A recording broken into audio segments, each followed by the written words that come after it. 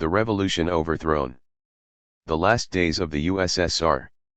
The October Revolution has been betrayed by the ruling stratum, but not yet overthrown. Leon Trotsky, The Revolution Betrayed, 1937.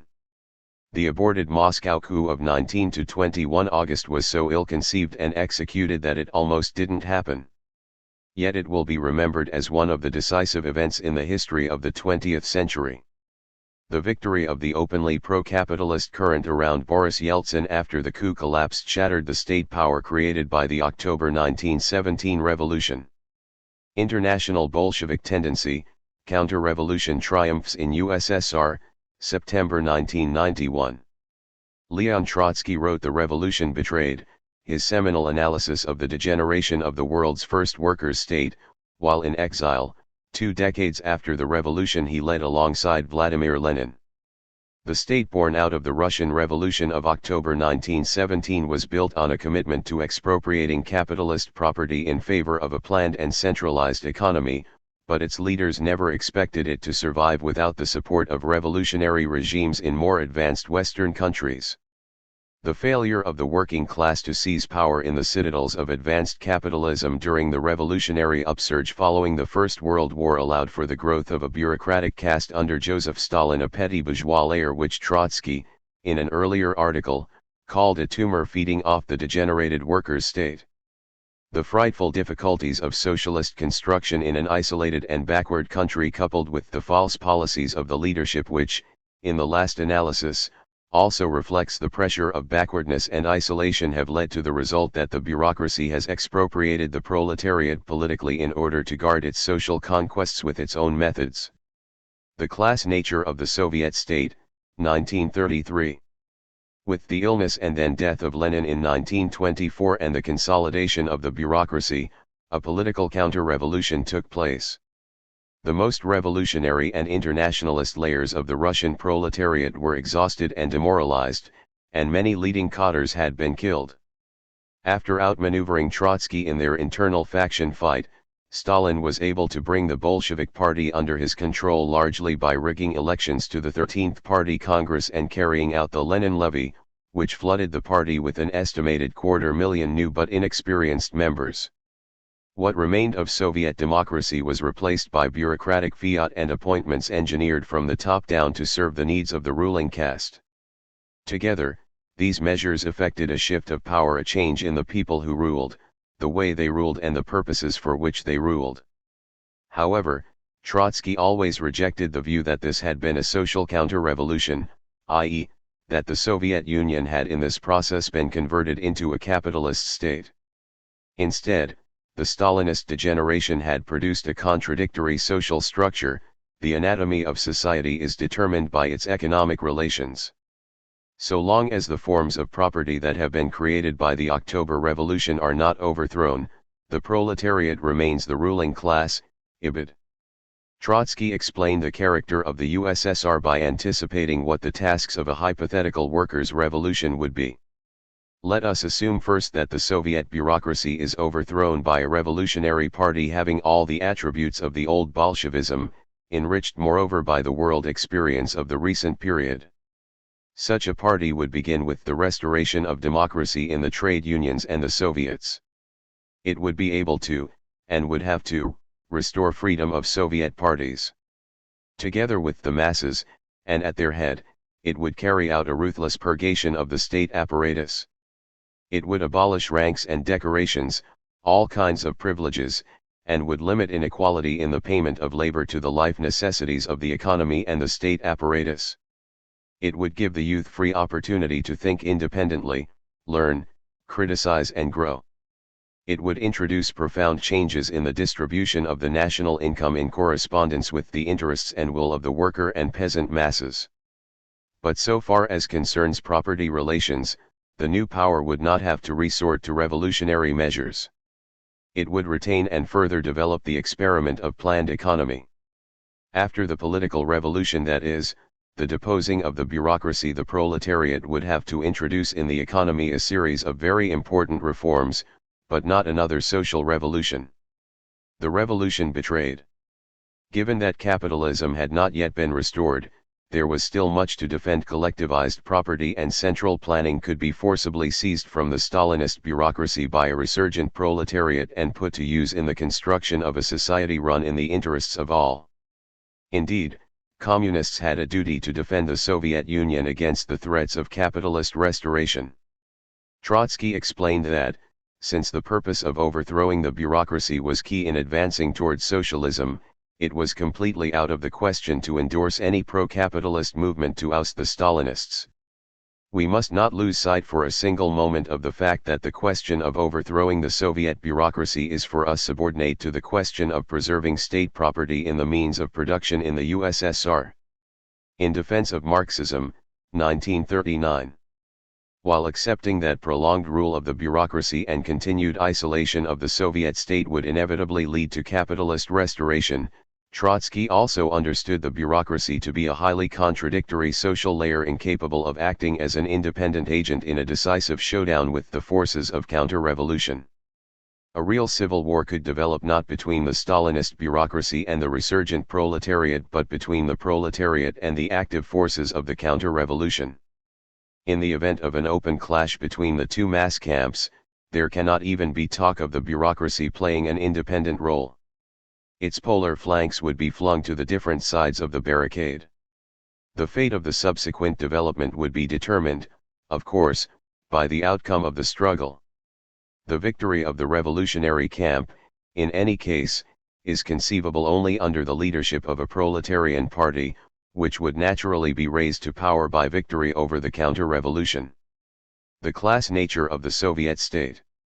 Trotsky recognized that at least some layers of the bureaucracy would likely attempt to defend the economic system on which their privileges depended against an internal or external threat of capitalist restoration. The bureaucracy has not yet created social supports for its dominion in the form of special types of property. It is compelled to defend state property as the source of its power and its income. In this aspect of its activity it still remains a weapon of proletarian dictatorship. The revolution betrayed. At a time when revolutionaries, such as Ignace Rice, were still breaking away from the by then degenerated Third International and declaring for the Fourth, Trotsky argued that, in the event of an existential threat to the degenerated workers' state, it may be necessary for these genuine Bolsheviks to form a temporary bloc with Stalin against counter-revolution. By 1991, no genuine Bolsheviks were to be found within the bureaucracy, but the requirement for such a defensive bloc remained. If tomorrow the bourgeois fascist grouping, the fraction of Butenko, so to speak, should attempt the conquest of power, the fraction of Rice inevitably would align itself on the opposite side of the barricades. Although it would find itself temporarily the ally of Stalin, it would nevertheless defend not the Bonapartist clique but the social base of the USSR, i.e., the property wrenched away from the capitalists and transformed into state property. Should the fraction of Butenko prove to be in alliance with Hitler, then the fraction of Rice would defend the USSR from military intervention, inside the country as well as on the world arena. Any other course would be a betrayal. Although it is thus impermissible to deny in advance the possibility, in strictly defined instances, of a united front with the Thermidorian section of the bureaucracy against open attack by capitalist counter-revolution, the chief political task in the USSR still remains the overthrow of this same Thermidorian bureaucracy. The Transitional Program, 1938. As Trotsky argued, a bloc with the Stalinists during a moment of counter-revolutionary crisis would be short-lived, a tactical step to buy time to organize a political revolution in which the Soviet working class would wrest power from the Stalinists and reclaim the fruits of the October Revolution. 3 days in August. Trotsky's projected workers' political revolution never took place. Instead, Stalinist misrule continued for another half-century before the Soviet Union was finally overthrown in a social counter-revolution and capitalist rule restored. In the late 1980s, Mikhail Gorbachev's perestroika reforms and his accommodation to the fall of the Berlin Wall and encroachment of capitalism behind the Iron Curtain represented a desperate attempt to achieve what was ultimately impossible, retaining the basic structure of the Soviet state while making it acceptable to global capitalism. In the face of increasing public dissatisfaction, the weakness of the Stalinist system was revealed as Gorbachev zigzagged between pressure from capitalist restorationists and hardline conservatives, traditional Stalinists. Armenia, Estonia, Latvia, and Lithuania unilaterally declared independence, and a new union treaty increasing the independent role of the other republics was due to be signed on August 20, 1991. On August 19 a gang of 8 Stalinist apparatchiks intervened, attempting to apply the brakes. Vice President Gennady Yanayev, Minister of Defense Dmitry Yazov, KGB Chairman Vladimir Kryukov, Prime Minister Valentin Pavlov, Interior Minister Boris Pujo and 3 other senior Soviet politicians saw the danger that the reforms posed to their own positions and decided to take action. They formed an emergency committee, detained Gorbachev in his dacha with communication cut off and, using their influence in the KGB, military, and state media, established themselves in Moscow with Yanayev as acting president. The coup would only last 3 days. Boris Yeltsin, then President of the Russian Republic, saw his chance and pounced with a counter-coup. Easily evading half-hearted attempts to arrest him, he established an alternative seat of power in the White House, Russian Parliament, in Moscow, and secured support in the military, the church, and among many Russian citizens, some of whom gathered in the street around the White House. Naturally, Yeltsin was supported externally by the imperialist powers, but also by the leaders of Ukraine, Moldova, and Estonia. The coupists ordered troops to attack the White House but were met with reluctance from the military. Some tanks eventually made an attempt to clear the crowds, resulting in a confrontation in which 3 people were killed. Yeltsin called a general strike, which received some support in mines and factories, although the majority of workers in Russia did not take a public stand for either side. Key elements of the military began moving to follow Yeltsin or Gorbachev rather than Yanayev, while others simply stepped back. Recognizing that they had lost the initiative, the coupists sought an audience with Gorbachev, which he refused. Instead, Gorbachev succeeded in communicating with Moscow, denounced the coup and ordered the arrest of the leaders. Significantly, the armed forces of the state complied. The contradictions of the Stalinist bureaucracy represented by the openly pro-capitalist restorationist forces behind Yeltsin on one side, and by the hardline Stalinists behind Yanayev on the other, with Gorbachev attempting to balance between them, had resolved themselves with the defeat of the coupists. The old state that contained those contradictions was broken, along with the resolve of the remaining Stalinists. The defeat of the coup thus constituted a social counter-revolution, establishing a new state power committed not to collectivized property but to capitalist restoration. The Communist Party of the Soviet Union was quickly banned and Yeltsin consolidated support around his position as Russian president. Within a few months, the Soviet Union was broken into its constituent parts. The declaration of its dissolution on December 26, 1991 was little more than an epilogue. Economic reform legislation began as early as November, allowing for key aspects of the restoration of capitalism, such as foreign trade and the abolition of price controls, all implemented on the advice of the Harvard Business School. Local officials began to personally expropriate the enterprises they had previously managed on behalf of the state. We assess the meaning of the coup and its defeat in a leaflet first published in September 1991. Anyone claiming that there was no essential difference between the contending factions would be hard put to explain why the coup leaders decided on such a desperate gamble in the first place. When one faction of the bureaucracy arrests the president, attempts to suppress the leading capitalist restorationists and sends tanks into the streets, when leading members of that faction carry out suicide pacts with their wives and hang themselves when they fail, it is abundantly clear that more is involved than a quibble over tactics. The reasons for the coup leaders' actions are obvious. They represented the Stalinist faction that had the most to lose from a return to capitalism.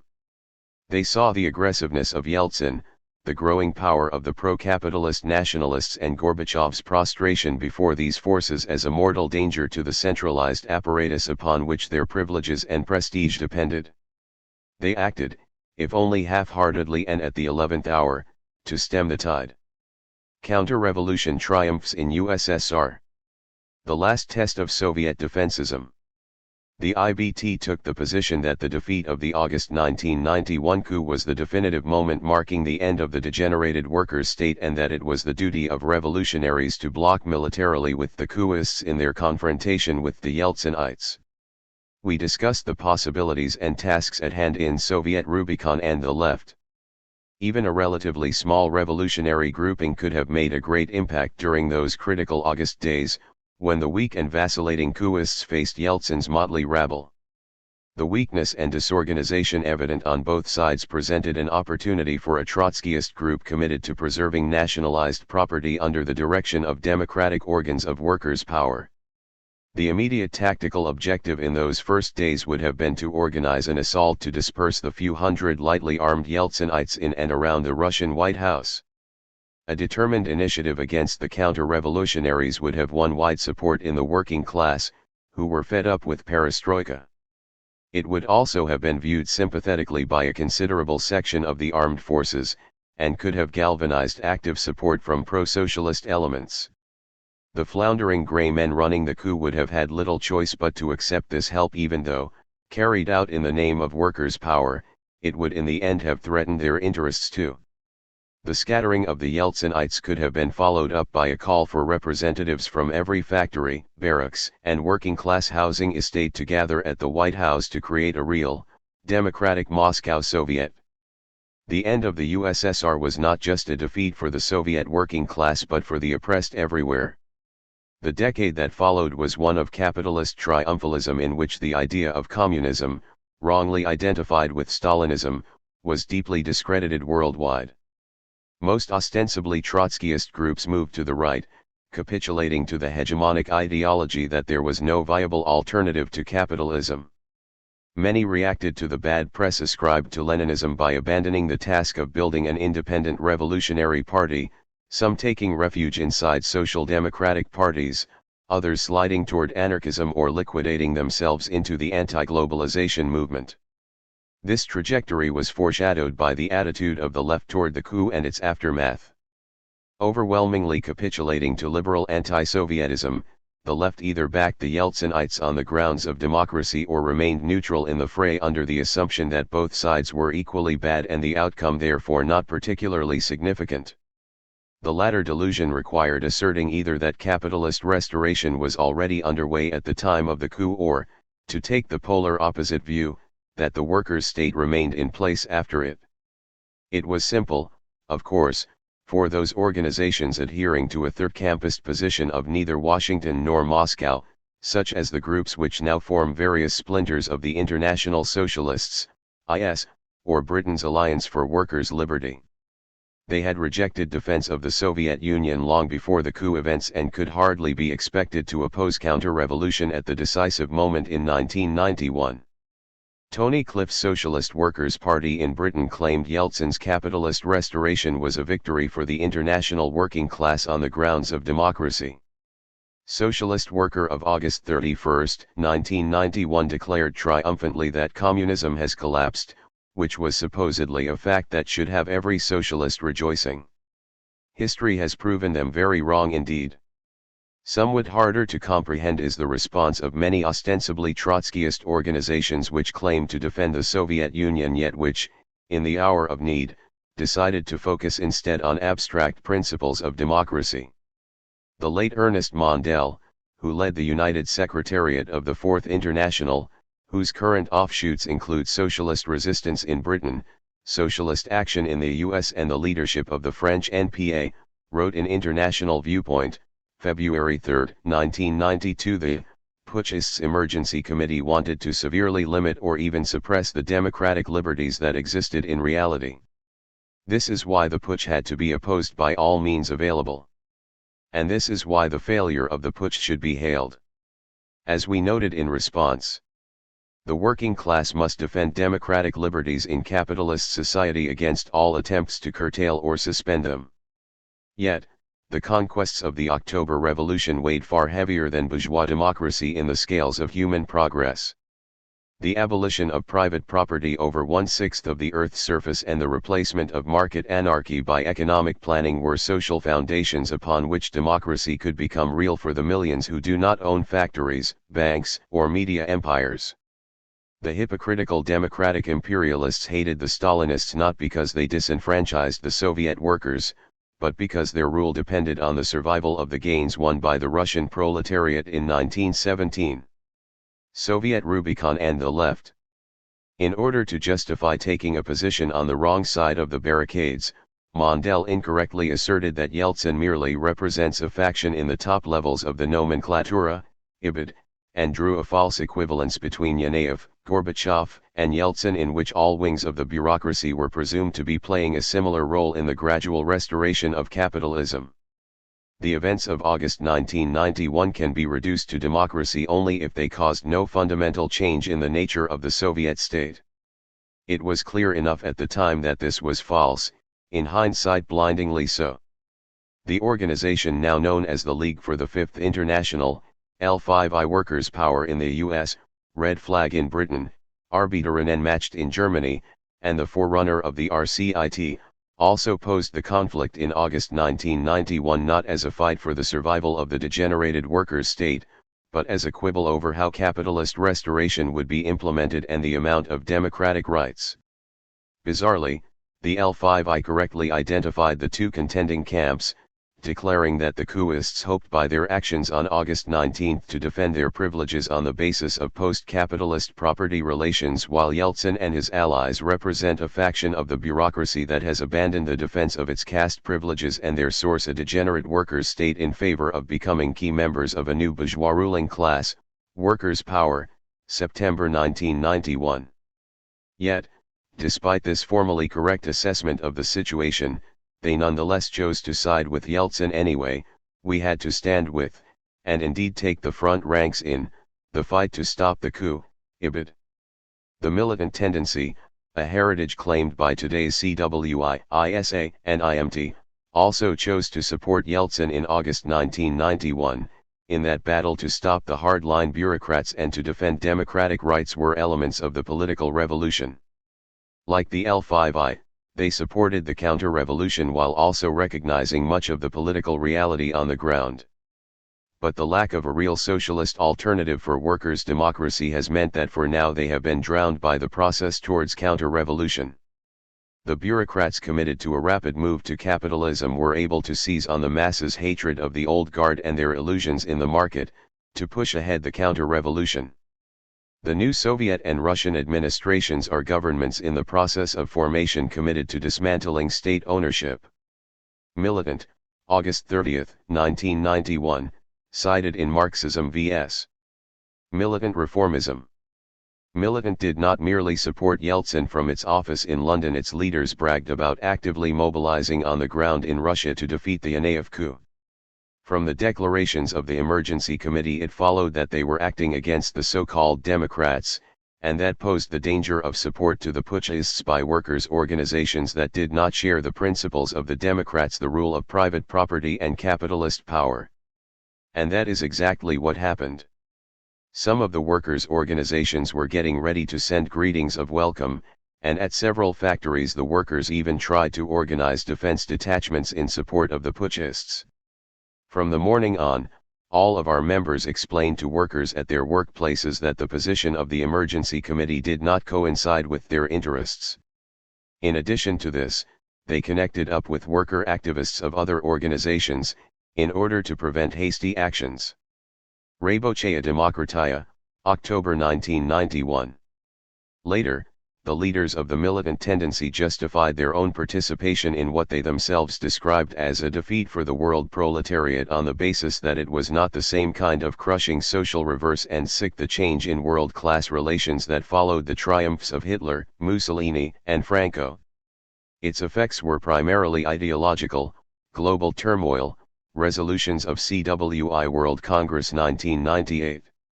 While militant, the L5I and USEC all claimed on paper to be Soviet defensist, the organization that really staked its claim to orthodox Trotskyism on the basis of unconditional defense of the USSR was the International Communist League, ICL/Spartacists. The ICL claimed to oppose Yeltsin yet conspicuously failed to side with the bureaucratic hardliners at the very moment they took their last desperate and ultimately unsuccessful stand to resist counter-revolution. Two contradictory justifications were put forward to explain this dereliction of duty: firstly, that the coupists did not want to stop counter-revolution, and secondly, that they tried but were too weak to do so. The Gang of Eight was incapable of sweeping away Yeltsin in its pathetic excuse for a putsch because this was a perestroika coup. The coupists didn't want to unleash the forces that could have defeated the more extreme counter-revolutionaries, for that could have led to a civil war if the Yeltsinites really fought back. Workers' Hammer, January/February 1992. It must have been clear very quickly to the ICL that they had abandoned the USSR on the last barricade, but as a once revolutionary organization, now dependent on the prestige of its politically bankrupt leadership, they had no possible way of admitting this. Instead, they declared that while the defeat of the coup unleashed a counter-revolutionary tide across the land of the October Revolution, Workers' Vanguard, August 30, 1991, Russia nonetheless remained a degenerated workers' state until some point the following year. The internationalist group, League for the Fourth International, whose leaders exited the ICL in 1996, have retained the same confusion. Neither group has ever cared to describe exactly when, or how, the counter-revolution occurred. A point of qualitative change, IBT takes a position. The IBT is proud that, as a small organization with no forces in the USSR, we were able to do what larger and more established groups failed to do: identify the key programmatic tasks that the coup posed for the international proletariat. The articles that we wrote in the aftermath of the counter-coup, see Counter-Revolution Triumphs in USSR and Soviet Rubicon and the Left, stand the test of time, and we republish them here along with a selection of other relevant material. But political propaganda does not often fall fully formed from the pen of individual writers. In a healthy revolutionary organization, it is refined and improved in a culture of discussion and debate. This was certainly the case for the IBT, which in August 1991 was only a little over a year old, still consolidating its forces after the 1990 fusions which brought together three groups in North America, New Zealand, and Germany. Our internal discussion, selections from which we publish here for the first time, is worth revisiting 30 years later.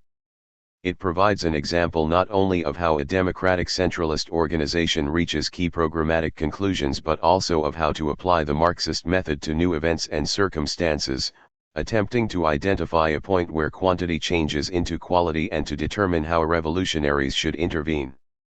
Our position was arrived at during a short but intense debate during which the majority was eventually convinced of the line on which we have stood ever since.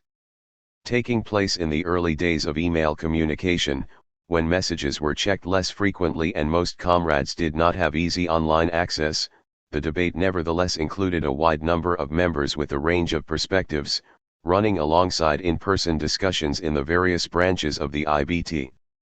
Our eventual position was foreshadowed in the last article we published on the Soviet Union while it still existed.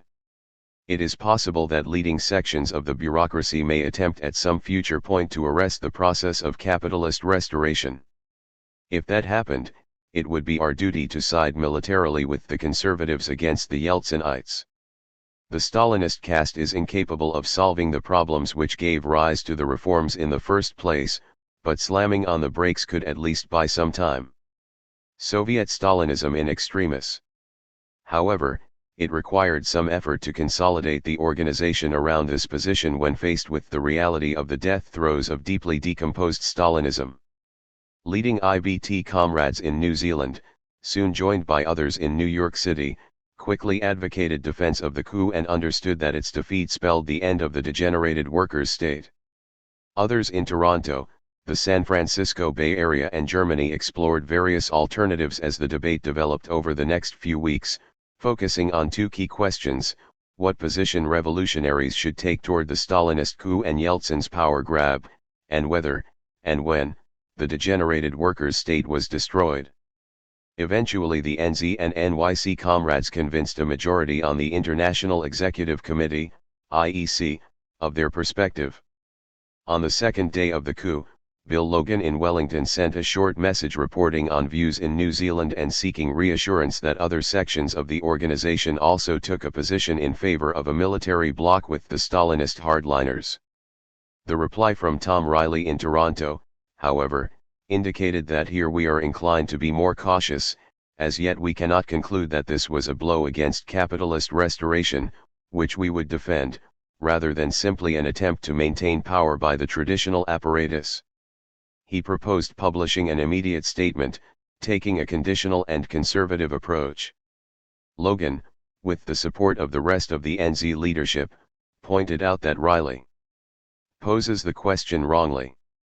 The Stalinists have never been fundamentally opposed to capitalist restoration. They have always been motivated by the need to maintain the power of the traditional apparatus. The point is that the power of the traditional apparatus can be maintained only by maintaining the system of central planning. Comrades from the San Francisco Bay Area, Fred Riker and Gerald Smith, joined the discussion. They argued that support for the coup would depend on who they shoot. They were supported by Comrade Harlan in Hamburg in their argument that the coup that never was could not be supported. The collapse of the coup on August 21 prompted Logan to send a two-sentence email. The demoralization of the armed forces, and reorganization that they face at the hands of Gorbachev/Yeltsin means that the Soviet Union can be said to exist no longer as a deformed degenerated workers' state. A bourgeois state still rather weak is now in the process of consolidation. Smith, Riker, and Harlan strongly disagreed, arguing that the degenerated workers' state remained in place after the events of August 1991. Leading German comrades Menzies and Kalisk put forward two differing perspectives. Kalisk suggested that the end of the degenerated workers' state happened at some point before the coup when Gorbachev committed to capitalism. This logically led to a position of taking neither side in the coup. Menzies, at least initially, advocated military support to the coupists. As the debate continued in the days following the fall of Yanayev and his collaborators, and pressure increased to make a decision and publish our line, the International Secretariat, IS, based in Toronto and New York, proposed three motions for the IEC to vote on. First was a simple up or down motion saying that the defeat of the coup signaled the end of the degenerated workers' state. Second were two counterposed motions indicating differences of opinion within the IS. Riley and Nason in Toronto argued for no support to the coup while Cullen in New York City argued for a military bloc. Amid a robust exchange of documents from all quarters, Riley changed his mind, citing a new fact he learned from a Bay Area comrade. As a result of the information in the LA Times, quoted in Smith's most recent submission, that the coupists did in fact make several attempts to arrest Yeltsin early in the coup, information that was not available earlier, I consider the motion which Nason and I put forward regarding the proper attitude to the coup to be wrong. Menzies in Berlin also changed his position, as he put it to Riley, in the opposite direction, coming out against a military bloc with the coup. The documents track a variety of suggested motions, amendments, and counter-motions, which were eventually streamlined to three motions that allowed for the various positions to be clearly expressed. Finally, a vote in the IEC on September 10 determined a position of a military bloc with the coup, and the recognition that, with its defeat, the degenerated workers' state was dead. With the collapse of the attempted coup, the process of capitalist restoration that has been unfolding in the USSR for several years has reached a qualitative turning point. The state power established in October 1917 has been broken. The degenerated workers' state has been beheaded, and while most of the means of production remain collectivized and the officer corps below the top level is so far largely untouched, a degenerated workers' state no longer exists. The territory of the former USSR is now ruled by a variety of weak, petty bourgeois, pro-capitalist regimes. There is as yet no substantial capitalist class. These unstable regimes can be described as embryonic bourgeois states. Although bourgeois states have not been consolidated, the major obstacles to their consolidation have been removed. During the period before capitalism can be constructed, the capitalist counter-revolution can be reversed by a reawakened working class without the obstacle of a developed capitalist class based on private property. The embryonic bourgeois states must, however, be destroyed if the counter-revolution is to be defeated. To recognize the coup as the decisive moment and its defeat as the final overthrow of the October Revolution was completely in accord with the writings of Trotsky and his political heirs from the 1930s onwards. In the last year of his life, Trotsky was heavily engaged in a faction fight within the Fourth International's U.S. section against an opposition led by Max Schachtman that argued that the USSR was no longer a degenerated workers' state. Trotsky characterized the Schachtmanites as an impressionistic tendency who, either unconsciously or overtly, rejected the Marxist method of dialectical materialism, which looks at phenomena not as static forces but as contradictions in the process of change. Schachtman and his co-thinkers argued that Stalin's temporary pact with Hitler made it no longer possible for Trotskyists to defend the USSR. Trotsky responded that Schachtman had failed to prove when or how the nature of the Soviet state had qualitatively changed. To determine at the right moment the critical point where quantity changes into quality is one of the most important and difficult tasks in all the spheres of knowledge. Vulgar thought operates with such concepts as capitalism, morals, freedom, workers' state, etc. as fixed abstractions, presuming that capitalism is equal to capitalism. Morals are equal to morals, etc. Dialectical thinking analyses all things and phenomena in their continuous change, while determining in the material conditions of those changes that critical limit beyond which a workers' state ceases to be a workers' state. In defense of Marxism, the defeat of the coup of August 1991, and the consolidation of the state forces around Yeltsin's counter-coup, unquestionably represented the point of change from quantity to quality. Weathering the storm. The documents we are publishing here not only show the role of political debate in establishing positions on new developments but also illustrate the importance of the continuity of the Marxist program. The IBT was right on this issue against the full range of ostensibly Trotskyist organizations, defending the Soviet Union to the last, because we built our program on the work of revolutionaries of the past. We claim a heritage of Soviet defensism going back to the left opposition/Fourth International, upheld by Trotskyists from James P. Cannon, founder of U.S. Trotskyism, through to the international Spartacist tendency, IST, of the 1960s and 70s. One feature these documents clearly illustrate is the crucial growing together and functioning of a newly fused international organization. The three components that formed the IBT in 1990, the Bolshevik Tendency, BT, in North America, the Permanent Revolution Group, PRG, in New Zealand and the Group for Internationale, GIVI, in Germany had been working independently for the preceding decade but had a shared heritage in the IST, enabling programmatic agreement on a high level. In our fusion statement We Go Forward, 1917 number 9, we noted that, all three parties to the fusion embraced the IST's early fight for revolutionary Marxism and renounced its later betrayals. Bringing together all comrades who share this understanding is an important first step to the reforging of the Fourth International. The debate and decision over the 1991 Soviet coup consolidated and helped define the organization, particularly considering the near-universal failure of our competitors to take the right position. Once the decision was made, even many comrades who had initial doubts grew increasingly convinced of its correctness, the internal debate providing a useful foundation for arguing the position with leftists from across the political spectrum. The IBT became, through this experience, a real joint organization with political agreements, and differences, crossing national lines and personal histories, and it set a solid basis for future work as a cohesive international group. The German section was composed, not only of the former GIVI comrades, but some from the BT, who worked together to expand to new layers. 3 years after the coup, we established a new section in Britain, which at one time or another has contained personnel from all three original locations as well as new British recruits. As the IBT expanded and contracted, we gained supporters in East Asia, the Netherlands, France, and Poland.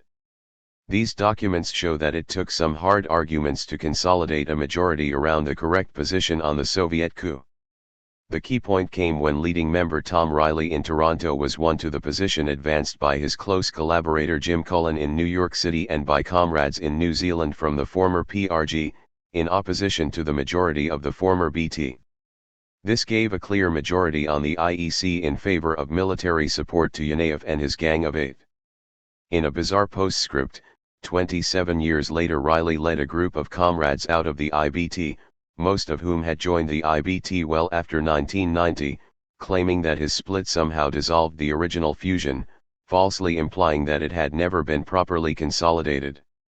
The documents collected here, even 1 year after the fusion, show an organization that was much more than a temporary alliance and was to become increasingly fused as we recruited new comrades over the subsequent decades, including comrades in the North American section who did not leave with Riley. In addition to other logical knots into which he has twisted himself, Riley's claim to have dissolved the IBT by quitting it raises the question of whether a hypothetical BT that had never fused with the PRG and GIVI would have come to the correct position on the end of the Soviet Union. The loss of these comrades 3 years ago has been an unfortunate and avoidable setback for the IBT, but it by no means erases the past 3 decades. The issue over which Riley and his co-thinkers left the IBT again was centered on Russia and again demonstrated a difficulty in analyzing a changed world situation. After 1991, the now independent capitalist countries of the former USSR were plunged into deep crisis and depression, as the imperialists and a growing group of local oligarchs fought over the spoils. See Russia, a capitalist dystopia. The world had lost the stabilizing influence of the Cold War nuclear standoff, and the dominant imperialist power, the United States, faced no viable competitor and few obstacles to bleeding the neocolonial world of its wealth.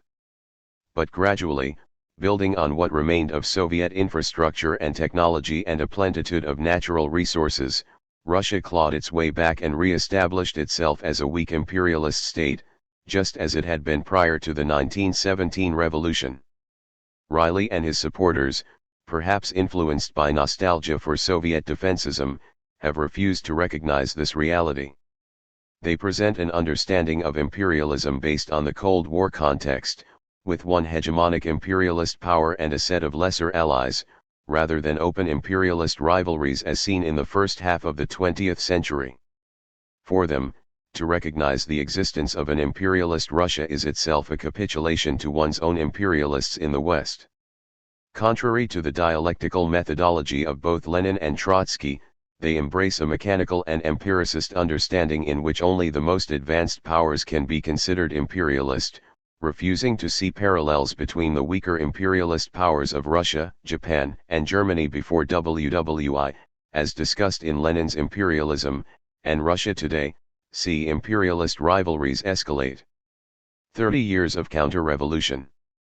Not long after the counter-revolution, capitalist ideologues in the US and beyond were claiming the end of history, that liberal democracy and the bourgeois order had been permanently established. Yet the historic defeat of August 1991 set in motion tumultuous events over the past 30 years.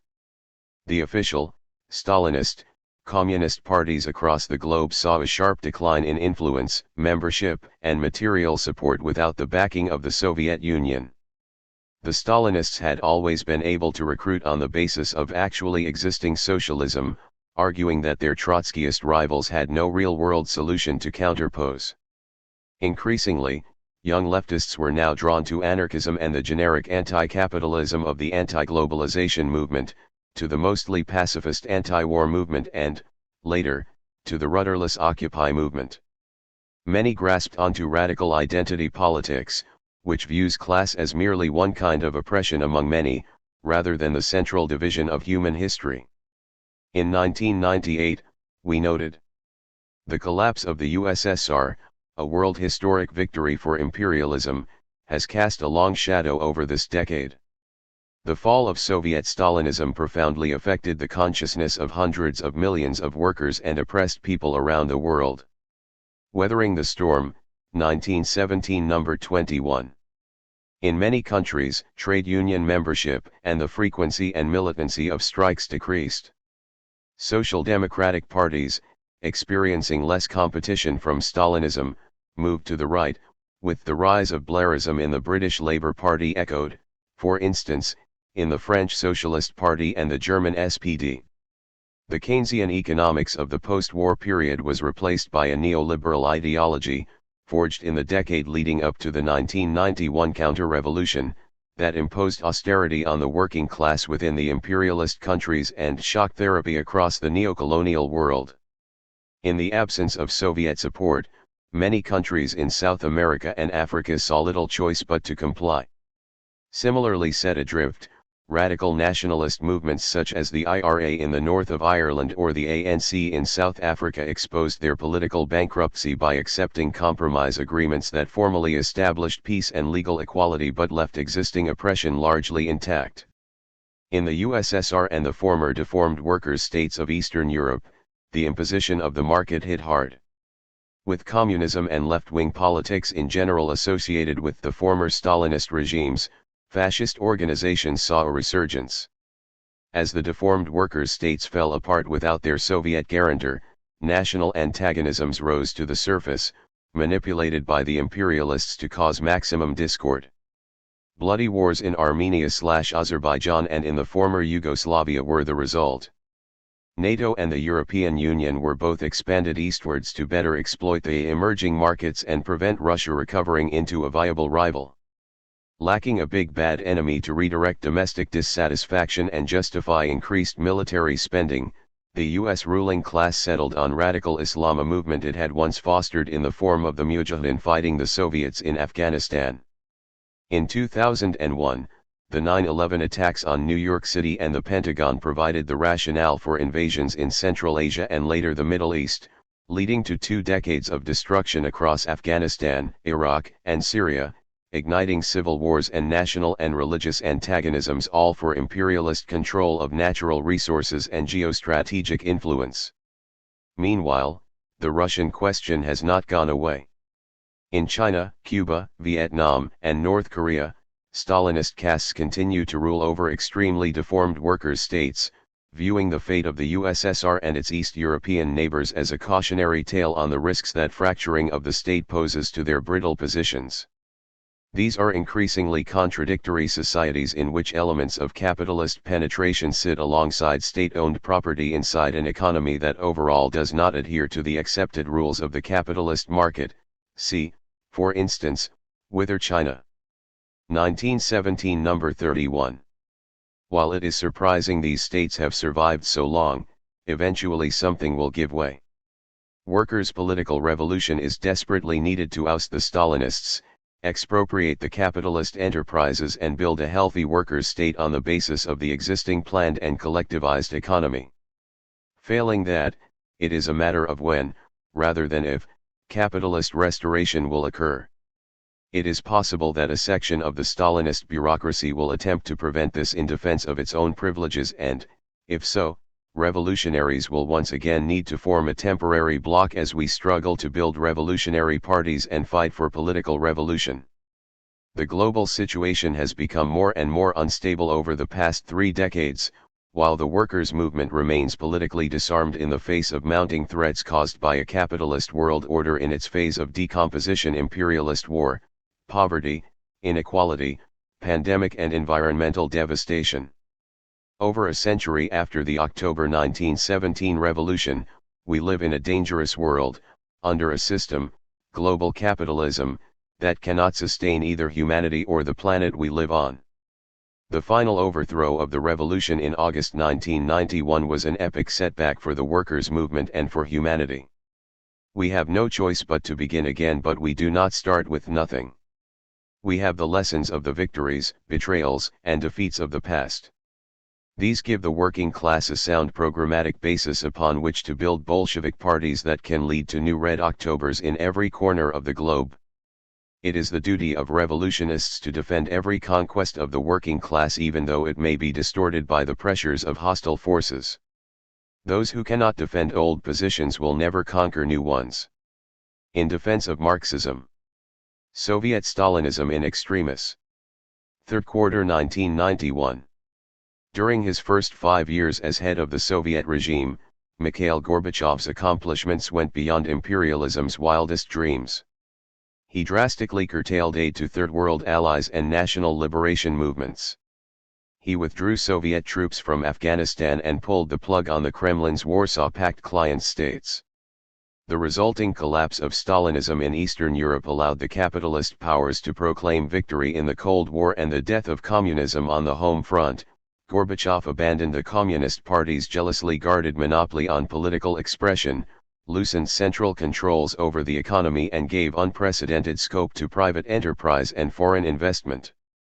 Brezhnevite holdovers were pushed out of high positions, as the Soviet leader surrounded himself with a team that seemed willing to carry perestroika to its logical conclusion, the full-fledged restoration of capitalism and the integration of the Soviet Union into the system of imperialist states. Gorbachev soon won a warm place in the hearts of George Bush, Margaret Thatcher, and capitalist rulers the world over, as well as Western civilization's supreme token of affection, the Nobel Peace Prize. But lately the bourgeois politicians and ideologues are worrying that their highest accolade may have been prematurely bestowed.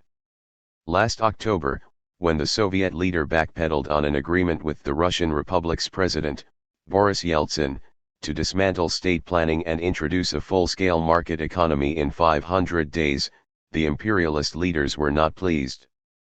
Gorbachev is still talking about marketization, but now he projects a more cautious pace.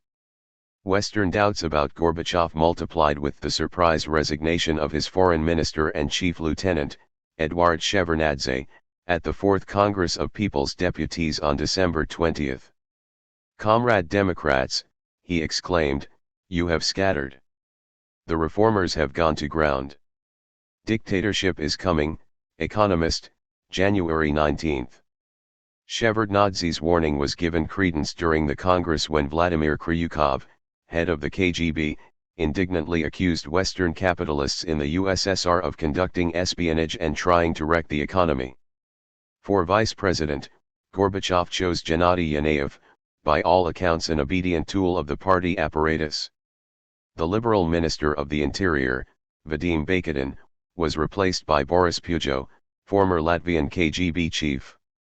By the end of December, most of the original architects of perestroika, including Stanislav Shatalin and Nikolai Petrakov, authors of the discarded 500-day plan, had vanished from Gorbachev's inner circle. At this point the apprehensions of Western Kremlinologists hardened into a conviction that the Soviet Union's course toward the free market was in deep water. Gorbachev changing course? The personnel changes at the Congress set the scene for a crackdown on the secessionist governments of the Baltic states during the following month. With the eyes of the world riveted on the Persian Gulf, the Kremlin dispatched paratroopers to the Baltics in order to round up draft dodgers.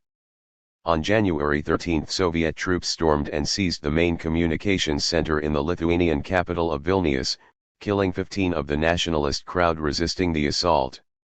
Moscow declared that Lithuania would henceforth be ruled by a Committee of National Salvation, based on Kremlin-loyal elements of the local Communist Party. 5 more people were killed a week later in a similar incident in Riga, Latvia, where another National Salvation Committee was set up. These committees have so far refrained from attempts to dislodge the separatist governments in either republic, but the shootings underscore the willingness of the Kremlin to maintain the status quo by force if necessary. Gorbachev apparently hopes that a combination of military muscle and a new treaty of union for the USSR's 15 constituent republics can contain the nationalist upsurge. On March 17 the Kremlin held a USSR-wide referendum in which 77% voted in favor of preserving the Union.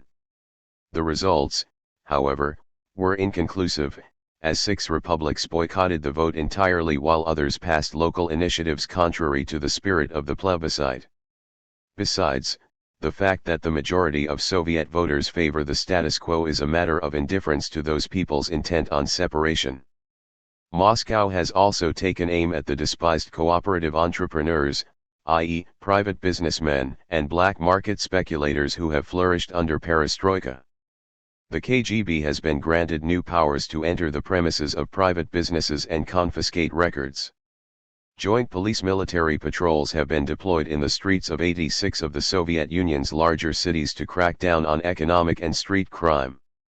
Artyom Tarasov, member of the Russian parliament, advisor to Boris Yeltsin and leading perestroika profiteer, was an early target of this campaign. In February, the KGB broke into the Moscow offices of Tarasov's multi-million-dollar foreign trading firm and seized documents and equipment. The Ministry of the Interior branded Tarasov a black market extortionist. This clampdown on free enterprise has not escaped the notice of foreign capitalist investors, who are already scaling back their plans. The growing influence of the hardliners is also evident, if less pronounced, in foreign policy. No sooner had Shevardnadze vacated the foreign ministry than the Kremlin began to express concern about Bush's carpet bombing of Iraq. When Moscow's last-minute effort to broker an Iraqi withdrawal from Kuwait was spurned by Washington, Gorbachev swallowed his pride, but with the understanding that Bush's reaction to the Baltic events not go beyond the obligatory verbal condemnation.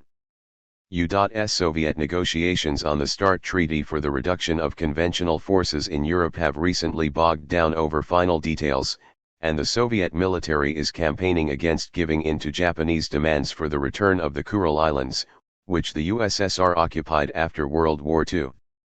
Gorbachev has staked far too much on cooperation with the West to let the corpses of 100,000 victims of U.S. terror bombing 700 miles from the Soviet border ruin the relationship. Yet rumblings of discontent with his line of least resistance are audible nonetheless, as the Washington-friendly faces that previously dominated the Soviet leaders' entourage yield place to grim-visaged party stalwarts and men in military tunics. Yeltsin, Gorbachev's nemesis. Gorbachev's retreat from perestroika has sent many of his estranged democratic supporters scurrying to the camp of his best-known critic and principal antagonist, Boris Yeltsin. From his newly acquired platform as President of the Russian Republic, this apparatchik-turned-demagogue is lashing out against his former boss in a series of increasingly audacious thrusts. His intentions of replacing Gorbachev are barely concealed. Yeltsin presents himself as the champion of affluent technocrats and poverty-stricken pensioners, of newly prosperous cooperative hucksters and striking Donbass miners, of Baltic secessionists and great Russian chauvinists, of those who venerate free enterprise and those who fear its consequences, in short, for all who oppose the continued rule of the Stalinist bureaucracy. The only common thread in Yeltsin's politics is his claim that the problems of Soviet society can be solved with democracy and the free market, and that these panaceas can only be applied by a single individual, Yeltsin. To every move by Gorbachev to strengthen his own authority and that of the central apparatus, Yeltsin has responded with an equally daring countermove. Immediately after the Congress of People's Deputies approved Gorbachev's personnel changes, the Parliament of the Russian Republic, which Yeltsin heads, voted to cut the Republic's contributions to the Soviet state budget by 90%, a reduction that would have brought the economy to a standstill. Yeltsin eventually suspended this threat, but it served as a reminder of the immense power wielded by the Republic that contains over half the USSR's population and the bulk of its industrial capacity and natural resources. A week after the confrontation in Lithuania, Yeltsin went on live television to denounce Gorbachev's anti-people policy, call for his resignation and demand that Kremlin power be turned over to the new Federation Council, composed of representatives of the republics. Yeltsin answered Gorbachev's unity referendum by attaching to the ballot a local initiative that called for the direct popular election of the Russian Republic's president. The initiative passed overwhelmingly. Yeltsin currently owes his office to the Russian parliament, which elected him by a narrow majority. A direct popular mandate would greatly strengthen his hand. Yeltsin has taken his anti-Gorbachev crusade to the streets of Moscow. On several occasions in recent months, huge crowds have assembled at the doorstep of the Kremlin to demand that the Soviet president step down. On March 28, over 100,000 supporters of the opposition umbrella group, Democratic Russia, defied a government ban and demonstrated their support for Yeltsin. In what could be the most crucial development of all, a key section of the Soviet working class has thrown its weight onto the scales. 300,000 miners in Siberia and the Ukraine down tools. Unlike an earlier strike in 1989, in which economic demands predominated, the miners are concentrating this time on a single, political objective, the removal of Gorbachev, his parliament, and his government. 2 tracks to counter-revolution. The unfolding Soviet crisis has provoked a debate among bourgeois politicians and Sovietologists. Has Gorbachev outlived his usefulness to imperialism? Should the US and other capitalist governments cast their lot with Yeltsin and the Baltic secessionists? Or would such a move be premature? These are the questions that now perplex the custodians of the New World Order. In the wake of the January crackdown in the Baltics, US politicians unleashed a barrage of Cold War rhetoric. They were furious that Gorbachev had seized a few buildings within his own borders and left 20 dead at the very time when the world was distracted by the Pentagon's mass bombing of hundreds of thousands of Iraqis. Gorbachev has shown he is no longer to be trusted, fumed one member of the House of Representatives, who suggested that Gorbachev be stripped of his Nobel Peace Prize and that Bush hold his feet to the fire. New York Times, January 18. A somewhat cooler statement of the same view appeared 3 days later in a piece entitled "Put Moscow in a Deep Freeze," by Utah's Republican Senator, Orrin Hatch. After the Soviet use of force in Lithuania and Latvia, the US should call off the planned summit meeting, and should terminate the $1 billion in agricultural credits and cancel the planned waiver of the Jackson-Vanik restrictions on most favored nation trade status. Mr. Bush should also foster direct ties with Soviet republics that hold genuinely free elections and adopt far-reaching market reforms. At the other end of the spectrum from those who would chastise Gorbachev with fire and ice is Stephen F. Cohen, Dean of Liberal Kremlinologists in America. Gorbachev has undertaken the most ambitious changes in modern history. Their goal is to dismantle the state control Stalin imposed and to achieve an emancipation of society through privatization, democratization, and federalization of the 15 republics. Such proposals were bound to face old traditions, social obstacles, and political opposition. They could not have unfolded quickly or smoothly. Even if successful, they will need decades to sink roots, with dramatic setbacks along the way. Gorbachev has entered history as a great reformer and, if Eastern Europe is included, liberator. If reform is to succeed, another and different kind of leader eventually will be needed. But for now there is no persuasive evidence that one has approached center stage or that his time has come. New York Times, March 11. Harvard University's Richard Pipes, who served on Reagan's National Security Council and has just published a pseudo-scholarly book denouncing the October Revolution as a coup, advocates a middle course. Washington cannot continue to act on the premise that the USSR alone is a legitimate partner. Whether we like it or not, the power of its central government has already eroded to such an extent that the loci of effective sovereignty are located below the all-union level. This reality calls for a two-track policy, contacts with the Soviet central government on issues that, as of now, it alone is qualified to handle, such as arms agreements, supplemented by direct communication with the Republican authorities. Foreign Affairs, Volume 70, Number 1.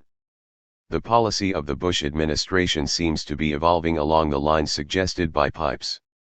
While Bush stopped short of extending direct diplomatic recognition to the Baltic states, he did postpone a planned February summit meeting with Gorbachev on the pretext that he was preoccupied with Iraq.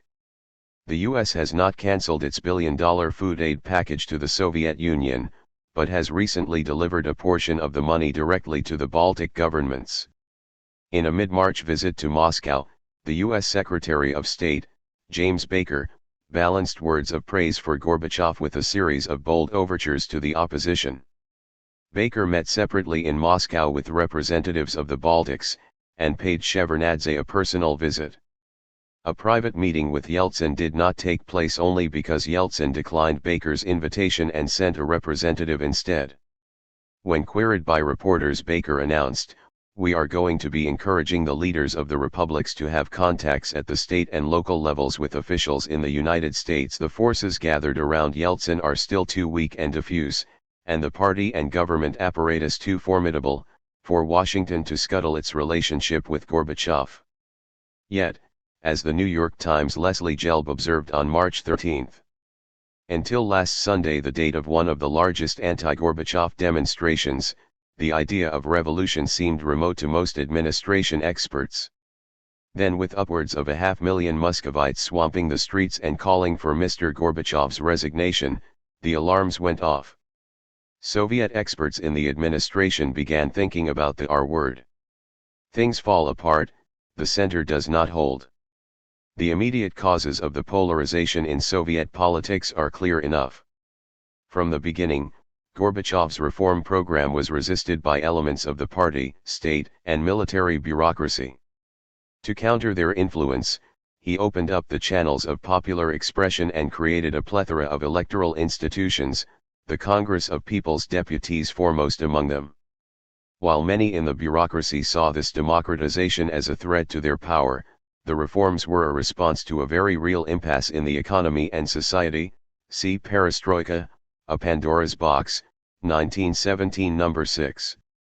As long as Gorbachev commanded popular support, his foes in the apparatus were willing to bide their time. Now the verdict is in.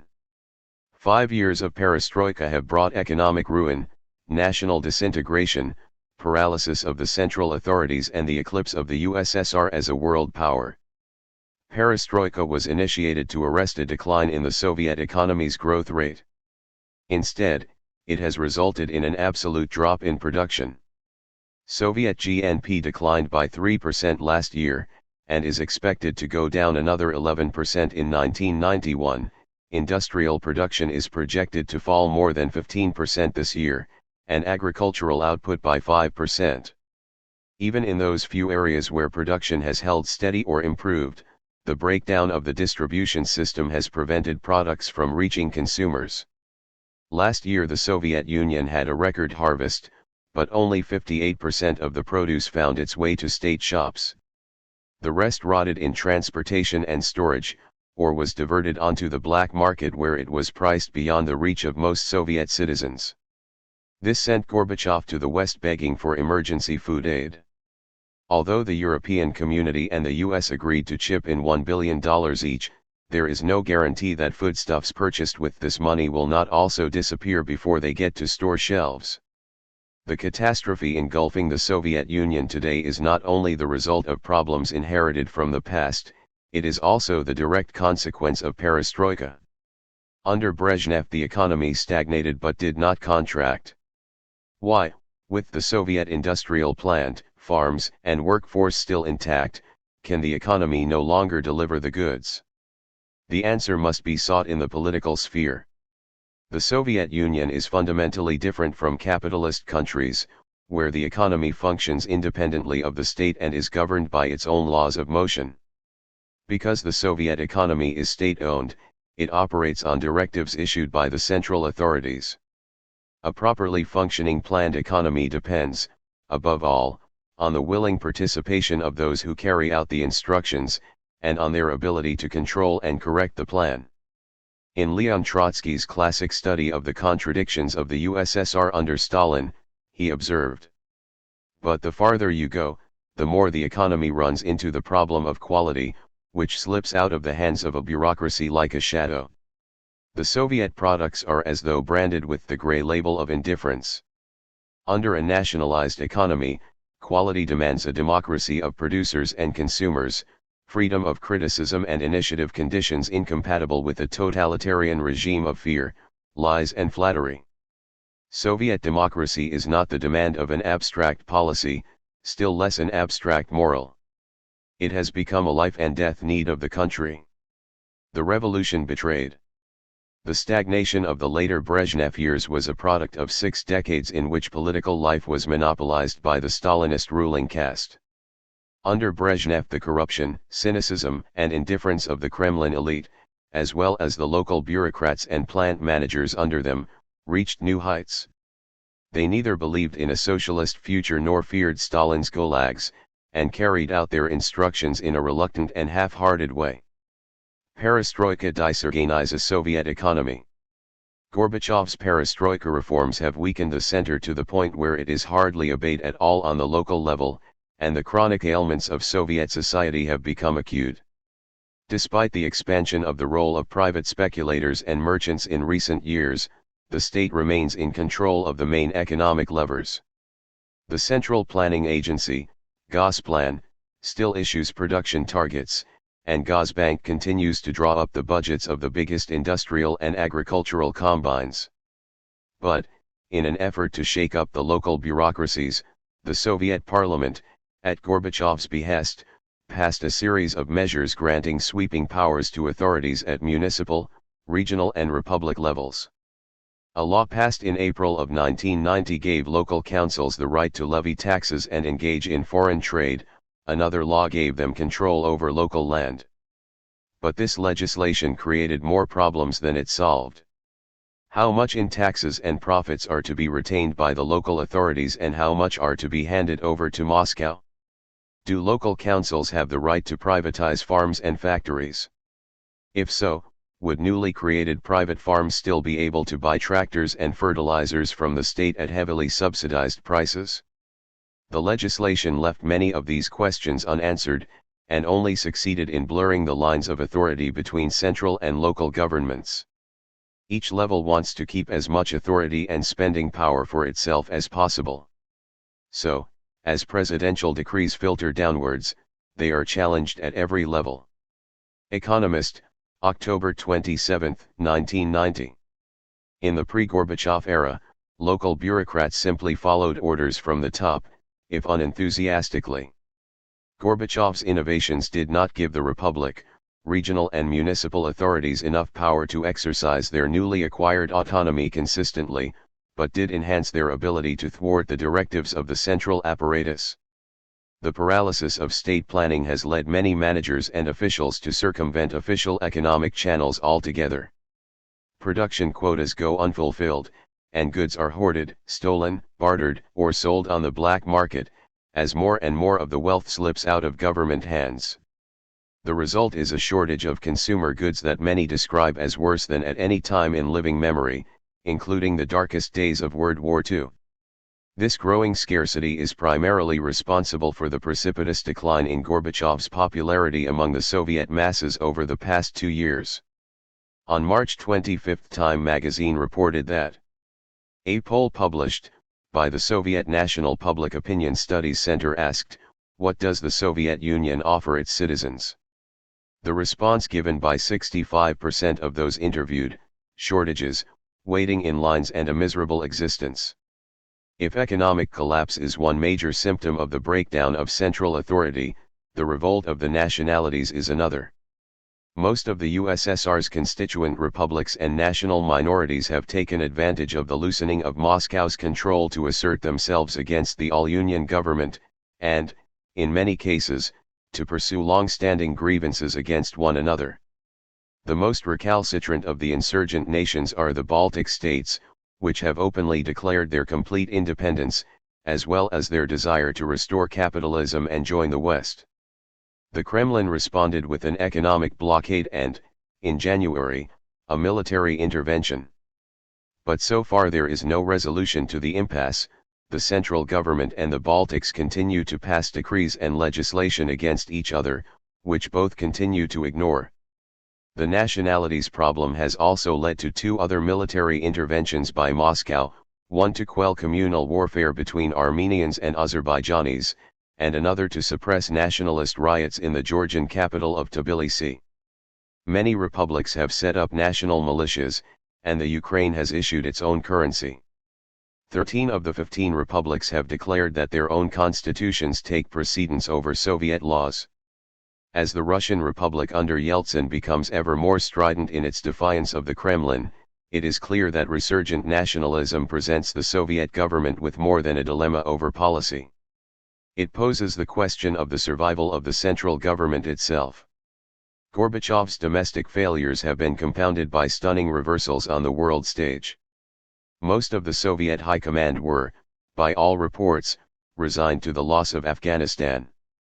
The collapse of the Warsaw Pact states and the reunification of Germany, however, were a different matter. The senior officer corps, weaned on memories of the Soviet victory in World War II, regarded the European borders established in the aftermath as sacred. Moreover, Gorbachev has nothing to show for the loss of Eastern Europe.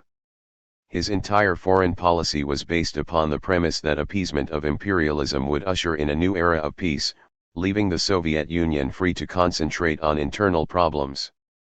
The U.S.-led aggression against Iraq proved the opposite. Gorbachev's prostration before the imperialists has only emboldened them. As long as the Soviet leader towed the State Department line, he was fulsomely praised by Washington for his statesmanship. But as soon as he showed the slightest independence, in a last-minute bid to secure Saddam Hussein's withdrawal from Kuwait, he was politely told by Bush to mind his own business. Many at the top correctly perceived the failure of Gorbachev's Iraqi gambit as a profound humiliation, and a symbol of the demise of the USSR as a superpower. Hardliners resist. The chain of disasters brought about by Gorbachev's policies forced his opponents within the party, state, and military apparatus onto the offensive. Unlike its former Eastern European satellites, the Soviet bureaucracy is not the artificial creation of a foreign power. It is an enormous social stratum with indigenous roots, whose privileges and prestige are inseparable from the Communist Party's monopoly of state power. Its upper echelons are certainly not yet prepared to go the way of Honecker and Jaruzelski. If the party apparatus is losing its grip on the country as a whole, it still has the power to appoint the top military and KGB officers, and to ensure that they owe their loyalty to the apparatus. These three pillars of the Soviet bureaucracy, the apparatus, the KGB, and the military, are acutely conscious of their common interests and, although weakened, remain capable of acting in unison. With their collective life at stake, they began to mobilize within the party and forced Gorbachev to give ground. Why did Gorbachev, the great reformer, retreat in the face of this pressure? One academic commentator, Michael Scammell of Cornell University, suggests that Gorbachev is a true believer in communism. Not the communism of Stalin and Leonid Brezhnev, of course, nor even quite of Nikita S. Khrushchev, but certainly of Lenin. Letting the Eastern European countries go was different from allowing any of the states in the original Soviet Union to secede. Lenin put that union together, and Mr. Gorbachev does not wish to go down in history as the man who destroyed Lenin's legacy. New York Times, January 25. Explanations like this can only jeopardize Cornell's academic reputation. Nothing in Gorbachev's career suggests a firm attachment to any principles, let alone the proletarian internationalism of the leader of the October Revolution. His speeches omit even the ceremonial invocation of Lenin's name, and he recently proposed to drop the word socialist from the Union of Soviet Socialist Republics. Events in the USSR are not being guided by the president's beliefs. His beliefs have never been anything more than a makeshift response to events beyond his control. It was out of a deeply ingrained pragmatism that he embraced the free market as the answer to the USSR's economic malaise.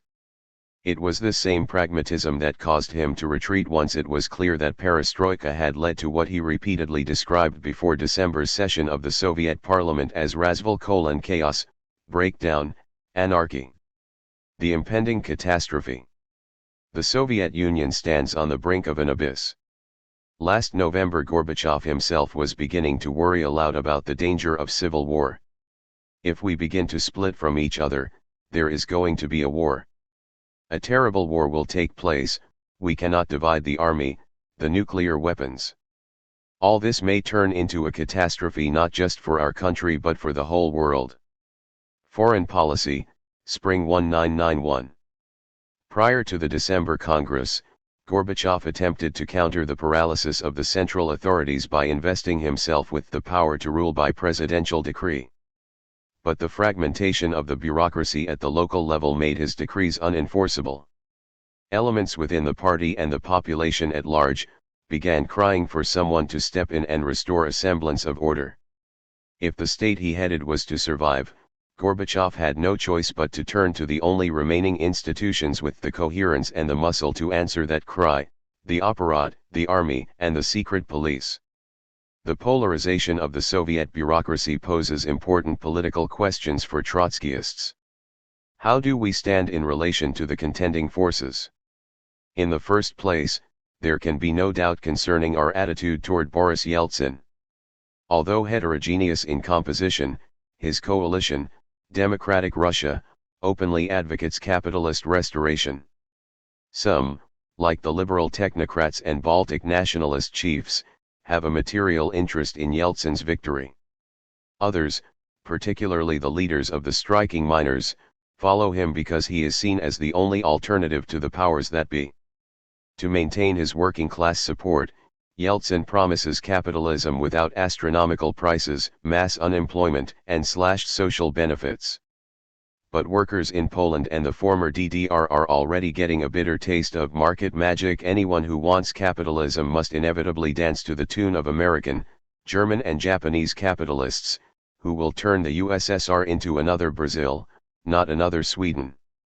And Yeltsin has no qualms about playing to Western bourgeois audiences, who are responding with enthusiastic applause.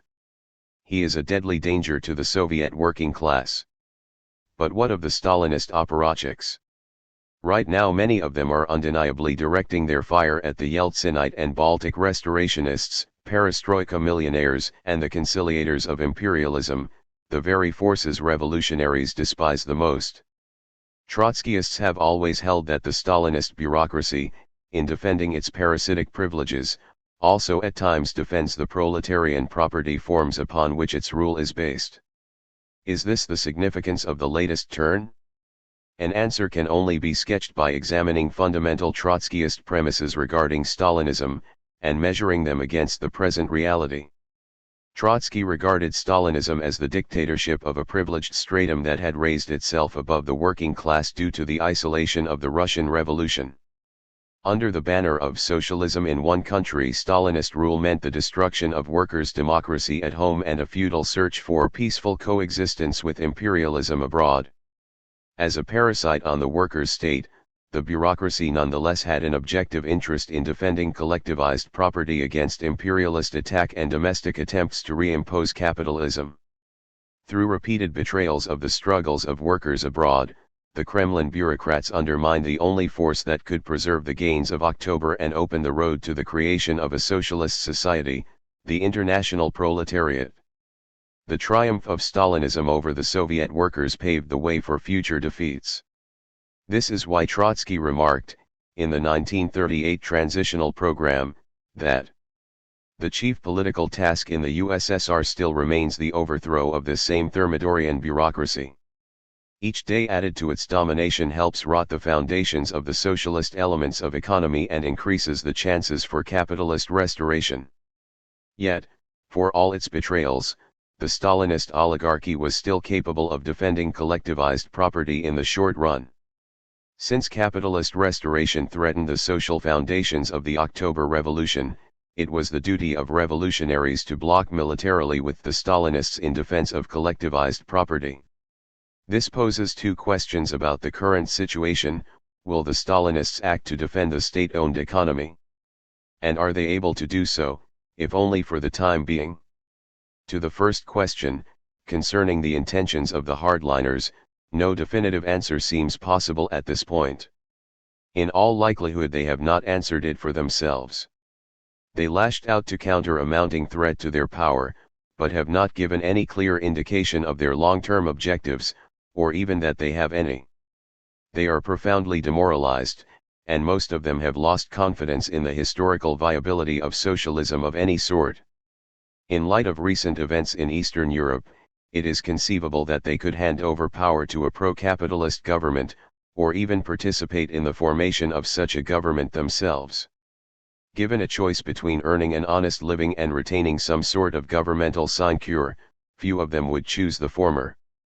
At present there is little reason to think that their differences with the Yeltsinites have anything to do with preserving collectivized property. Capitalist restoration in the USSR would be best served by a unified national market backed up by a stable currency. These preconditions are unlikely to be attained without a strong central government. Right now the ruble is highly unstable due to chronic government budget deficits. The government has subsidized basic items such as rent and bread by printing money. Since there are few items to spend this money on, much of it has found its way into private savings accounts. This huge ruble overhang is resulting in wild inflation as prices are decontrolled. Retail prices increased 123% in the first quarter and then doubled again in early April when the Kremlin hiked the costs of many basic commodities. Before that, an attempt was made to soak up some of the surplus cash in the economy through the simple expedient of calling in 50 and 100 ruble notes. Gorbachev is certainly not traveling along the road to free enterprise as fast as the IMF or Yeltsin would like, but he appears to be moving to establish the prerequisites of a market economy. He knows that the path to the market is fraught with the peril of popular revolt, and that embarking on it means discarding democratic pretensions at some point. As the December 22 issue of Britain's Tory Economist noted, if Mr. Gorbachev chooses the smack of firm government, it could turn out to be as lethal to reform as martial law was in Poland. But it might, just might, be the Soviet Union's turn for what could be called the Pinochet approach to liberal economics. A Marxist appraisal of Stalinism cannot be based solely on the intentions of the apparatchiks. In the present circumstances, the second question is equally important: are the Stalinists capable of defending socialized property in the USSR for any length of time? It is possible that leading sections of the bureaucracy may attempt at some future point to arrest the process of capitalist restoration. If that happened, it would be our duty to side militarily with the conservatives against the Yeltsinites. The Stalinist caste is incapable of solving the problems which gave rise to the reforms in the first place, but slamming on the brakes could at least buy some time. Gorbachev launched perestroika because the Soviet economy could no longer move forward on the basis of the bureaucratic commandist methods inherited from Stalin. Those methods were exhausted under Brezhnev, and trying to go back to them now would be to attempt to put the genie back in the bottle. Many in the nomenklatura would no doubt like to see a return to the old days when everyone obeyed without question. However, the workers obeyed the Stalinists not only out of fear, but also because they believed that they were building socialism and a better life for their children and grandchildren. Having abandoned even the rhetoric of socialism, the Stalinists can now offer the Soviet masses only a regime based on force. This is an offer the workers are bound to refuse. Right now, the bureaucracy exhibits no intention of defending the historic gains of the working class. The attempts the apparatus has made to win popular support only testify to its bankruptcy. The hardliners appeal to the people on the basis of their meanest, most parochial, and retrograde instincts. They attack Western investors not because they are capitalists, but because they are foreigners. They call for order not on the basis of proletarian discipline, but by appealing to the slavish traditions engendered by centuries of serfdom and absolutist rule. At patriotic meetings and military rallies, holy icons and portraits of the czars appear side by side with pictures of Stalin. They calumniate the liberal Democrats in the Yeltsin camp not because they are anti-communists, but because many of them are Jews. The vilest aspect of the apparatus' attempted comeback is its thinly veiled alliance with Paymayat, an organization of open Russian chauvinists and anti-Semites. Xenophobia, national chauvinism, and anti-Semitism have always been weapons in the Stalinist arsenal. But in the past they were tempered by socialist phrases. Now the socialist pretensions have been thrown aside, and only the dross remains. And how to avert it? Soviet Stalinism is at the end of its historical tether. The current counter-offensive by the apparatus is but a spasm in the death throes of a dying caste. We are witnessing the debacle that Trotsky predicted would result from trying to defend collectivized property with bureaucratic methods. The economic gains of the October Revolution have not yet been eradicated. But now, more than ever, the task of protecting them from imperialism devolves directly on the Soviet working class. From the Donbass to the Kuzbass to Minsk, Soviet workers are already in motion. Because the state still controls the economy, their fight to defend their standard of living has turned political far more rapidly than similar struggles under capitalism. The fact that they have been driven into the arms of Yeltsin attests to the complete vacuum of proletarian political leadership in the USSR today. But they cannot be victorious by following either pro-capitalist demagogues or hidebound bureaucrats. They must look instead to their own peerless revolutionary history. In that history they will find a party, the Bolsheviks, that led the world's first and only proletarian revolution, and a leader, Lenin, the main strategist of that victory, who was very different from the official icon. They will also find another leader, Trotsky, who resisted the degeneration of the revolution, and who told the workers the truth, that the idea of socialism in one country was a reactionary lie. Against the autarkic fantasies of the Stalinist oligarchs, Trotsky fought to redeem the bright promise of October through a proletarian political revolution linked indissolubly to the world revolution. These traditions and that program have been obscured by decades of Stalinist falsification. Only by rediscovering them, and building a revolutionary party that embodies them, can the Soviet working class avert catastrophe and resume the offensive that shook the world in 1917. Counter-revolution triumphs in USSR. Defend Soviet workers against Yeltsin's attacks. September 1991. The aborted Moscow coup of 19 to 21 August was so ill-conceived and executed that it almost didn't happen. Yet it will be remembered as one of the decisive events in the history of the 20th century. The victory of the openly pro-capitalist current around Boris Yeltsin after the coup collapsed shattered the state power created by the October 1917 revolution. This represents a catastrophic defeat not only for the Soviet working class, but for workers everywhere. August's events came as the culmination of recent power struggles within the Kremlin and the country as a whole. But, in a larger sense, they are the final act in the degeneration of the Stalinist bureaucracy, a privileged stratum that usurped political power within the Soviet workers' state in the mid-1920s. In place of the democratically elected workers' Soviets of 1917, the Stalinists erected an authoritarian police state. For the proletarian internationalism of Lenin and Trotsky, they substituted the doctrine of socialism in one country, which justified betraying revolutions abroad to gain petty diplomatic advantage. Yet, for all its crimes, the Stalinist bureaucracy rested on the collectivized economy created by the October Revolution and, in its own distorted way, it frequently attempted to defend these economic foundations from imperialist pressure abroad and counter-revolution at home.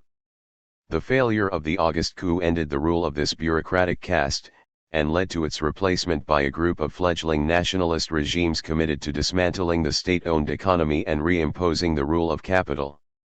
Over half a century ago, the leader of the left opposition, Leon Trotsky, warned that in the long run a social system based on collectivized property could neither be developed nor defended with bureaucratic police methods.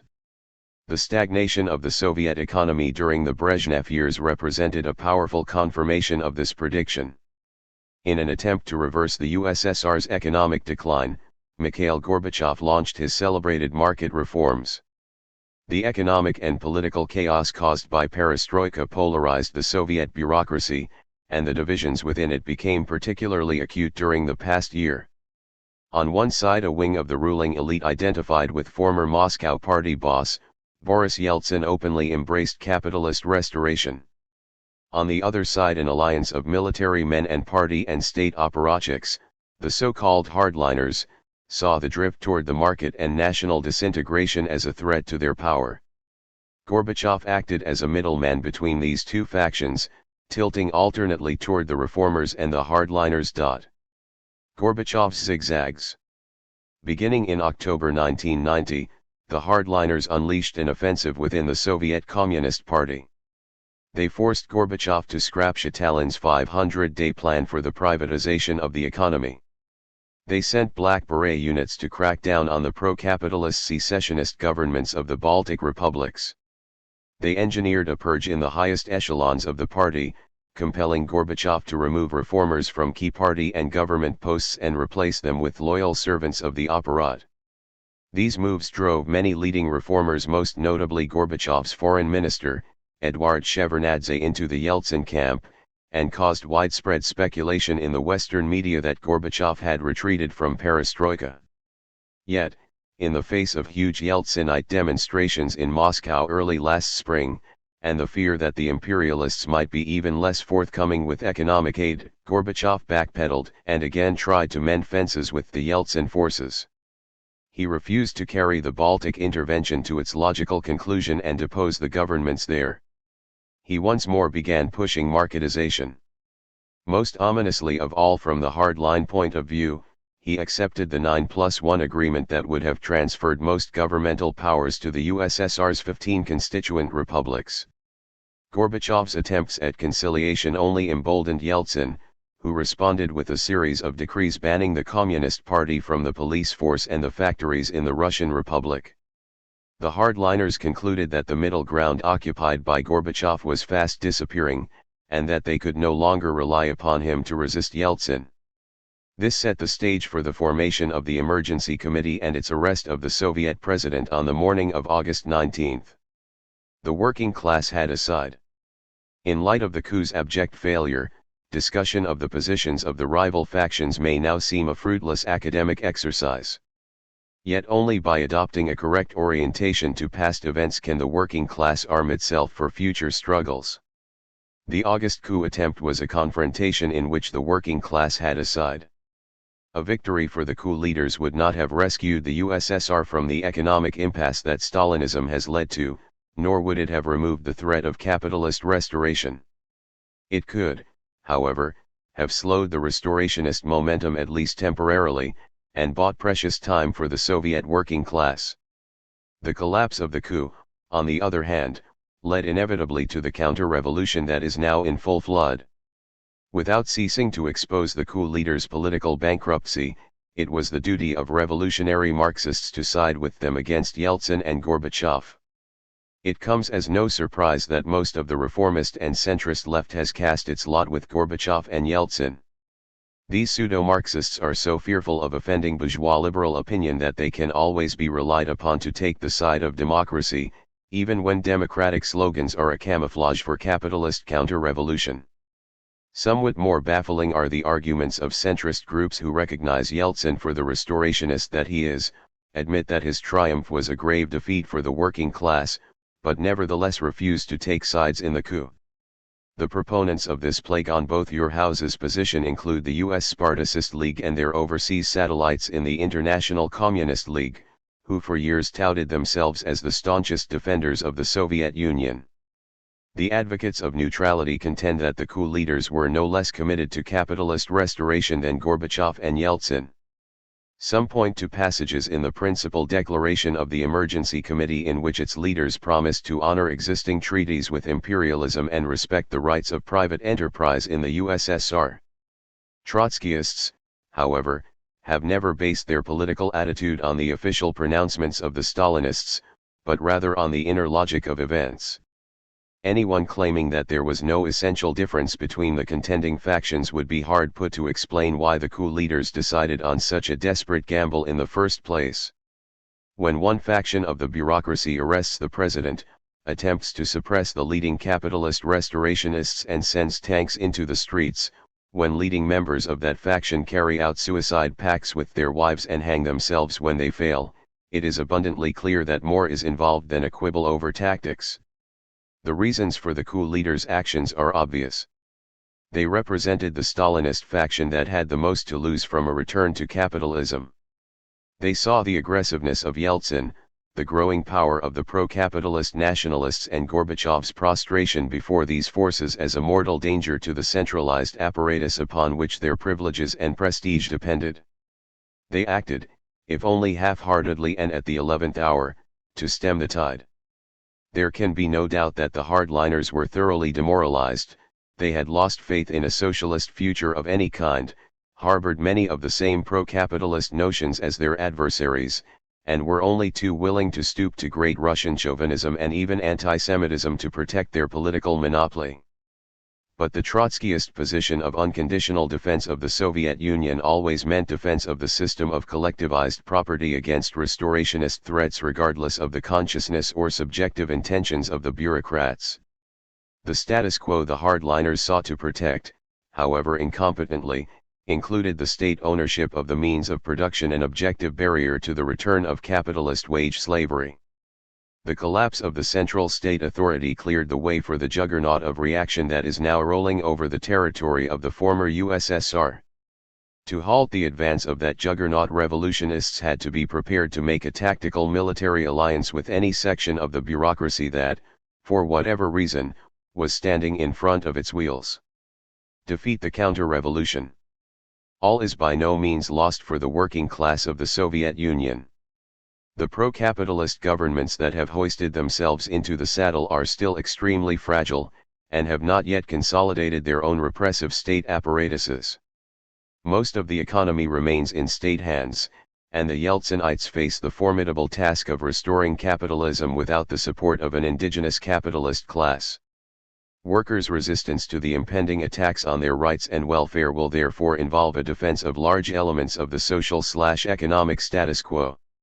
The embryonic bourgeois regimes now forming in the ex-USSR can be swept aside much more easily than mature capitalist states. None of this, however, can change the fact that the workers will now be forced to fight on a terrain fundamentally altered to their disadvantage.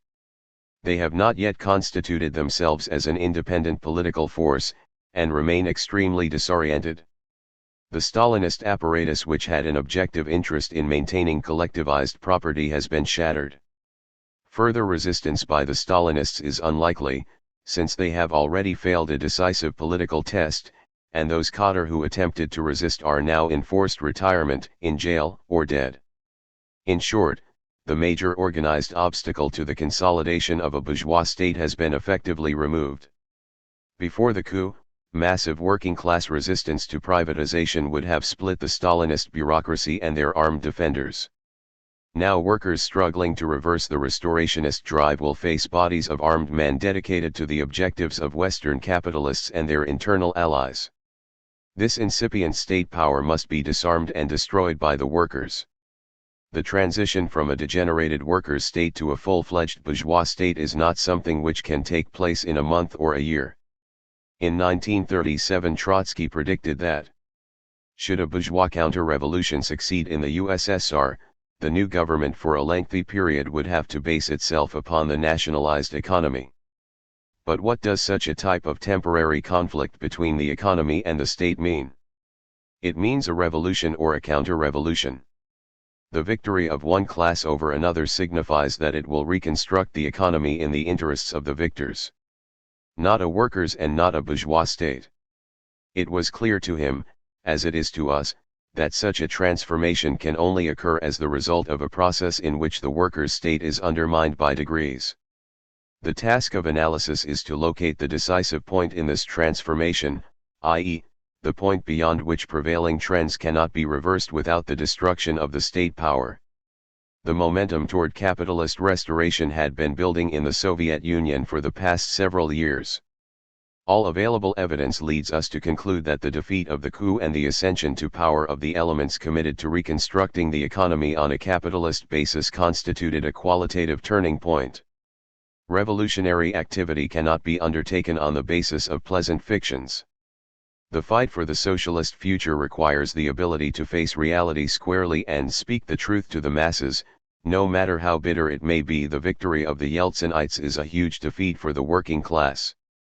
The attempt to reimpose capitalism in the Soviet Union will involve attacks on the most basic interests of tens of millions of working people. Yet in resisting these attacks, Soviet workers can rediscover their own heroic traditions.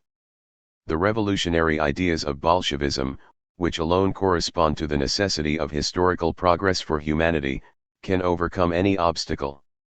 But these ideas only become a factor in history through the agency of a party of the sort which led the revolution in 1917, a party educated in the irreconcilable revolutionary spirit of Lenin and Trotsky.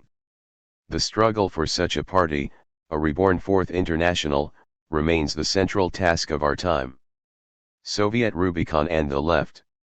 3 days in August. Third quarter 1992. In the weeks following the failed coup attempt of 1921 August, The international Bolshevik tendency was virtually alone among self-proclaimed Trotskyists in recognizing that this event marked the end of the Soviet workers' state. Every major political development has since confirmed our view.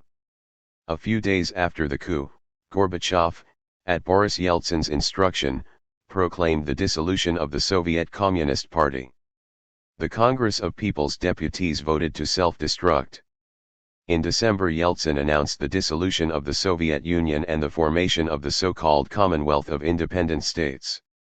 He did this without even bothering to consult Gorbachev, whose subsequent attempts to maintain some semblance of all-union government were simply ignored. On Christmas Day, Gorbachev resigned as Soviet president. The Soviet flag was lowered over the Kremlin and replaced by the Tsarist emblem the same evening. Yeltsin moved into the Soviet president's office before Gorbachev could even pack his bags. The major political institutions of the Soviet state could be dismantled without armed resistance because the fate of the USSR had already been decided. The post-coup developments were a mere epilogue to the 3 days in August when the demoralized defenders of the old Stalinist apparatus made and lost their last desperate gamble. Yeltsin wasted no time in launching a full assault on the already disintegrating state economy. At the beginning of January, he withdrew state subsidies for foodstuffs and many other items, raising most prices several-fold. This was just the first of a series of measures designed to replace centralized planning with market anarchy. Stirrings of popular protest quickly followed. As Yeltsin toured the country to gauge public reaction, he was confronted by angry crowds. Food riots erupted in the Uzbek capital of Tashkent, claiming the lives of several students, workers, military men, and members of the old party apparatus demonstrated against the new regime in Red Square on Revolution Day. 5,000 army officers gathered in the Kremlin to protest Yeltsin's plans to carve up the army along national lines. In February, 50,000 people poured into the streets of Moscow in the largest demonstration against the government to date. The anti-Yeltsin protests are extremely heterogeneous. While some demonstrators carried red flags and pictures of Lenin and Stalin, the ultra-rightist Liberal Democratic Party and other monarchist and anti-Semitic elements were also prominent. As the Caucasus region is racked with communal slaughter, and Yeltsin continues to wrangle with the Ukraine's new nationalist regime over the Black Sea Fleet, it is clear that the road back to capitalism in the former Soviet Union will not be a smooth one. Yeltsin's price reforms were introduced on the advice of Jeffrey Sachs, golden boy of the Harvard Business School, who spent the past few years acquainting Polish workers with free market misery. The purpose of the reforms is to reduce the Russian state budget deficit and stabilize the ruble. Under the old planning system, the prices of commodities were determined not by market forces, but by the social and economic decisions of state planners. The ruble functioned more as a labor ration ticket than as a measure of value. To establish a regime of generalized commodity production, and to open the economy of the ex-USSR to the world market, it is first necessary, according to the Harvard School, to have some sort of universal equivalent that establishes the ratios in which various goods can be traded. On what terms will Russia and the other republics join the imperialist family of nations? The productivity of Soviet labor has always lagged far behind that of advanced capitalist countries. The products of Soviet industry simply can't compete in price or quality with Western goods. Western capitalists are reluctant to invest even in Poland and the former DDR, whose industrial plant is more advanced than Russia's. Russian and Ukrainian industries are even less likely to find foreign buyers. Aspiring Russian entrepreneurs cannot simply take over existing state industries and start making money. To become competitive internationally, most Soviet enterprises would require massive retooling and upgrading, and that can only be financed from abroad. The imperialist giants, locked in ever-intensifying economic rivalries with one another, are not about to underwrite the development of a major new competitor. The total aid earmarked for the former Soviet Union so far is only a fraction of what the imperialists spent each year preparing to wage war on the evil empire. The assistance they are providing is only enough to help Yeltsin keep a lid on his unruly population. There will be no latter-day Marshall Plan.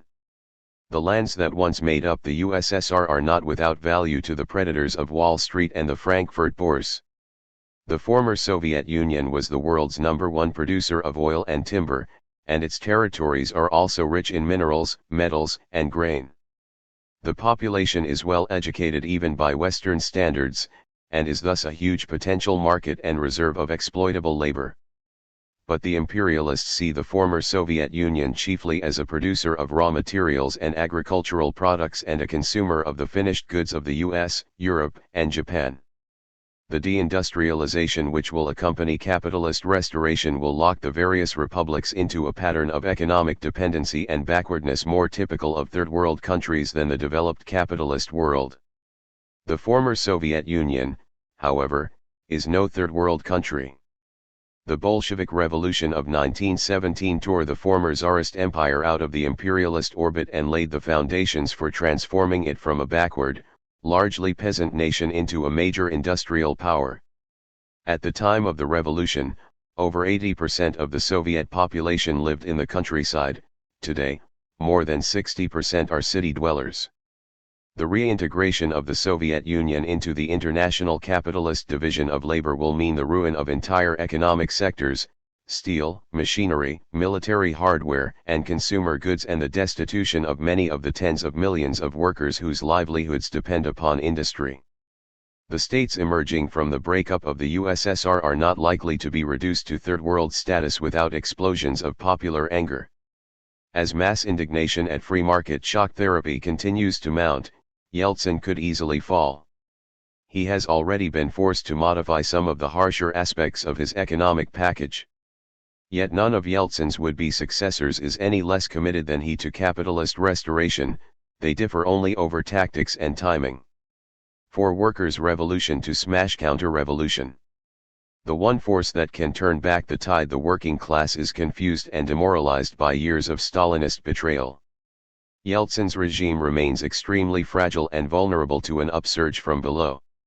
Revolutionists in the former USSR must attempt to turn popular hostility to price gougers and food speculators into a weapon against the whole privatization scheme. By forming representative committees in each workplace and working-class neighborhood, workers could come together to recreate the Soviets of 1905 and 1917. Such organs of popular power could ensure that the necessary food supplies are fairly distributed. They could also block the wholesale looting and theft of publicly owned enterprises and counter layoffs with a campaign for a sliding scale of wages and hours, and constitute the organizational framework for a reborn workers' state. Mass hostility to Yeltsin's austerity measures is being exploited by a host of right-wing nationalist demagogues and anti-Semitic descendants of the Black Hundreds. The demonstrations against Yeltsin in recent months have brought together patriotic Stalinists with Russian nationalist fascists.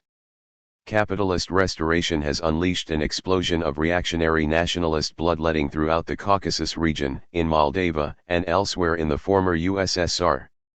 Marxists uphold the right of all nations to self-determination and oppose the great Russian chauvinism of Yeltsin's Kremlin. At the same time, socialists champion the voluntary union of the peoples of the former USSR in a renewed socialist federation. To avert disaster, the working class urgently requires revolutionary leadership.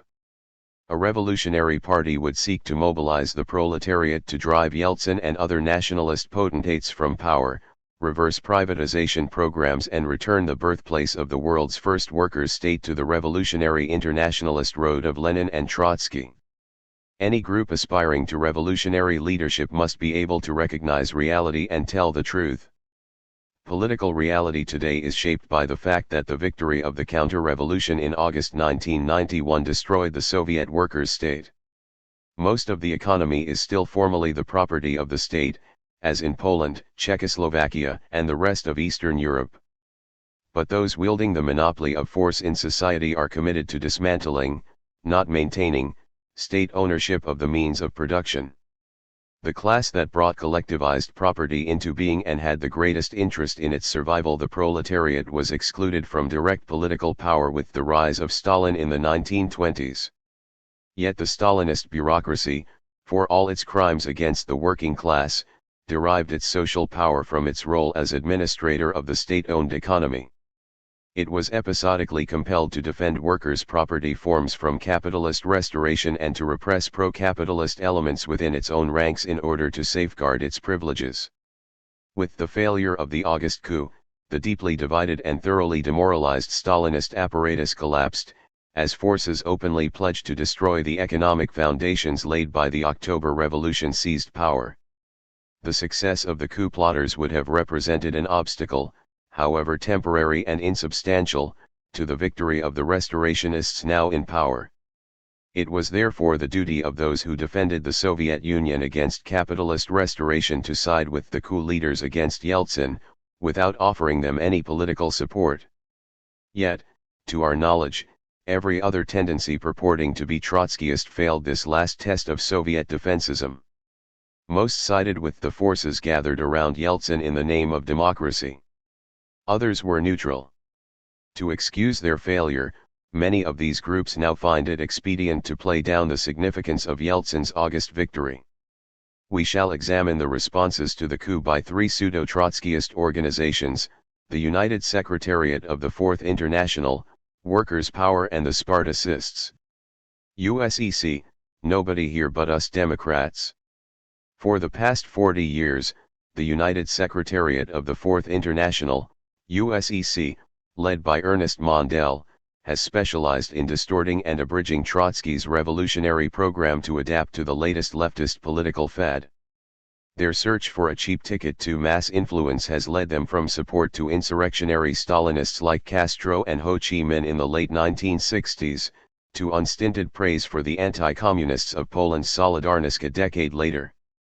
As the prevailing political winds shifted rightward during the past decade and a half, the USEC has been trying to find a niche on the fringes of social democracy.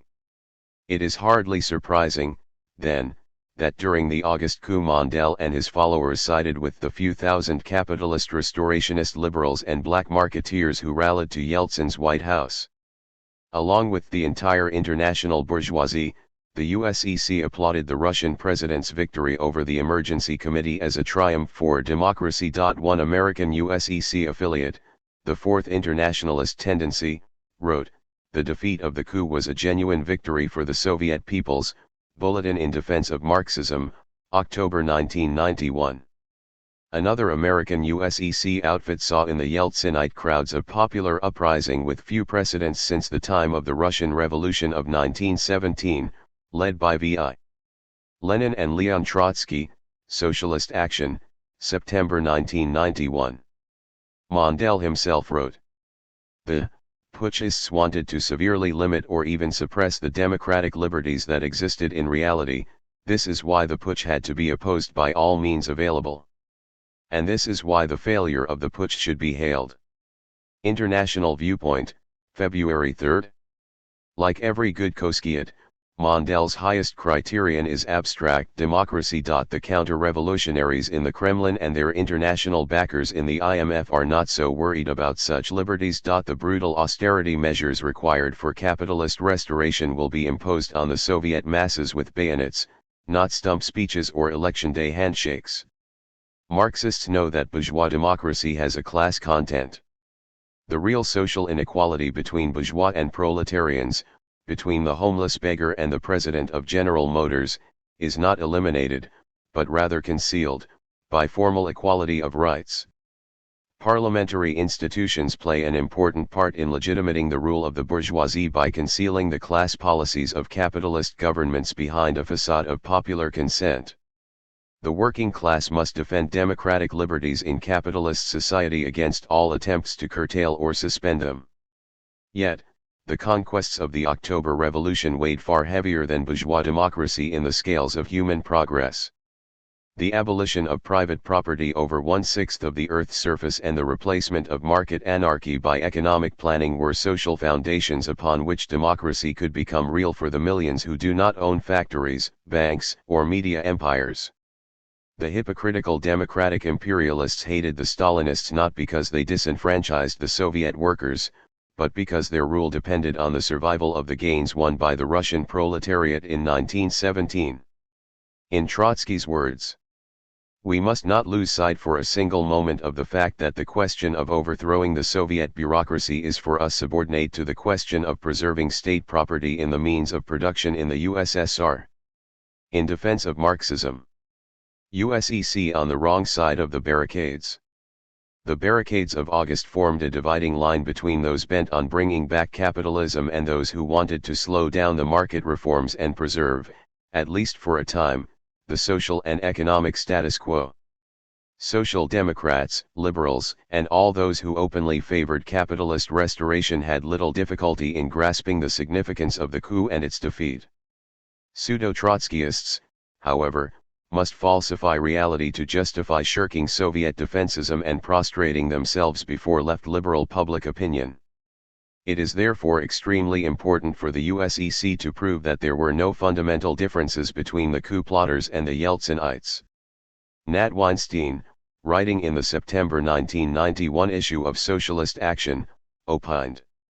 To the extent there are divisions among those in governmental and state power from Gorbachev, to the organizers of the coup, to Boris Shevardnadze, it is not between those supporting a market-based capitalist democracy, on the one side, and hardline communists defending socialism, on the other.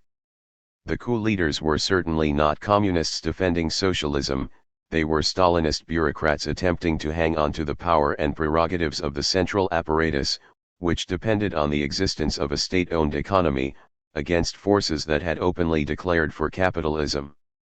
If the coup did not pit restorationists against those resisting restoration, what, according to Weinstein, were the rival factions fighting about? He continues. All major currents in the state apparatus support the reintroduction of capitalism. The fundamental difference between them was whether it was possible to continue the process of capitalist restoration by political means, or whether an iron-fisted dictatorship was necessary to impose the anti-working class measures this policy requires. It is not hard to see where this reasoning leads.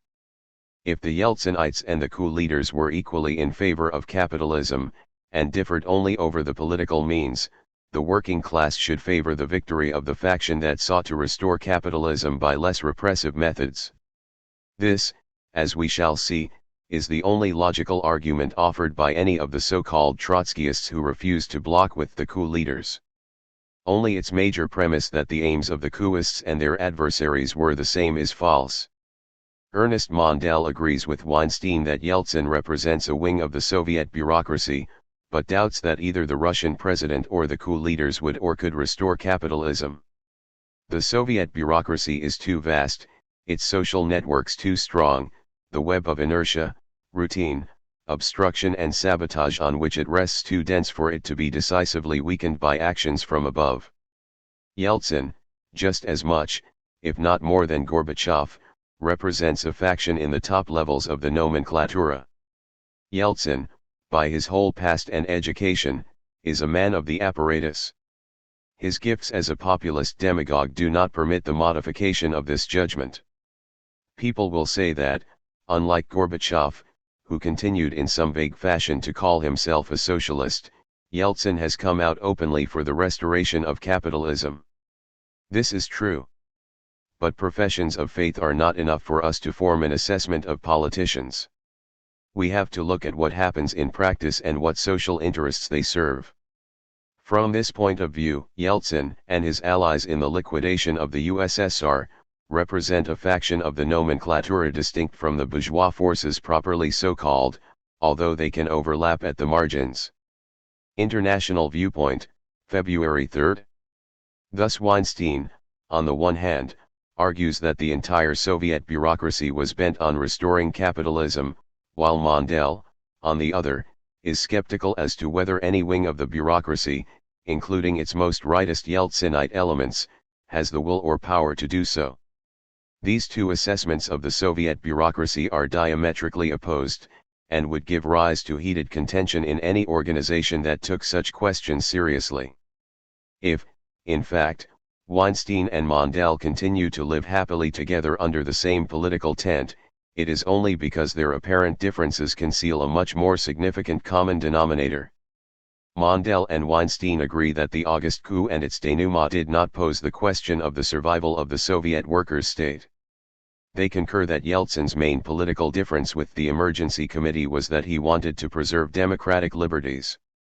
Thus, from opposite assumptions concerning the nature and direction of the Soviet bureaucracy, Weinstein and Mondale arrive at the same bottom line: support to the democratic Yeltsin camp. And by a happy coincidence, this practical conclusion situates the USEC on the fair-weather side of liberal left and social democratic opinion. For opportunists, analysis of objective reality functions not as a guide to action, but as a rationale for cutting programmatic corners. Which rationale one chooses is a minor matter as long as the cash value is the same. Yeltsinites and coupists, conflict of interest. Like all rationales, those of Weinstein and Mondale contain elements of truth emphasized to falsify the larger picture. It is true, as Weinstein would point out, that the Emergency Committee, unlike Soviet Stalinists in the past, did not seek to justify its actions with the rhetoric of socialism. Nor can it be denied that the attitude toward collectivized property expressed in their public statements was ambiguous. On the one hand, they voiced concern about the growing peril to the integral national economic mechanism that has been shaping for decades, and the offensive that is underway on the rights of working people, to work, education, health, housing and leisure. New York Times, August 19, 1991. Yet on the other hand, they pledged themselves to respect the different forms of property that had grown up in the Soviet Union, including private property, and to continue down the path of perestroika. This equivocation is explained by the fact that the coup plotters were bereft of any positive historical outlook. Very few of them, in all likelihood, believed in the superiority of socialized property, let alone in socialism. Writing in the early 1930s, Trotsky described the Stalinist bureaucracy as a mixed bag. It ran the gamut from utterly cynical time servers who would betray the Soviet state at the first opportunity, to sincere socialist revolutionaries, from fascists like Butenko to proletarian internationalists like Ignace Reiss. The Brezhnev years, however, saw the erosion of whatever socialist conviction the bureaucracy retained.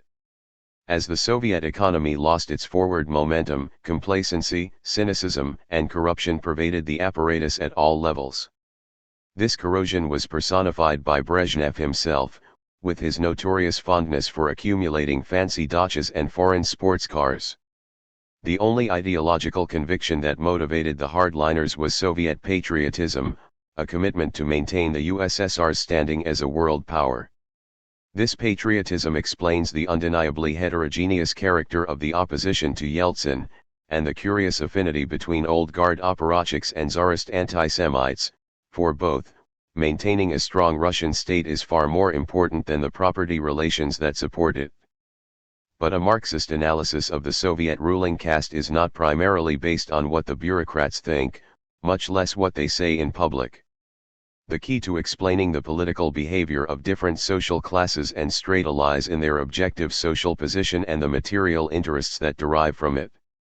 Unlike the bourgeoisie, the Soviet bureaucracy was never a property-owning group. In August 1991, as at the height of Stalin's power, its privileges derived from its role as custodian of the centrally administered, state-owned economy. As the power of the center came under mounting attack from rebellious nationalities, breakaway bureaucrats, and free marketeers, it was natural that some sections of the central state and party apparatus would attempt to reassert their prerogatives. This was the significance of the power struggle within the party that preceded the August coup, and of the coup attempt itself. See IBT September 1991 statement, page 20.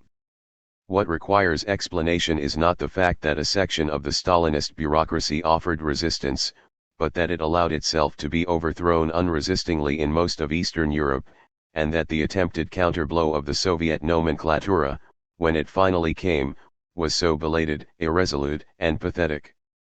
The sclerosis of Stalinism was indeed far more advanced than had been thought prior to 1989. The status quo, which the Gang of Eight sought to preserve, included something more valuable to Soviet workers and the workers of the world than 1,000 constitutions or parliaments, public ownership of the means of production. No one could have known on the morning of August 19 that the barricades erected in defense of the status quo would prove as ephemeral as they did. But as we wrote before the coup, it is possible that leading sections of the bureaucracy may attempt at some future point to arrest the process of capitalist restoration. If that happened, it would be our duty to side militarily with the conservatives against the Yeltsinites. The Stalinist caste is incapable of solving the problems which gave rise to the reforms in the first place, but slamming on the brakes could at least buy some time. 1917, number 10. Ernest Mondale, who complacently assures us that the Stalinist bureaucracy is still in power, also buttresses his argument with certain fragments of truth.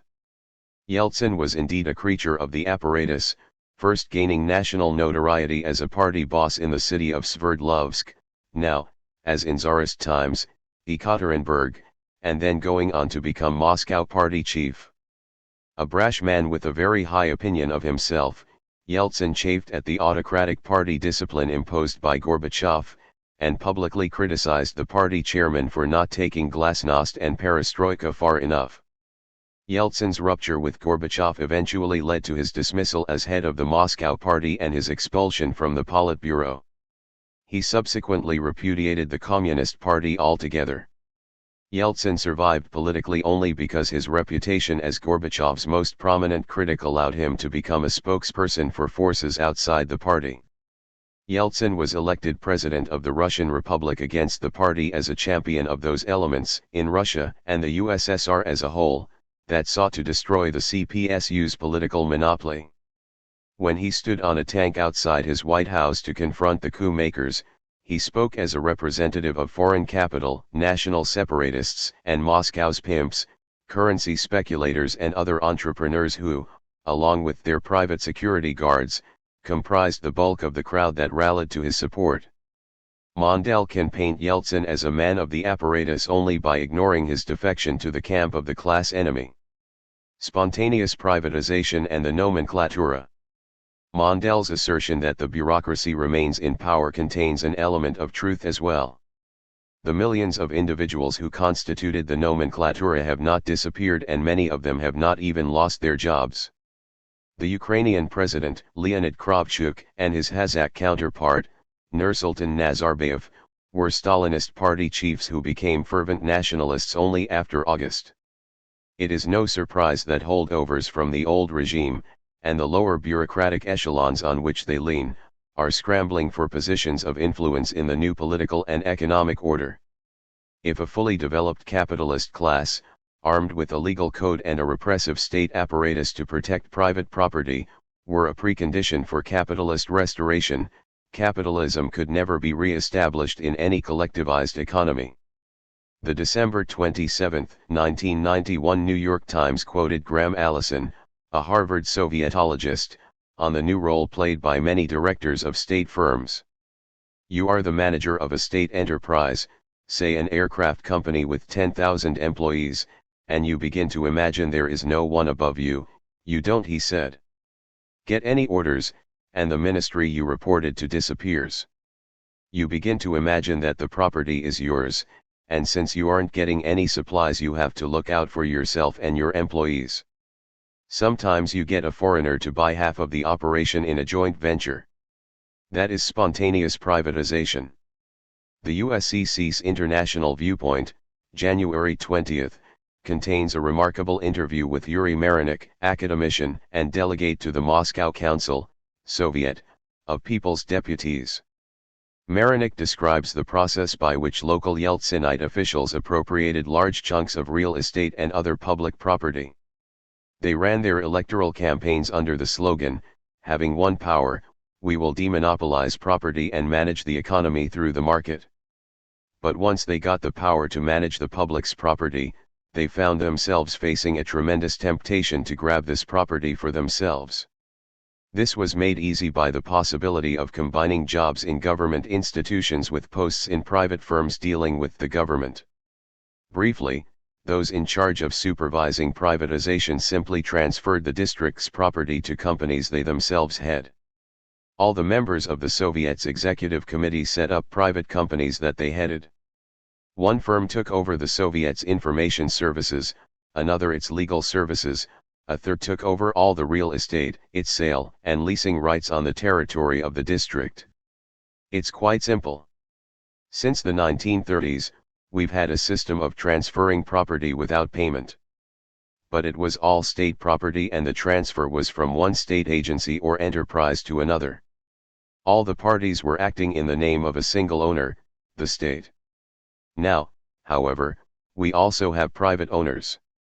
But they have used the same procedure to transfer real estate from the district Soviet, a state body, to a private company.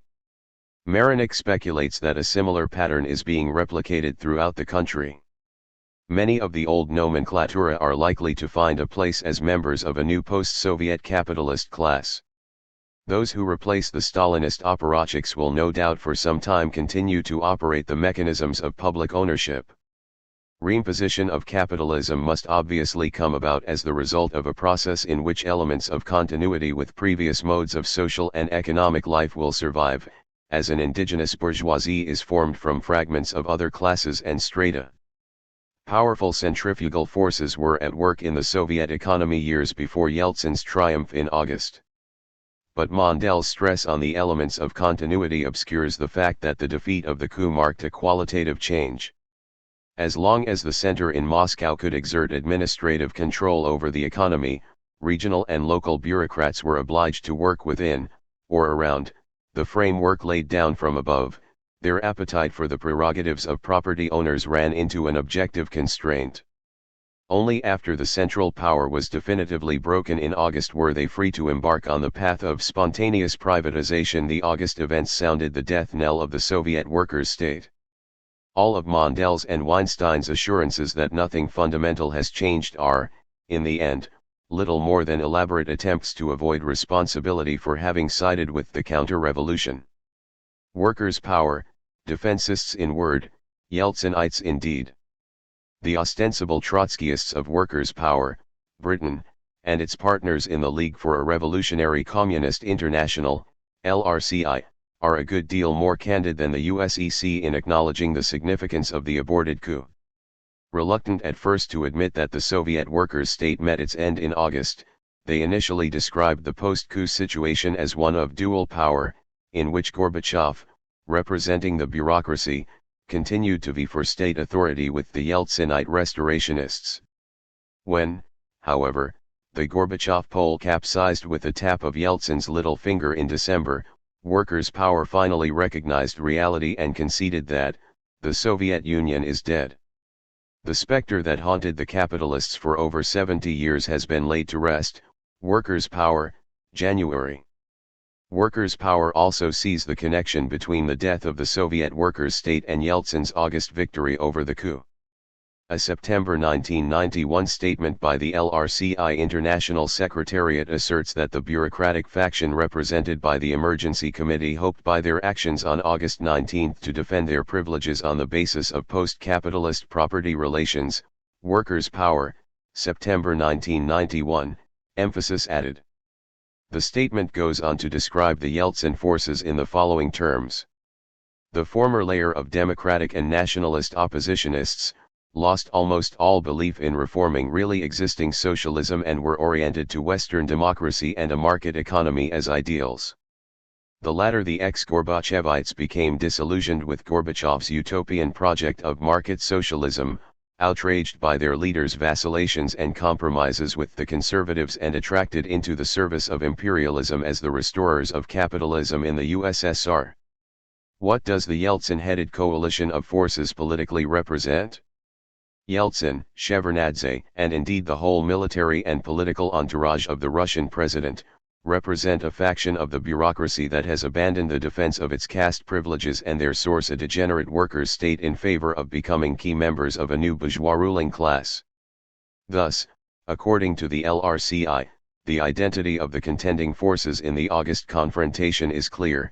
On the one side, a section of the Soviet bureaucracy which, if only to maintain its privileges, sought to defend the Soviet workers' state. On the other side, a coalition of nationalists, democratic intelligentsia and bureaucrats that sought to destroy the workers' state and restore capitalism. In this confrontation, workers' power did not hesitate to choose sides, with those who sought to destroy the workers' state. The same issue of workers' power proclaimed, we had to stand with, and indeed take the front ranks in, the fight to stop the coup. To underscore this point, the same issue features an article entitled "Their Song is Over," which lambastes the coup's left supporters lest anyone doubt the LRCI's seriousness on this score. They recently broke relations with a small California group called the Revolutionary Trotskyist Tendency for refusing to support the Yeltsinites against the emergency committee. By what miracles of ideological contortion can the LRCI square this position with its claims to be communist, Trotskyist, and Soviet defensist? The LRCI International Secretariat statement continues. Major questions are posed by these events. Was the perspective of political revolution an unreal, a utopian perspective? Was the resistance to the conservative coup in itself counter-revolutionary? Would a successful bureaucratic clampdown have given the working class a breathing space? The answer to all of these questions is no. In what sense could it be said that SCSE, the Emergency Committee, defended the planned property relations?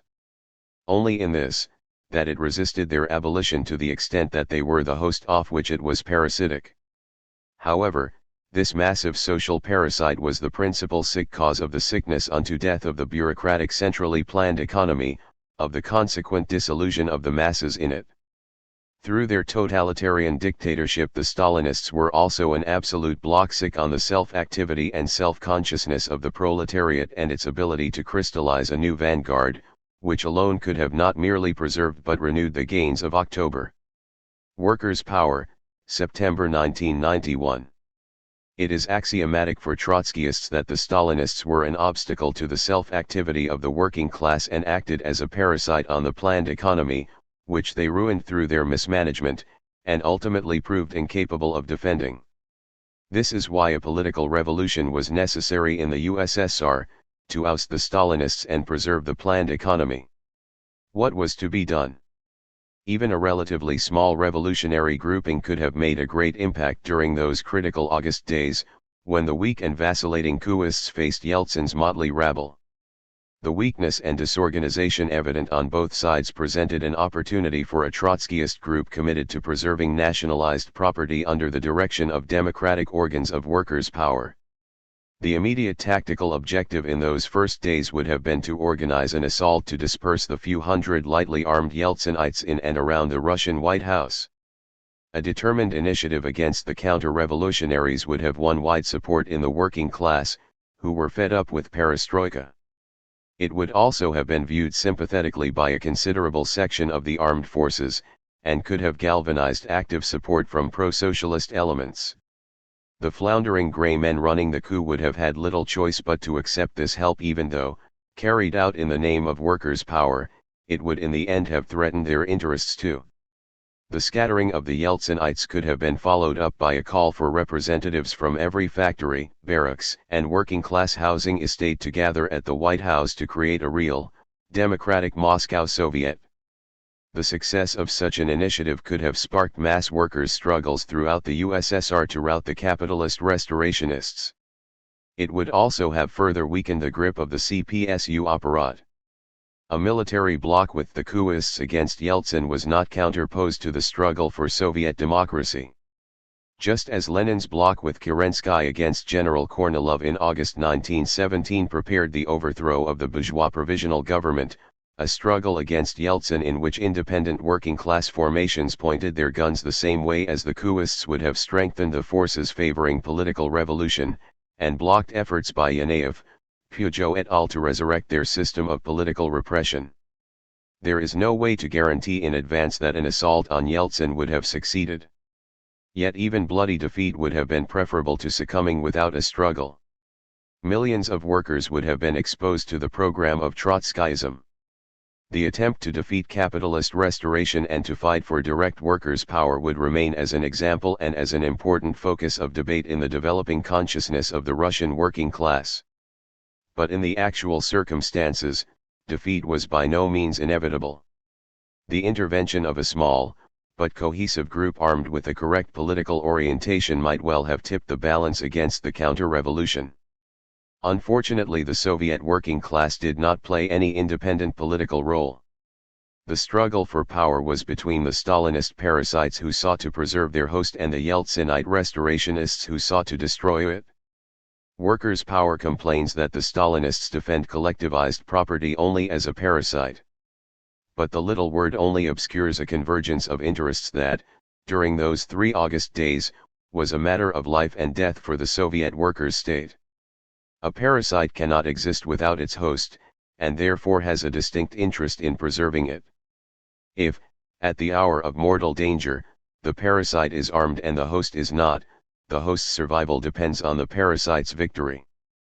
That the Stalinists ruined the planned economy and could not be counted on to defend it in the future does not alter the fact that, in trying to preserve the status quo, their aims, for that moment, coincided with the interests of the working class. When Trotsky spoke of the unconditional defense of the Soviet Union, he did not mean that the Fourth International should defend the USSR only if the Stalinists ceased to rule, or became more competent or purer in heart. Yeltsin was the greater danger. Workers' Power blocked with the Yeltsinites because it considered the Stalinists a greater enemy of the working class than the capitalist restorationists. This is spelled out in the September issue of Workers' Power. The only force capable of defending state property is the working class. And it cannot act when its strikes are banned, when it is subject to curfews, censorship, and political bans. It is far better that the fledgling workers' organizations of the USSR learn to swim against the stream of bureaucratic restorationism than be huddled in the breathing space of the prison cell. The democratic breathing space which Workers' Power values so highly is not likely to last long under Yeltsin, as WP admits. Once installed in power and seeking to crystallize a new class of exploiters, even full and consistent bourgeois democratic rights for the masses will become intolerable. Ibid. So the sole difference between the Stalinists and the Yeltsinites with regard to democratic liberties is in the time required to abolish them. The Stalinists, had they prevailed, would have had an already existing police state to use against the workers. The Yeltsinites, on the other hand, need more time to consolidate a repressive apparatus and cannot yet get rid of many democratic freedoms. Workers' Power concedes that capitalism will mean poverty, high prices, unemployment, back-breaking work, social oppression, and the threat of war. Workers' Power, January, and a historically unprecedented expropriation of the rural and urban workers of the fruits of their labor. Workers' Power, December 1991. Is Stalinist political repression more harmful to the working class as a fighting force than the social chaos and mass destitution of capitalist restoration? To justify its decision to back Yeltsin against the coup plotters, Workers' Power must answer in the affirmative. But such an answer would fly in the face of the whole body of Trotsky's writings on the Russian question. Trotsky insisted that the struggle to oust the Stalinist oligarchs was not counterposed to, but rather based on, and ultimately subordinate to, the defense of collectivized property. This is why Workers' Power, which poses as an orthodox Trotskyist tendency, cannot openly state its real position, that the defense of the social gains of the Russian Revolution was subordinate to the overthrow of the Stalinist bureaucracy. But its position on the August events will permit of no other conclusion. Trotsky defines centrism as revolutionary in word and reformist in deed. Workers' Power provides a chemically pure example of this phenomenon. While they frequently analyze events and political forces accurately, their opportunist impulse to tailor their politics to radical/social democratic public opinion prevents them from translating that analysis into a program of action, and often forces them to practical conclusions that contradict their own reasoning. They have yet to learn from Ernest Mondale and the USEC that the gap between opportunist theory and practice can only be mediated by false representations of reality.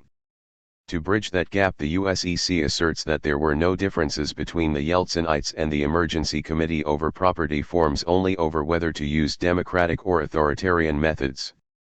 Workers' Power, by contrast, allows that the two rival camps did objectively represent opposing property forms, but throws in its lot with Yeltsin nonetheless, and attempts to paper over this contradiction with a series of orthodox non sequiturs. The Spartacists, neither the coup committee nor Yeltsin. James Robertson's Spartacist League/U.S. and its overseas appendages in the International Communist League, ICL, have long claimed that, alone of all the so-called Trotskyist groupings on the planet, only they truly defend the Soviet Union. Yet this posture contrasts with their utter confusion over the victory of Yeltsin's counter-revolution. The January/February issue of Workers' Hammer, the publication of the ICL's British affiliate, contains an exchange with Gary Downing of the Revolutionary Internationalist League, RIL, entitled RIL, Neither the Coup Committee nor Yeltsin, which castigates the RIL for remaining neutral in the coup. For RIL there is no difference between a wing of the bureaucracy on the one hand and a wing of world imperialism and capitalist restorationism on the other. And of course if Stalinism is equated with imperialism, then the possibility of a military bloc with a section of the bureaucracy against capitalist restorationists is necessarily precluded, since by their lights this would boil down to a bloc against capitalist restoration with capitalist restorationists. One would hardly suspect that the ICL, like the centrists they upbraid, also refused to take sides in the coup. If Workers' Hammer wishes to take anyone to task for neutrality, we suggest that it begin with its American sister publication, Workers' Vanguard, WV, which responded to the coup in its August 30th issue as follows. Even up to the coup, many of the most advanced workers, who opposed Yeltsin's plans for wholesale privatization and Gorbachev's market reforms, looked to the so-called hardline patriotic wing of the bureaucracy. There is no room anymore for such illusions. The avowed program of the coupists was martial law to keep the USSR from breaking apart, which comes down to perestroika minus glasnost, the introduction of the market but not so fast, and shut up. During the coup, the Moscow Workers' Council issued a call to form workers' militias for the preservation of socialized property, for the preservation of social order on the streets of our cities, for the control of the carrying out of the orders and instructions of the State Committee on the Emergency Situation. There was not one word of criticism of the GKCHP Emergency Committee. A call for workers' militias to smash the counter-revolutionary Yeltsinite demonstrations was certainly in order. But if the Emergency Committee had consolidated power, it would have attempted to disband any such workers' militias, which would otherwise have inevitably and rapidly escaped its political control.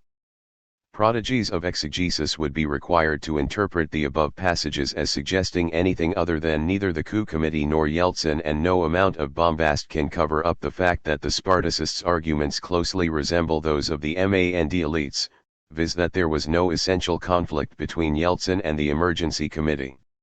Like Mondale, the Spartacists seek to rationalize their failure to take a side by claiming that the coup left the class character of the state unchanged. For the ICL, the Soviet state still exists and Boris Yeltsin even now presides over a degenerated workers' state. Yet, unlike Mondale, the Spartacists cannot simply advocate a plague on both your houses position. Until August 1991 they had often endured the opprobrium of the entire mainstream left for advocating a military bloc with Stalinists against restorationist forces. The Spartacists correctly sided with the Jaruzelski regime in its 1981 confrontation with the counter-revolutionaries of Solidarnosc and gave military support to Soviet troops battling the reactionary, imperialist-backed insurgency in Afghanistan. The Spartacists were, in fact, so enthusiastic about siding with the Stalinists that they began to blur the line between military and political support. Their neutrality in August thus represents a radical departure from the noisy claims to be the last, best Soviet defensists. Neutrality with a bad conscience. Because this turn has no real programmatic basis, the Spartacist leadership has been reluctant to acknowledge that a major political line shift has taken place. Hence, they insist, in defiance of all logic and contrary to their own written pronouncements, that they were not neutral. They present their stand as perfectly consistent with past positions, and hedge it with a variety of qualifications, ambiguous formulations, and distortions of fact. To obscure the striking resemblance between many of their arguments and those of other centrist and reformist pseudo-Trotskyists, the Spartacists must turn up the volume of their polemics. But increased volume only makes more audible the discordant sounds emanating from the Robertsonite headquarters in New York. To the extent that the Spartacists advance any coherent arguments at all, they revolve around the highly dubious claim that the Emergency Committee made no attempt to disperse the counter-revolutionary rabble that gathered to defend Yeltsin's White House. Assuming for the sake of argument that this claim is true, it would mean either that the coup leaders were not really in conflict with Yeltsin, or that they did oppose Yeltsin, but were too weak and indecisive to move against him. The Spartacists are never quite clear about which of these assessments they favor. Their repeated claim that the Emergency Committee's power bid represented a perestroika coup points to the former. Their characterization of the coup as pathetic, and of its leaders as the Gang of Eight that couldn't shoot straight, on the other hand, lean toward the latter. Either conclusion, however, leads to a hopeless tangle of contradictions.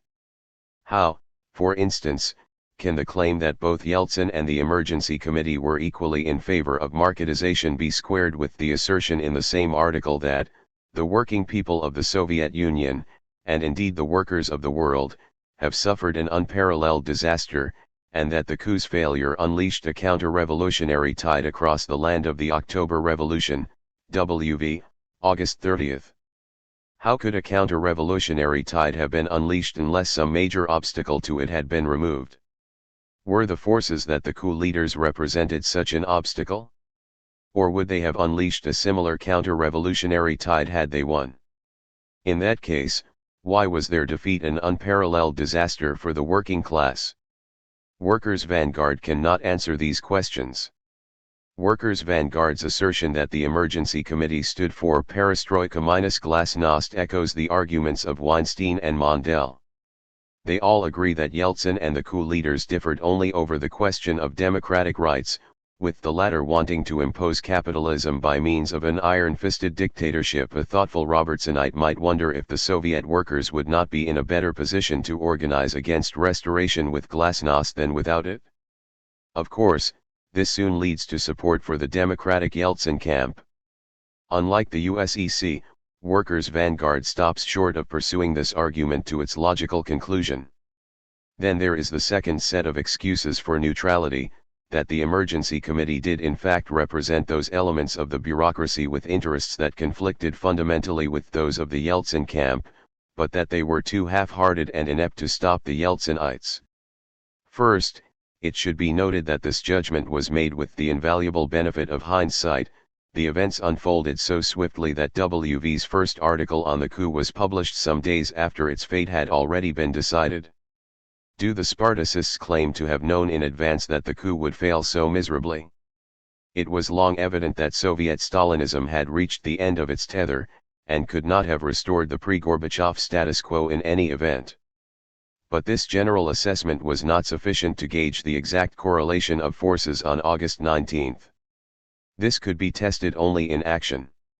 Even if a victory by the coup leaders would only have temporarily slowed the momentum of capitalist restoration, this alone was adequate grounds for a military bloc. Trotskyists do not choose sides according to the resolve, tactical finesse, or strength of opposing camps, but on the basis of their political character. The coupists either had an interest in stopping Yeltsin or they didn't. But the Spartacists want it both ways.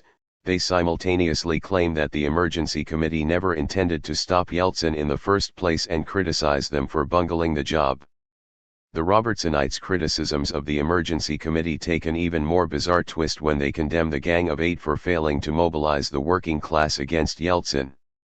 The Gang of Eight not only did not mobilize the proletariat, they ordered everyone to stay at work. The Gang of Eight was incapable of sweeping away Yeltsin in its pathetic excuse for a putsch because this was a perestroika coup. The coupists didn't want to unleash the forces that could have defeated the more extreme counter-revolutionaries, for that could have led to a civil war if the Yeltsinites really fought back. Workers' Hammer, January/February. The same article proudly recalled the Spartacist position on Solidarnosc a decade earlier. Poland in 1981 posed the same question as the Soviet Union today: but in the earlier instance the Stalinists did take measures to temporarily suppress counter-revolution. In the face of this confrontation it was impossible to waffle. In the Soviet case, the Spartacists are turning waffling into a fine art. But the comparison with Poland in 1981 is an apt one. We do not recall Jaruzelski mobilizing the Polish working class against Walesa. The Spartacists seem to forget that Stalinists in power rarely mobilize the working class politically because the very existence of the bureaucratic caste is predicated upon monopolizing political power. To make military support to Stalinists fighting capitalist restorationists conditional on their mobilizing the working class is tantamount to demanding that they cease to be Stalinists. Elsewhere in the same polemic, Workers' Hammer implies that it would have supported any measures the Gang of Eight had taken against Yeltsin. Calling for workers to sweep away Yeltsin's barricades would have meant a military bloc with any of the coup forces that moved to crush the counter-revolutionary rabble. Against Rill's third-campism in the August events we wrote, in an armed struggle pitting outright restorationists against recalcitrant elements of the bureaucracy, defense of the collectivist economy would have been placed on the agenda whatever the Stalinists' intentions. Trotskyists would have entered a military bloc with the Thermidorian section of the bureaucracy against open attack by capitalist counter-revolution, as Trotsky postulated in the 1938 transitional program. Jaruzelski's 1981 crackdown involved no armed struggle because Solidarnosc offered no armed resistance. Martial law was imposed through a series of police measures. The Spartacists here seem to be suggesting that they would have blocked with the emergency committee had it moved more decisively to enforce martial law. By this logic, military support becomes contingent upon the firmness and skill of Stalinist tactics as opposed to the Stalinist social character, political aims, or the objective consequences of their victory or defeat. Or, more precisely, the Spartacists judge the political aims and social character of the Stalinist hardliners by their behavior in the coup. The argument has a circular quality. The emergency committee did not take adequate measures against Yeltsin because they had no fundamental differences with him. How do we know they had no fundamental differences? Because they took no adequate measures. In other words, forget the fact that the majority of the bureaucracy had an objective interest in preserving the state from which they derived their privileges and prestige, forget as well the whole inter-party struggle that preceded the coup attempt, in which Gorbachev came under increasing attack for giving too much ground to Yeltsin and nationalist schismatics. Forget, in short, that the coup attempt itself was a blow directed against the Yeltsinite restorationists. The Spartacists treat the Stalinists' motives as opaque, and the coup as an event without context or background. Did the coupists go after Yeltsin? The effectiveness of the coup leaders' tactics are a question of secondary import. But did the emergency committee in fact attempt to move against Yeltsin? In the days following the coup's defeat, reports began to surface that the KGB's elite commando division, known as the Alpha Group, the same unit that assassinated the Afghan president, Hafizullah Amin, in 1979, was ordered to assault Yeltsin's White House, but refused to obey the order. This version of events was first reported by Yeltsin himself, and later confirmed by the officers of the Alpha Group. The Spartacists have gone to great lengths to debunk these reports. Workers' Vanguard of December 6 contains an article entitled "Why They Didn't Go After Yeltsin Soviet Union, X-Ray of a Coup." The article quotes a piece by Robert Cullen in the November 4, 1991 New Yorker to discount the version of events given by the officers involved. The Alpha Group's post-coup interviews, in fact, have only one thing in common. In each case, the officer doing the talking tries to take credit for being the hero whose refusal to obey orders foiled the coup workers. Vanguard's X-Ray relies heavily on excerpts from the interrogations of the coup plotters after their arrest, published by Der Spiegel, in which they all deny having issued orders to attack Yeltsin's White House. It is peculiar that Workers' Vanguard should be so skeptical of the claims of the Alpha Group officers yet so credulous of the denials by the coup plotters, as they prepare to go on trial for their lives. Workers' Vanguard, moreover, quotes very selectively from Cullen's New Yorker piece. Cullen reports at least one attempt by the Alpha Group, supported by paratroop units, to advance on the White House. The first attempt, according to Cullen, was foiled when Yeltsinite crowds surrounded the armored personnel carriers moving into position, and a pro-Yeltsin military man, General Konstantin Kobets, met with the paratroop commander and persuaded him not to attack. Cullen reports that the setback did not deter the emergency committee from trying to mount a second assault. The leaks coming into the White House suggested that the conspirators were trying desperately to find units both capable of seizing the building and willing to follow an order to do so. I know that there was a small group meeting at the Ministry of Defense concerning the realization of the plan for taking the building, Kobets told me. The second attack never materialized. Cullen adds. In the aftermath of this final, conclusive failure, various sources offered various explanations for the conspirators' impotence. All the explanations, however self-serving and however contradictory, had a common thread: the Soviet army had refused to shed blood on behalf of the conspiracy. So, in fact, the Spartacists claim that the emergency committee attempted no concrete measures against the Yeltsinites is belied by the one credible source they cite to support it. Yeltsin's victory, counter-revolutionary triumph. The details of what happened during the coup are still somewhat murky. But it would be a mistake to counterpose the plotters' timidity and incompetence to the refusal of their subordinates to obey orders. The two explanations are complementary, not mutually exclusive. The men of the emergency committee were not Stalinists of the 1930s mold.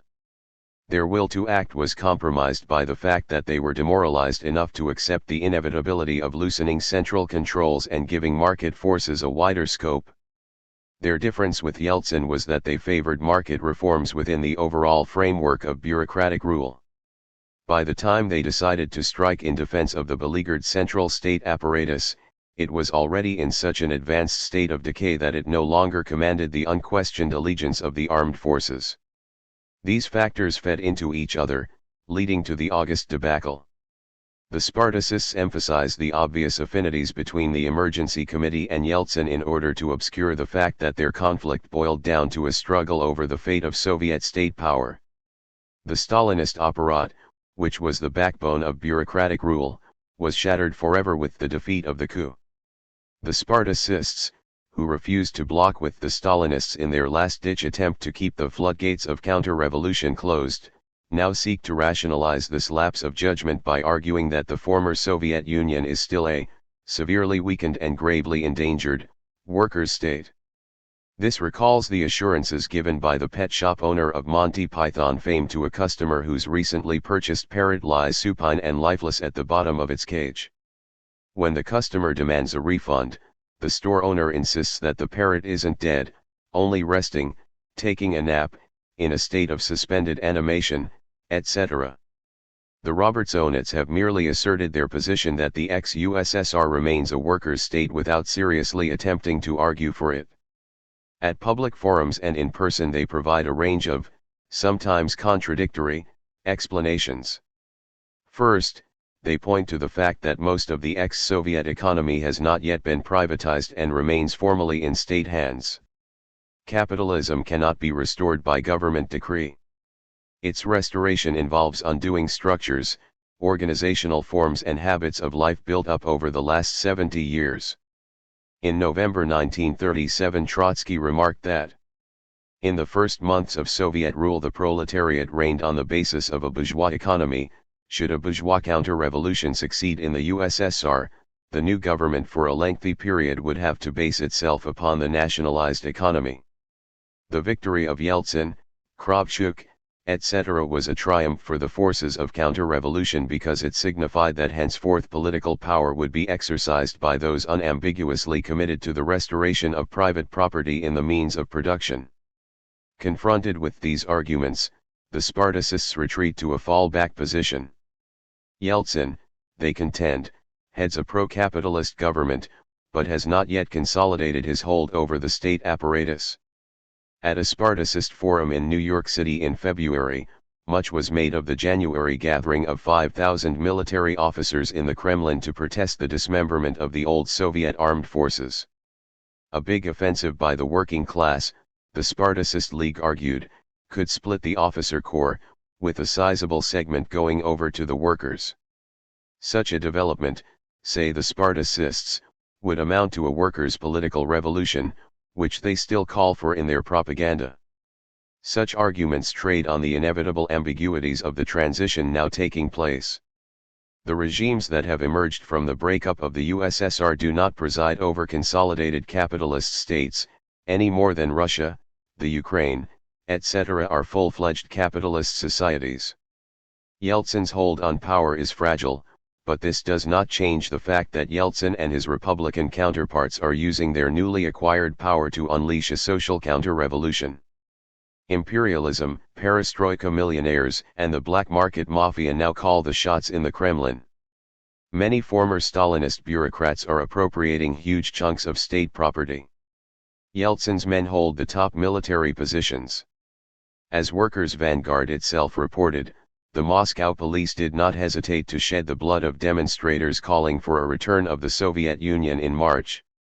A year ago Gosplan was still issuing planning directives and joint military police patrols were on the streets harassing black market speculators, and arresting and confiscating the property of perestroika profiteers.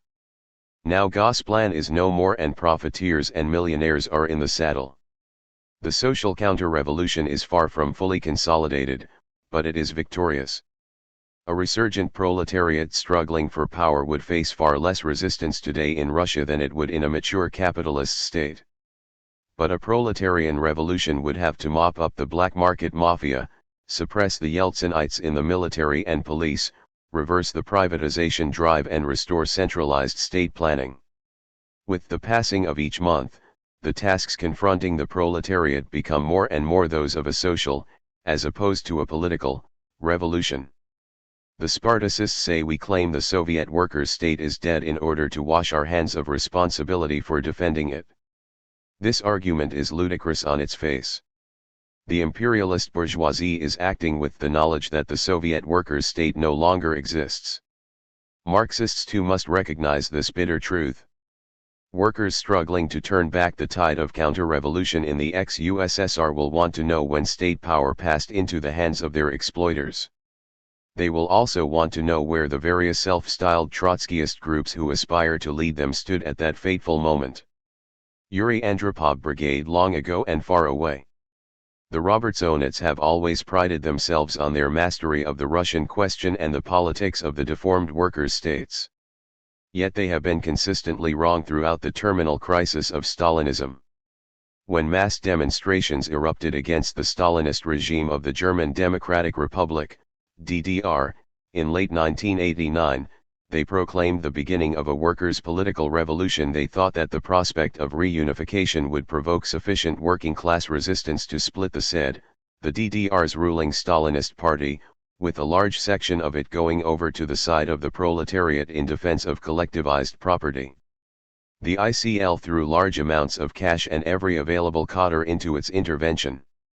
In January 1990, when the SED accepted the Spartacists' proposal for an anti-fascist mobilization in East Berlin's Treptow Park, the Spartacists' peerless leader, James Robertson, became so flushed with delusions of grandeur that he, unsuccessfully, attempted to arrange a meeting with Gregor Gysi, then head of the SED.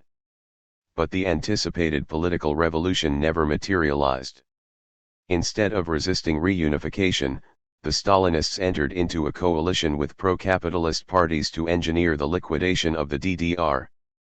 By the time elections were held for the Volkskammer, DDR parliament, in March, the fix for reunification was already in. Yet still the Spartacists clung stubbornly to the notion that a workers' political revolution was in progress, that workers and soldiers were about to set up Soviets, seize the factories and establish dual power in opposition to the weak pro-capitalist government. The ICL leadership expected that hundreds of thousands of workers would support their electoral campaign and that they would be precipitated into the leadership of an insurgent, pro-socialist working class. The results were an unmitigated disaster for the Spartacists, as their candidates finished far behind the German Beer Drinkers Union. The German disaster was probably the most immediate cause of the political shift that led to the Spartacists' neutrality in the August coup. It was the culmination of a period in which the Spartacists exhibited an unhealthy fondness for Stalinist regimes. Trotskyists have always sided with the Stalinists against imperialist attack and internal counter-revolution, while recognizing that the degenerated and deformed workers' states could only be defended in the long run by a political revolution to oust the Stalinist parasites. During the Reagan years, however, the Robertsonites all too often crossed the line between military defense and political support. In 1983, a contingent in a Washington anti-Klan demonstration was named the Yuri Andropov Brigade, after the then Soviet party chief, who, in 1956, played a leading role in the suppression of the Hungarian workers' revolution. When Andropov died, Workers' Vanguard printed a laudatory obituary poem on its front page. A picture of the Polish military strongman, General Jaruzelski, adorned the walls of the Spartacist League's New York headquarters. And rather than simply calling for military victory to Soviet troops in Afghanistan, the Spartacists insisted on hailing the Kremlin's intervention. With the ignominious collapse of bureaucratic regimes throughout Eastern Europe in 1989, however, this pro-Stalinist tilt began to become a source of acute embarrassment. Months before the coup, Workers' Vanguard was already steering a middle course between the Yeltsinites and the conservative faction of the bureaucracy, whom they simply referred to as patriots. Soviet working people must cut through the false division between Democrats and patriots, both products of the terminal degeneration of the reactionary and parasitic Stalinist bureaucracy. Both are enemies and oppressors of the working class in the interests of world capitalism. W.V. March 15, 1991. Workers' Vanguard never mentioned the possibility that this false division might lead to a confrontation in which it would be necessary for the workers to take a side. And when this confrontation did take place in August, the Spartacists swung from their previous tendency toward political support for Stalinist regimes, to abandoning the elementary Trotskyist tactic of a military bloc with Stalinists against the forces of open counter-revolution.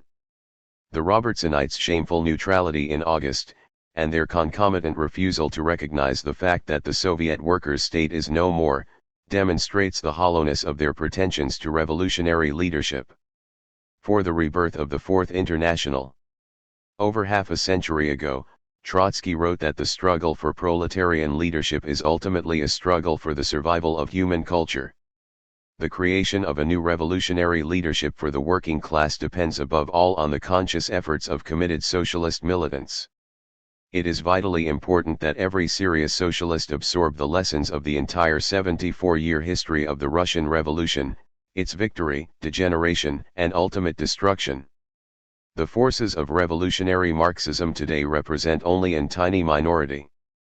Yet through a combination of revolutionary determination and a willingness to struggle for programmatic clarity, the cadres will be assembled to shake the world once more. Revolutionary regroupment begins with the political exposure of the confusion, vacillation, and treachery of the various reformists, centrists and charlatans who falsely claim the mantle of Trotskyism. Through hard political struggle, and a process of splits and fusions, the Fourth International, World Party of Socialist Revolution, will be reborn. Russia, a capitalist dystopia. Politics and Economics of Counter-Revolution.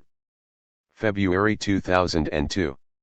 The decade since Boris Yeltsin's August 1991 victory over the remnants of the Stalinist bureaucracy in Moscow has been one of unrelieved misery and hopelessness for the vast majority of former Soviet citizens.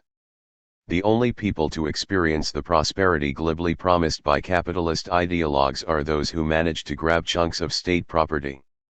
Today the once despised cues of the Stalinist era are remembered fondly by millions of impoverished Russians too poor to afford the bare essentials of life. In introducing shock therapy in 1992, Yeltsin promised that the pain would be over in a few months. 4 years later, in 1996, after winning his second presidential term, he assured Russians, "Now I am certain that in 2000 Russia will be a rich, democratic country."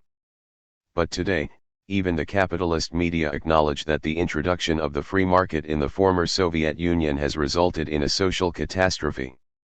Crime is rampant, corruption endemic, and the rich and well-connected do as they please with little regard for the law. The restoration of capitalist rule in Russia has produced the most severe depression ever recorded in an industrialized economy.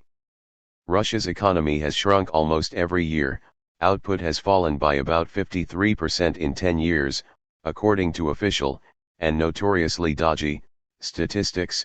The physical infrastructure is decaying. Hospitals, roads, prisons, schools, and railways, with the exception of a few prestige projects in Moscow, are in a shamefully bad state. Russians are badly fed, badly dressed, badly housed, badly treated.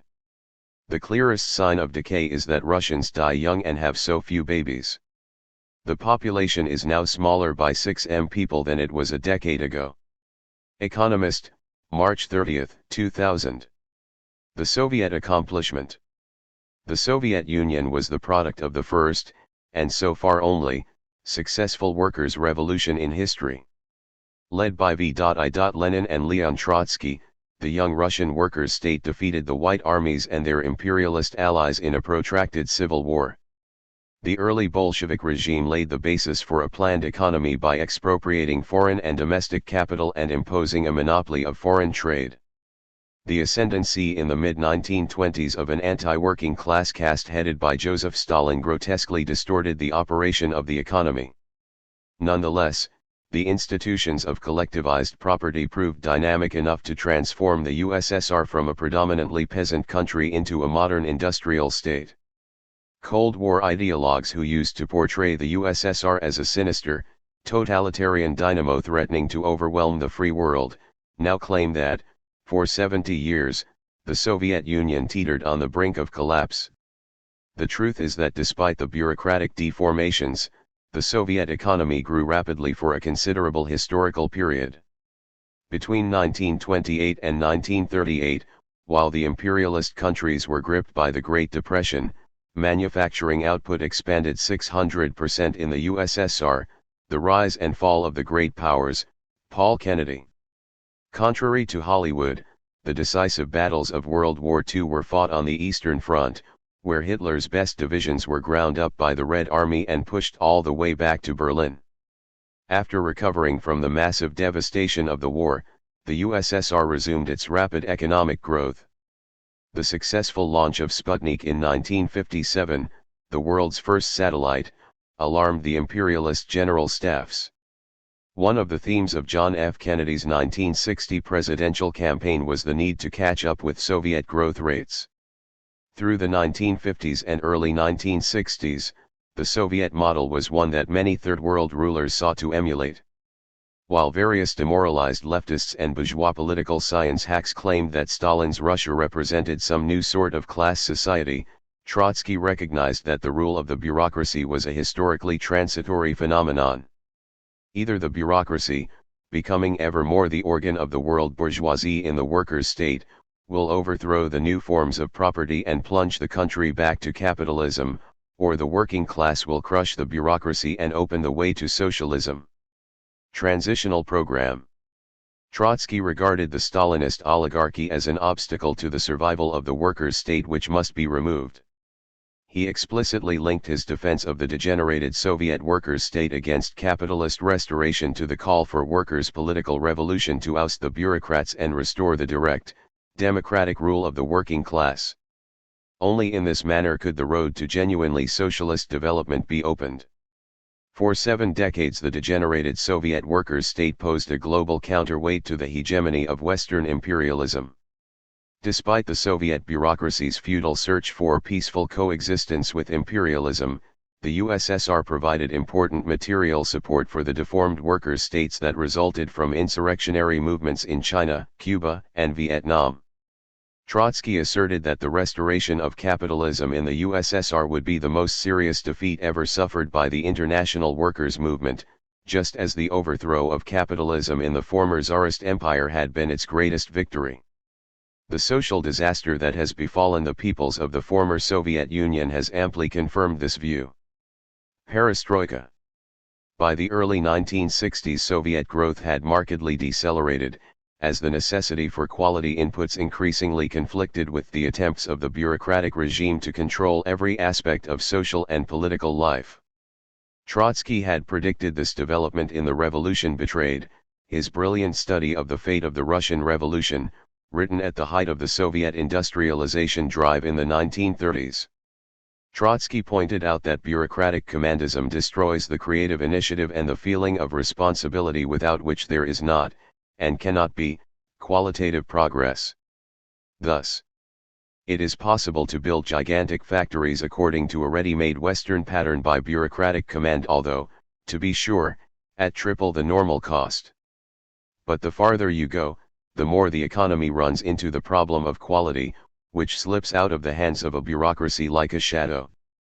The Soviet products are as though branded with the gray label of indifference. Under a nationalized economy, quality demands a democracy of producers and consumers, freedom of criticism and initiative, conditions incompatible with a totalitarian regime of fear, lies and flattery. The rate of growth of the Soviet economy fell steadily through the 1960s and 70s and, by the early 1980s, approached zero. During the Brezhnev years, the nomenclatura became profoundly pessimistic about the future and deeply cynical about its officially socialist ideology. A substantial shadow economy had arisen that provided goods and services not readily available under bureaucratized planning. Leonid Brezhnev's successor, Yuri Andropov, a former head of the KGB, Soviet secret police, attempted to turn things around by tightening labor discipline. Andropov's efforts, and a few years of good agricultural harvests, produced a brief upturn in growth through the mid-1980s, but the systemic problems of the bureaucratized command economy could not be transcended by simply increasing the level of administrative pressure. In 1985, Mikhail Gorbachev took over as General Secretary of the ruling Communist Party of the Soviet Union, CPSU. His policy of perestroika was advertised as a means to increase efficiency, improve quality, and stimulate economic production through market-oriented reform of the planned economy. Gorbachev's struggle to overcome the resistance of conservative elements in the nomenclatura, particularly in the central planning ministries, provided a medium for the accelerated growth of openly pro-capitalist elements, as we noted at the time. The extreme reliance on market mechanisms which Gorbachev proposes and a qualitative reduction in the role of the state planning authorities is not capitalist restoration per se. But the reforms threaten to undermine the remaining strength of an economy already severely weakened by decades of bureaucratic misrule. As such, they move Soviet society closer to the danger of a convulsive social counter-revolution. 1917 No. 4, Autumn 1987. Gorbachev's first major reform was the 1986 legalization of private cooperatives, which immediately began to appropriate state resources for private use. The next year Gorbachev decreed that factory directors, previously appointed by the apparatus, were to be elected by the employees in each enterprise. This gave managers considerable independence from their nominal superiors in the bureaucratic hierarchy, and many immediately took advantage of their new freedom by privatizing enterprise assets. In many cases they sold raw materials, or finished products, at deep discounts to friendly co-ops. The co-ops, usually run by relatives or friends, then resold the goods to the highest bidders, preferably for hard currency, and split the proceeds with the enterprise directors. A desire to curb the power of the central bureaucracy led Gorbachev to expand the authority of regional governments in the fields of agriculture, housing, and production of consumer goods. This was followed, in 1988, by an announcement that local party units were no longer responsible for enforcing the directives of the center. The party committees at enterprise, district, and regional level had played a key role in the traditional model, enforcing the priorities of the center. Once they withdrew from the economy, enterprises were free to follow their own interests, e.g. to reduce their output and raise their prices. The newly powerful Republican and municipal authorities began defending the interests of their territory by the simple expedient of reducing deliveries to foreign regions. The disintegration of the Soviet economic system, M. Elman and V. Kontorovich. The decision to free the enterprises from centralized control, and simultaneously relax the monopoly of foreign trade, resulted in an immediate decline in national income. In the fourth quarter of 1990, Goskomstat, the USSR State Committee on Statistics, reported that national income had fallen 8.5% compared to a year earlier. In the first quarter of 1991 it plunged another 10%, Gkinin, the Soviet economy from crisis to catastrophe, in the post-Soviet economy, Andersland, ed. This was the period in which the first major wave of privatizations was taking place. Russia in 1988 to 1992 was in a no-man's land between two systems. State controls over trade and exports were disintegrating, but domestic prices remained controlled, frequently at absurdly low levels. Anyone who could acquire oil, diamonds, or metals for rubles at controlled domestic prices, and then sell them abroad for dollars, was rich overnight. This required the connivance of state officials, who issued the necessary licenses and smoothed the way to the borders. Capitalism Russian style, Thane Gustafsson.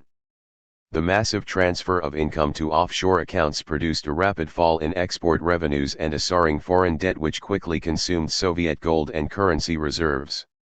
In an attempt to stem the hemorrhaging, the regime cut imports 45% from 1990 to 1991, but the resulting shortages further disrupted production and contributed to a growing sense that everything was spinning out of control. The collapse of the authority of the central ministries made it impossible for the center to supply the inputs required by the enterprises, compelling them to reorient toward production of goods for barter. Factory managers began accepting EIS from customers and issuing them to suppliers. Inter-enterprise credits nearly quadrupled to 15.6 billion rubles in 1988 alone, Economist, October 20, 1990. As pressure increased to legalize a chaotic privatization drive already completely out of control, Boris Yeltsin and Mikhail Gorbachev jointly endorsed Stanislav Shatalin's 500-day program for a rapid transition to a market economy. Looking back on events, Yevgeny Yasin, one of the more prominent pro-capitalist radical economists at the time, recalled. In September 1990, the program was considered by the parliaments of the USSR and Russia. The latter, under Yeltsin's pressure, approved it in a week. In the former, the program got tied up by the entire old party government establishment. They realized that things were coming to a head politically, either they, or the 500 days program and real reform, would prevail. The destruction of the Soviet economic system, M. Elman and V. Kontorovich. At this point Gorbachev was forced to retreat under pressure from the Stalinist conservatives, while Yeltsin pushed ahead and announced that Russia would cut its contribution to the federal budget by 2/3, while doubling its own expenditures. Other republics quickly followed, and, as Yasin observed, with the failure of the 500 days program, Gorbachev the reformer missed his last chance. He lost the strategic initiative, which could now end up either with the Communist Center, which had quashed Gorbachev as a real leader, or with Yeltsin. The struggle for power between them became the key event of 1991. Ibid. August 1991, the last barricade. Yeltsin's victory over the demoralized Stalinist hardliners in August 1991 was the critical moment in the triumph of capitalist counter-revolution. In 1933 Leon Trotsky had observed, "Every political tendency that waves its hand hopelessly at the Soviet Union, under the pretext of its non-proletarian character, runs the risk of becoming the passive instrument of imperialism." And from our standpoint, of course, the tragic possibility is not excluded that the first workers' state, weakened by its bureaucracy, will fall under the joint blows of its internal and external enemies. But in the event of this worst possible variant, a tremendous significance for the subsequent course of the revolutionary struggle will be borne by the question, where are those guilty for the catastrophe? Not the slightest taint of guilt must fall upon the revolutionary internationalists. In the hour of mortal danger, they must remain on the last barricade. The class nature of the Soviet state. Following Trotsky's injunction, the international Bolshevik tendency took a position of military support to the demoralized Stalinist remnants against the Yeltsinites in the August 1991 coup, which proved to be the last barricade. This position sharply differentiated us from every other international Trotskyist tendency at the time.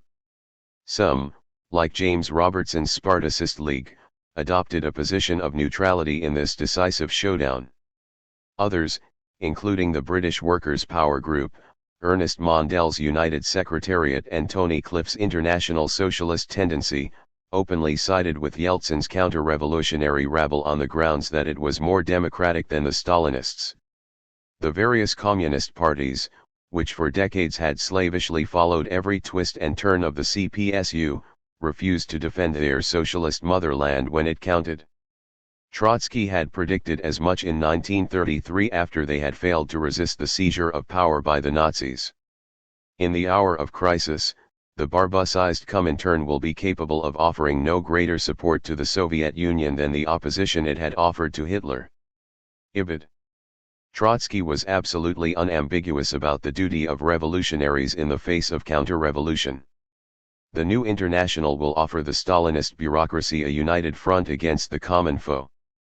And if our international represents a force, the bureaucracy will be unable to evade the united front in the moment of danger. What then will remain of the many years' incrustation of lies and slander? Ibid. Tragically, the forces of authentic Bolshevism did not represent a force in the USSR, so there was no united front against the Yeltsinites.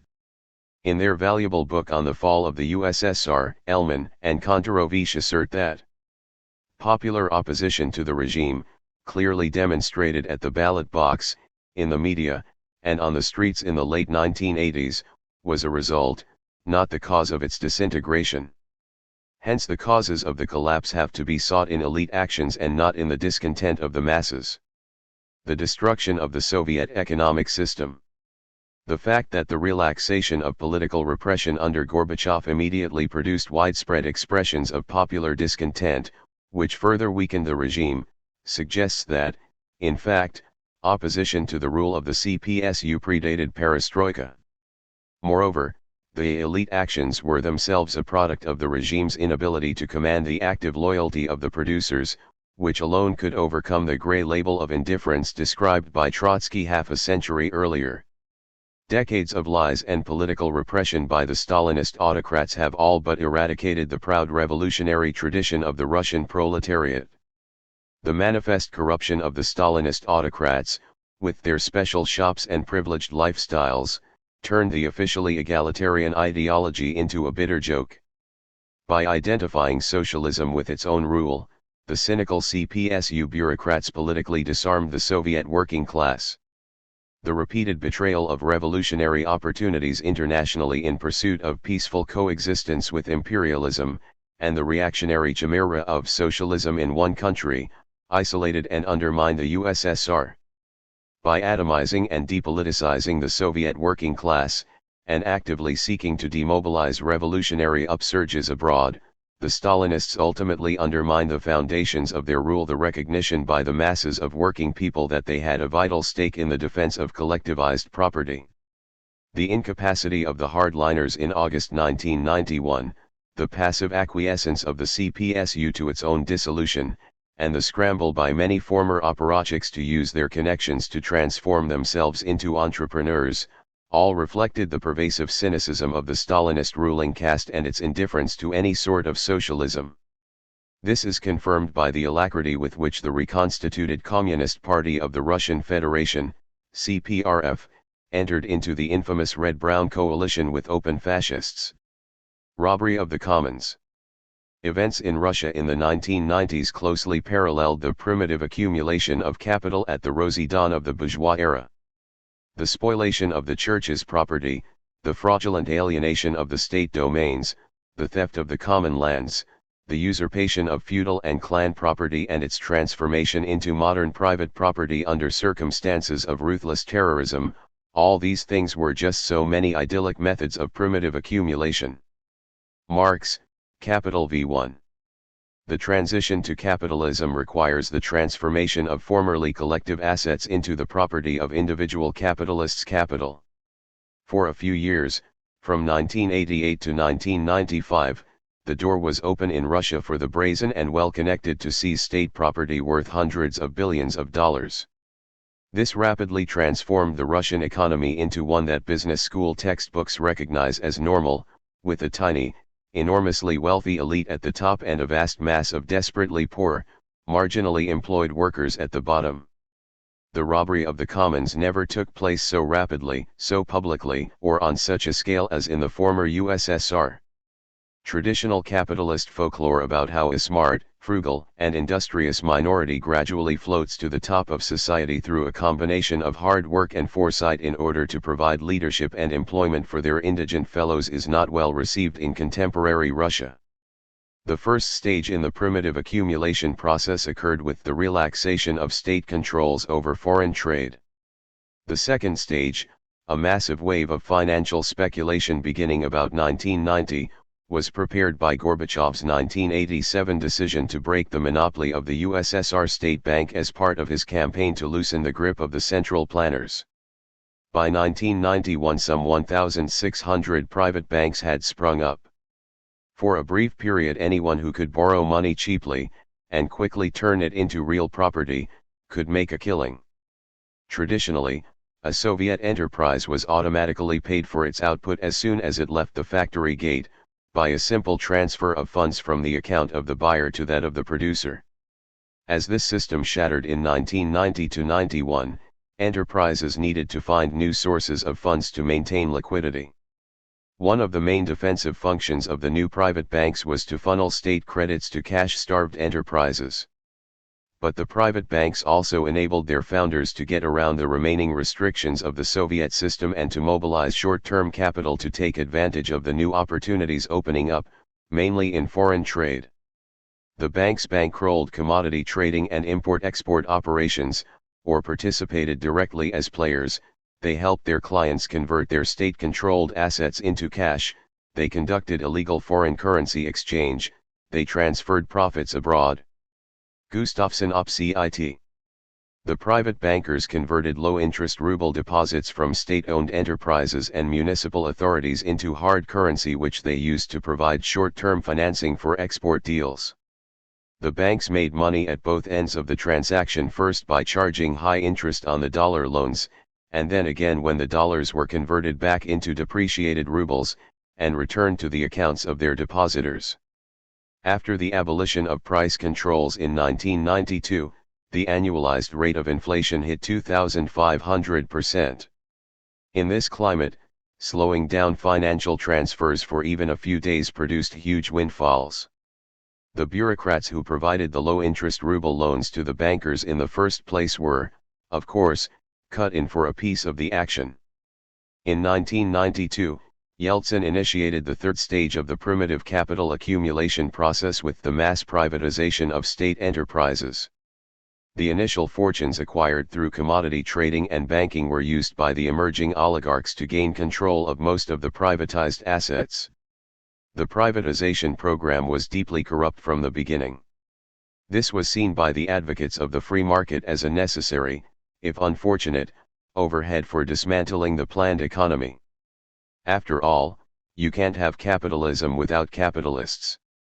The architect of Yeltsin's decollectivization program was Edgar Gaidar, who had been appointed as economics editor of Communist, the CPSU's leading ideological journal under Gorbachev. Gaidar had used his position to promote the notion of a wholesale transition to a market economy.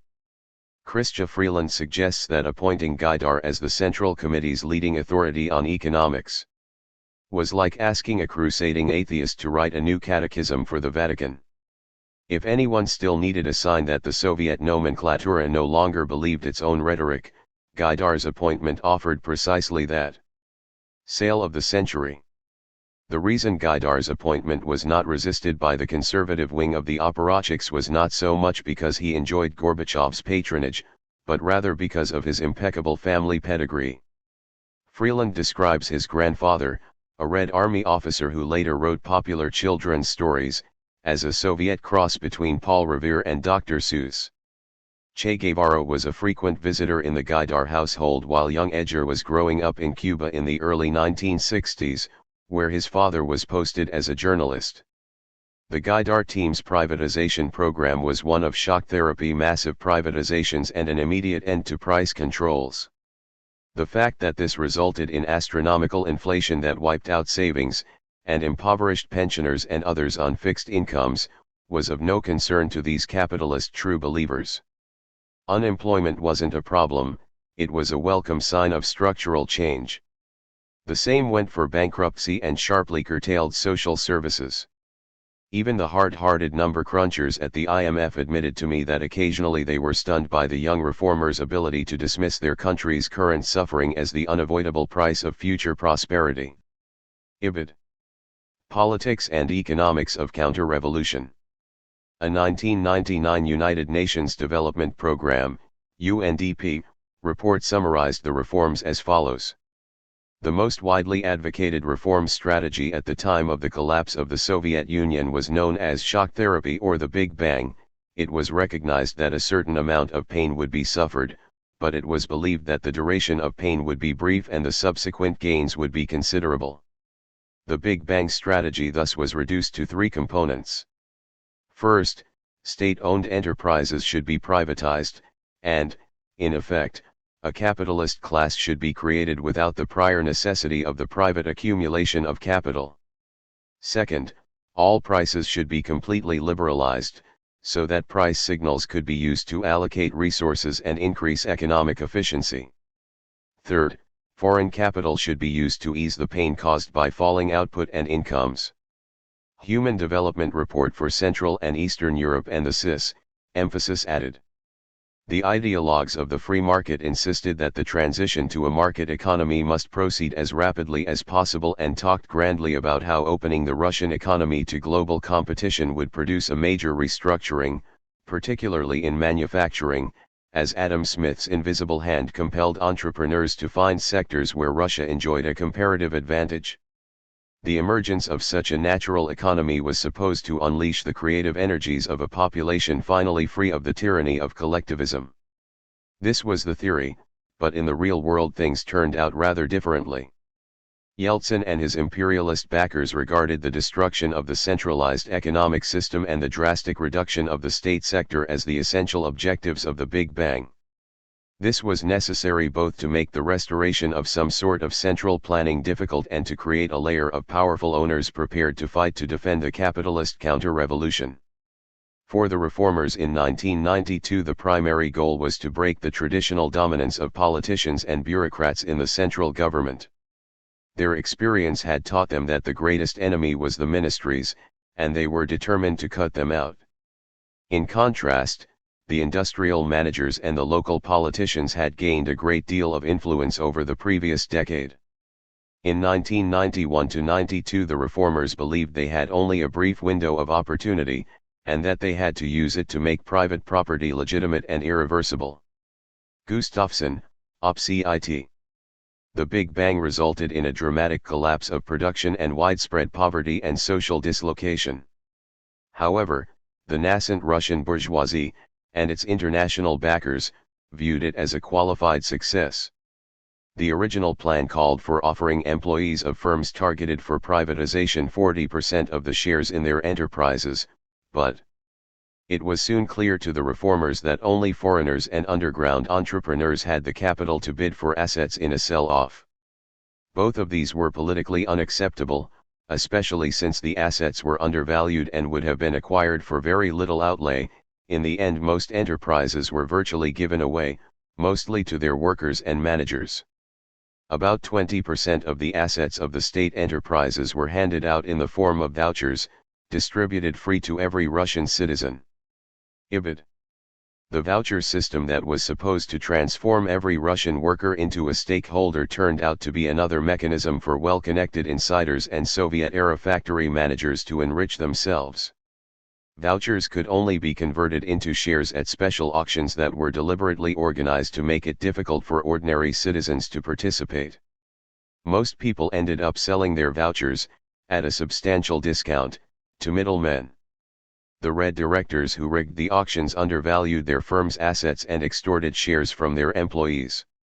Roughly two-thirds of the medium and large-scale enterprises ended up under their control.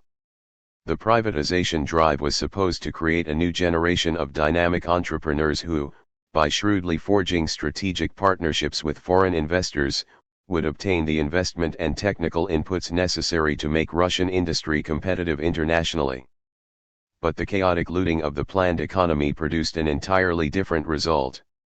Before long, most Russian businessmen, including the oligarchs, would realize that the surest way to build fortunes was not to waste time and energy on the backbreakingly difficult job of changing the way factories were run. The real money spinner was to grab a piece of Russia's vast mineral wealth. Freeland, OPCIT. The biggest winners in the privatization sweepstakes were the oil and gas executives of the Soviet era, the neftiyanki and gazoviki. Unlike the industrial managers, who had to worry not only about production but also marketing, shipping and raw materials, the former bureaucrats who grabbed chunks of the Soviet oil and natural gas industry had ready-made markets and established transportation networks. Their control of Russia's fuel supplies, and the profits they made in export markets, gave them substantial domestic political clout. The oligarchs are not particularly interested in the fate of Russian industry. Where privatization has occurred, it has occasioned massive asset stripping by a new, politically powerful class of national and regional oligarchs. Most of these had no interest in or aptitude for industrial management and made no serious attempt at industrial investment or restructuring. Instead, they siphoned cash from their enterprises, for transfer abroad. Estimates of capital flight vary from $80 billion to $300 billion. East-West Institute, November 2, 1998. While the oligarchs would be happy to see Russia transformed into a provider of petrochemicals, minerals, and other raw materials for the economies of the imperialist West, the Red directors of former Soviet industrial enterprises advocate a more patriotic, i.e., protectionist, trade policy in order to generate capital to upgrade their obsolete and disintegrating plants. Sale of the century. The initial round of privatization had not included many of the most valuable and strategically important firms, example Norilsk Nickel, the world's biggest nickel producer. These were put up for sale in 1995 in what came to be known as loans for shares. The government had distributed chunks of huge state-owned firms to its favorites, mainly private banking groups, by means of rigged auctions. The shares were classed as security for loans, destined never to be repaid. Economist, July 10, 1997. In exchange for the loans of roughly $1 billion, Yeltsin handed over assets worth many times as much. The oligarchs devised the scheme among themselves, lobbied the government, even wrote some of the decrees. Foreign Affairs, November-December 2000. Foreign companies were barred from participation. The giveaway took place in the run-up to the 1996 presidential election at a point when it appeared that Yeltsin might be defeated by Gennady Zyganov, leader of the anti-Semitic CPRF, the largest product of the decomposition of Stalinism. Loans for shares bought Yeltsin the political, financial, and strategic support of the future oligarchs in the upcoming presidential elections. It meant pawning Russia's crown jewels, but if that was the price of keeping the communists out of the Kremlin, the young reformers were willing to pay up. I understood the loans for shares program perfectly well, Gaidar told me on a rainy afternoon in his office 3 years later. The loans for shares created a political pact. They helped ensure that Zhuganov did not come to the Kremlin. It was a necessary pact. Freeland, OPCIT. This is how the free market operates in Russia. Behind a barrage of talk about democracy, transparency, and competition, the entire process has been rigged from the beginning. This does not mean there is not intense rivalry at the top. The financial oligarchs manage to grab most of the goodies in the loans for shares boondoggle, but in some cases, like the reserve-rich Lukoil and Surgutneftgaz oil companies, the Red directors came out on top. They were not shy about using every inch of their local control to ensure that they won. On the day of the Surgutneftgaz auction, the nearest airport was mysteriously shut down and roadblocks manned by armed guards materialized on the mainland routes into the remote Siberian city of Surgut, where the sale was held, thus physically preventing one outside bidder from competing. Ibid.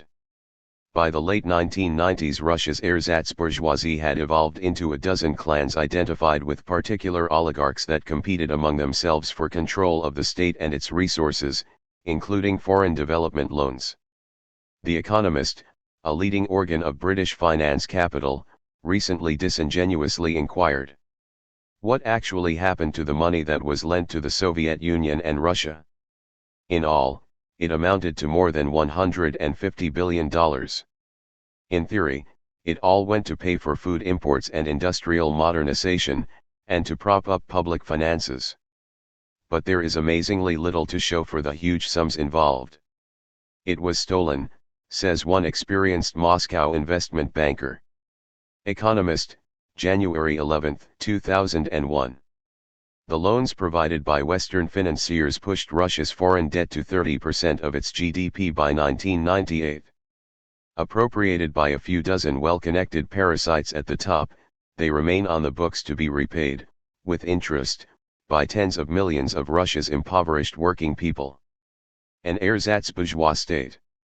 The bourgeois state apparatus cobbled together from the personnel inherited from the Soviet Union was sufficient for privatizing formerly collectivized property, but it lacked both the capacity and authority to perform many of the normal functions of a capitalist state. Each oligarch had to rely on his own thugs to enforce contracts, collect debts, and provide physical security. This opened the door for the Don Corleonskis of the Russian mafia, who soon became an important factor in the fledgling capitalist economy. The January 30, 1994 issue of the New York Times reported that few companies, particularly big ones, paid taxes, but 70 to 80% paid protection money to gangsters. Organized gangs know whom to shake down and how much to demand, because an army of police officers, bank officials, and undercover agents serve as tipsters. Traffic police stopping cars at checkpoints radio ahead to gang accomplices when they discover something valuable in the trunk. Extortion is tough to fight because nearly everyone has something to hide. Victims will not report crimes to the police, for fear of revealing their incomes to the tax inspectors. One Russian source estimates that 80% of robberies and 90% of frauds are never reported. Gustafsson, OPCIT. Yet Gustafsson reports that most businessmen regard the complicated and often conflicting array of regulations and licensing requirements and corrupt officials as the main impediments to commerce, crime they say they can handle themselves. Under Yeltsin, most big firms found it easier to negotiate payoffs and bribes to individual officials than to pay for permits and licenses. Many enterprises refused to pay taxes, while others paid with unsold goods or IAS. According to the State Tax Service, only 16% of all registered businesses pay their taxes in full and on time, some 50% comply occasionally, while 34% ignore the tax collector altogether. Ibid. Tens of thousands of companies evaded taxes by never registering with the government in the first place. Some entrepreneurs countered attempts at law enforcement by burning down tax offices to destroy their records, or even hiring contract killers to eliminate particularly troublesome inspectors. From nomenclatura to bourgeoisie. Former members of the nomenclatura are much more prominent in the nascent Russian bourgeoisie than in Poland and other East European countries where they comprise an insignificant minority. Gustafsson cites a study by Olga Krishtanovskaya, a Moscow sociologist, which found that roughly two-thirds of Russia's capitalist elite originated in the Soviet nomenclatura. The richest and most successful of the lot were backed from the beginning by state interests. The founders of the powerful commercial banks of the 90s, were little more than the authorized representatives, in Russian, uполномоченные, of powerful forces inside the state. In short, the uполномоченные were not a true business class, they were the agents of a new financial political oligarchy that bound state and private interests together. Yet, with the exception of a few oil and gas barons, most oligarchs did not obtain their positions simply as a result of their rank within the CPSU hierarchy. For example, Under the old regime, Vladimir Guzinski of the Most Group was a theater director, Boris Berezovsky was a mathematician, and Mikhail Friedman of the Alpha Group was a physicist. Connections within the Stalinist ruling apparatus were a necessary, but entirely insufficient, condition for success in the chaotic and unscripted privatization scramble. Under Leonid Brezhnev, the Komsomol, the CPSU's youth group, became something of a refuge for the disenchanted, but with the introduction of perestroika, it turned into an incubator for fledgling entrepreneurs. The Komsomol owned its own tourist agencies, construction brigades, stadiums, sports clubs, newspapers, and even software companies. Its cadres overwhelmingly sided with Yeltsin in the August 1991 showdown and, as a result, in the aftermath, when the CPSU was outlawed, the Komsomol was not touched. Today the alumni of the Komsomol are the most important single group within the Russian business elite. To that extent there is indeed some basis for the charge that today's businessmen are drawn from the nomenclatura and benefited from Komsomol connections. But the Komsomol connection provided mainly a means to get started. The rest was a matter of individual talent and energy. Ibid. Some leftists grossly exaggerate the continuity between the old nomenclatura and the new bourgeoisie.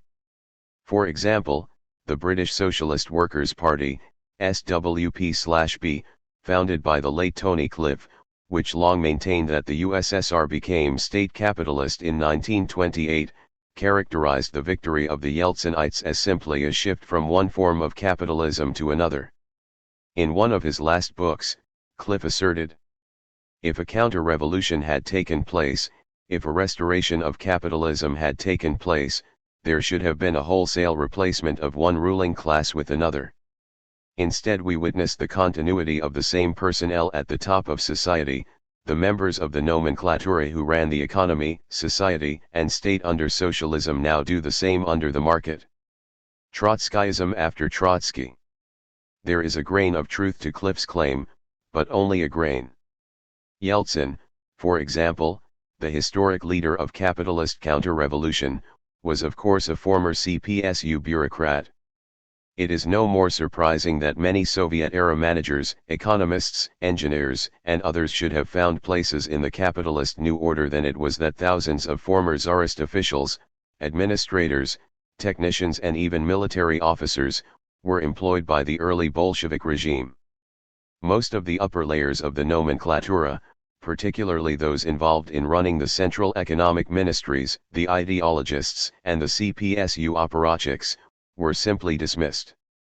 Elman and Kontorovich flatly reject claims that those who ran the economy, society, and state in the USSR continued to exercise power after Yeltsin's ascension. We found no evidence to support the fashionable theory that the Soviet system was toppled by the party and state officials in order to turn their power into private wealth. Just as these officials, though loathing Gorbachev, were incapable of collective action to defend the system, they were equally incapable of consciously hastening its demise. If they landed on their feet after the system had crashed, it was due to their individual survival skills, rather than some grand design. Poisoned fruits of counter-revolution. The glib assertion that Russian society has merely moved sideways since 1991 overlooks the disastrous impact of capitalist restoration on the lives of working people. The UNDP's 1999 study observed, before the 1990s, countries of Central and Eastern Europe and the CIS were notable for providing their populations with a high degree of basic security. People's right to full, lifetime employment was guaranteed. Although cash incomes were low, they were stable and secure. Many basic consumption goods and services were subsidized and regularly supplied. People had food security and were adequately clothed and housed.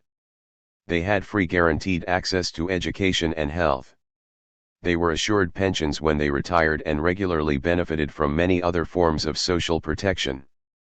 Mikhail Friedman, an oligarch described by Freeland as one of the biggest winners in the capitalist casino, certainly recognizes the qualitative change since 1991, and even evinces a certain nostalgia for the old days. "My life was very carefree, just as life was for everyone in the Soviet Union, materially, Of course, people did not live very well, but no one had to worry about anything. The main thing, what was really intense, was friends, spiritual interests, books. The relations between people were far more open. People did not compete. There was not the same disproportion or envy. People today are far more stressed. Freeland, OPCIT. Under capitalism, life is both nastier and shorter. Between 1991 and 1995, life expectancy for Russian males dropped precipitously from 63 to 58 years. The rate of population growth fell from 2.4% in 1990 to negative 5.4% by 1996. This figure does not reflect the millions of skilled young people who emigrated in this period. The near collapse of public health care, currently budgeted at a meager 1% of GDP, a level found only in the poorest neo-colonies, has led to a resurgence of tuberculosis and other communicable diseases that had previously been brought under control. Many of the diseases that are re-emerging could be contained by standard immunization programs. For example, polio cases, now rare in industrialized Western countries, have begun to reappear. UNDP, OPCIT. Between 1989 and 1995, the number of AIDS cases soared, while syphilis rates went up 40-fold. Many of these problems could be solved, or at least contained, by a well-functioning public health system, including the implementation of standard immunization and reproductive health programs. The seriousness of the problem signals, however, that primary health interventions have been significantly weakened during the transition period. IBID. The destruction of the planned economy deprived millions of working people of the ability to feed themselves and their families. This led to an increase in every sort of social pathology, from drug abuse to wife beating. Between 1991 and 1995, the number of suicides almost doubled and homicide rates increased dramatically. Underemployed young men took to advertising their eagerness to become assassins in the classified ads, using the blunt code phrase "willing to take on any dangerous work for a high fee." Petty criminals began to murder for pathetically small trophies. Real estate shysters killed gullible pensioners in order to inherit their apartments. One crime ring, posing as a car repair shop, killed and dismembered owners just to steal their vehicles. Freeland, OPCIT.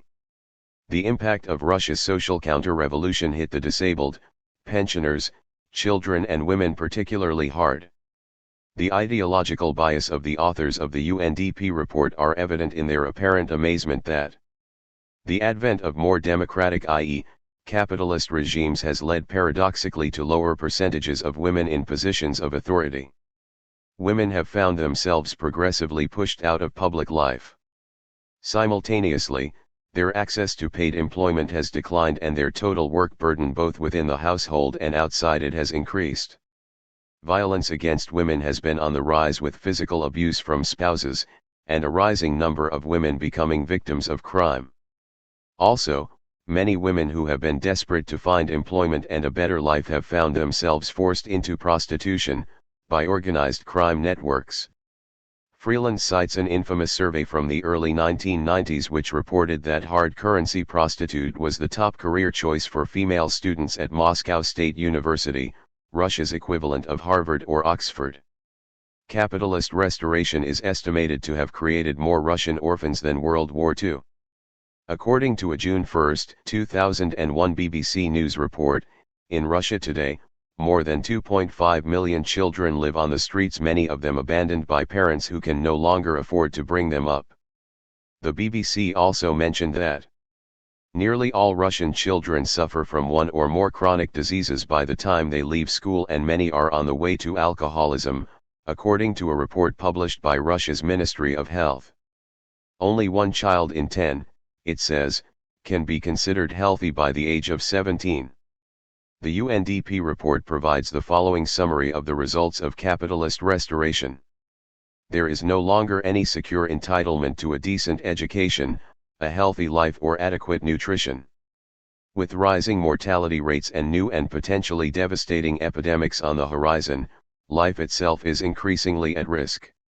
The transition in most of the countries in the former Soviet bloc is a euphemistic term for what in reality has been a Great Depression.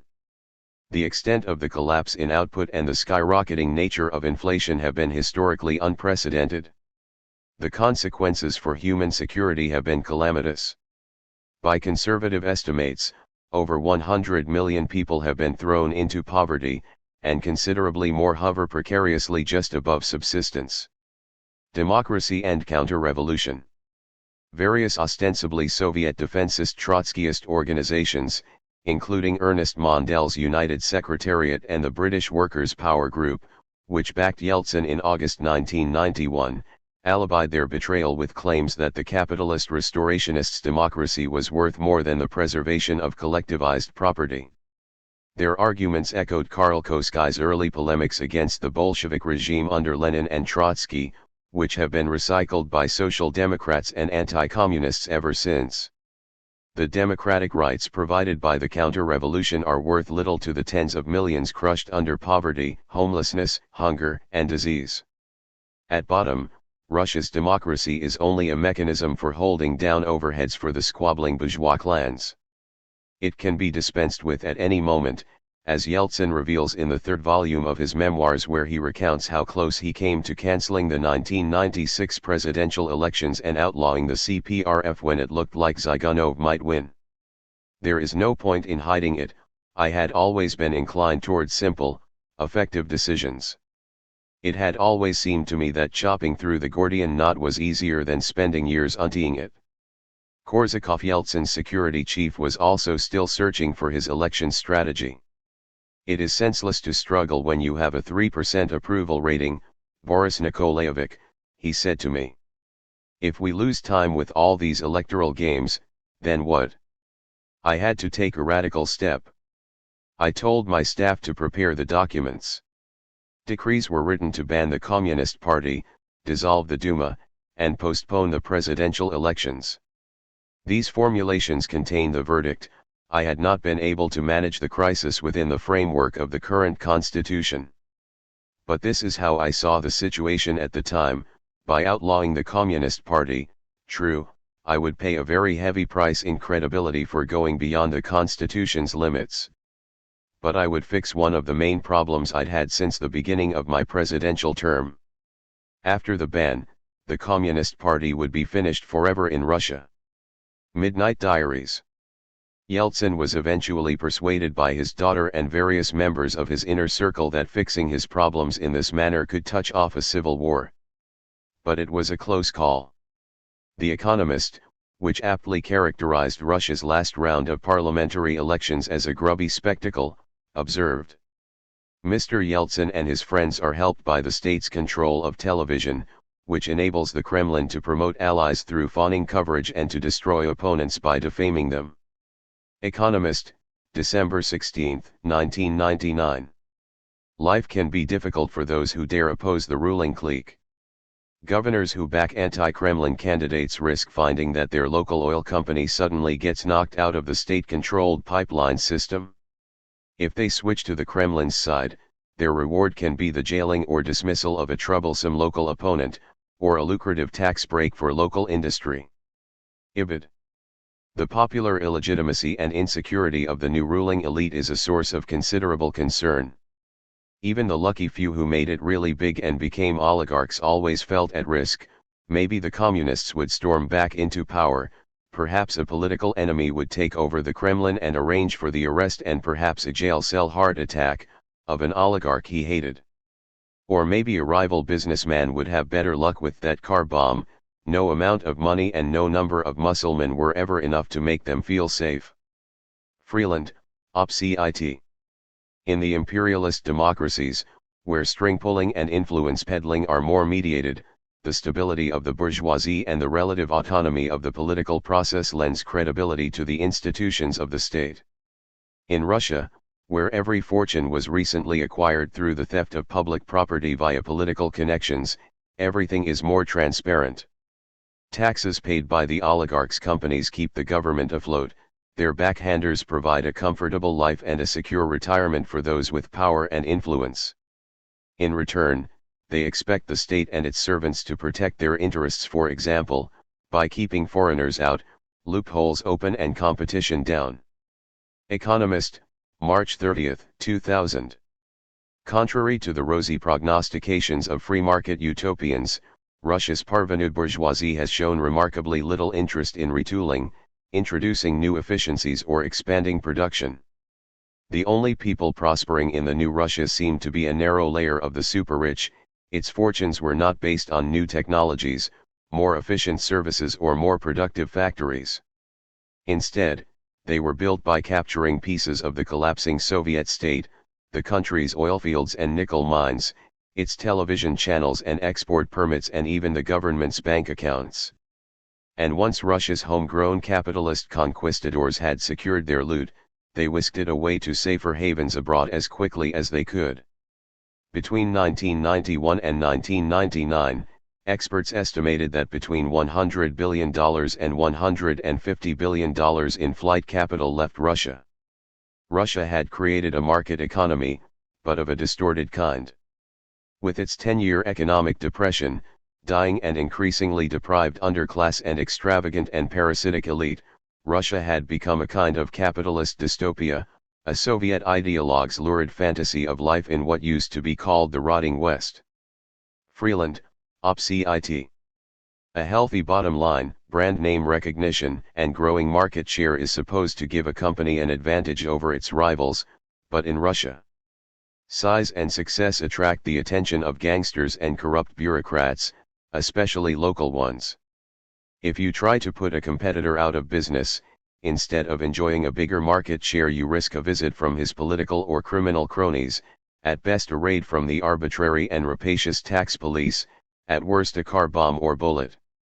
That makes the need for political protection, with the costs and compromises it brings, all but irresistible even for the most able managers. Economist, March 30, 2000. Putin's project. Even Boris Yeltsin, the historic leader of the counter-revolution, needed guarantees of political protection for himself and his family before handing the reins over to Vladimir Putin. Putin, who cut his teeth in the KGB, was supported by the enterprise managers, the state repressive apparatus and the patriotic bourgeoisie as someone who could normalize Russian capitalism and restore their country's international position. Putin has moved to reassert the Kremlin's authority over the regions, increase tax compliance and curb the oligarchs.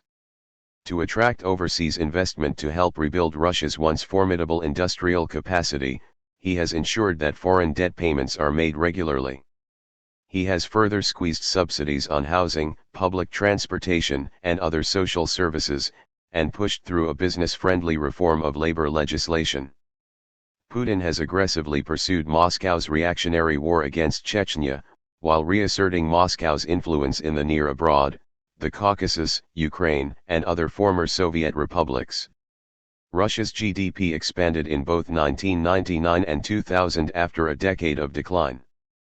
This was partially attributable to a surge in commodity prices, particularly oil, but chiefly resulted from the 75% devaluation of the ruble that followed the financial crisis of 1998.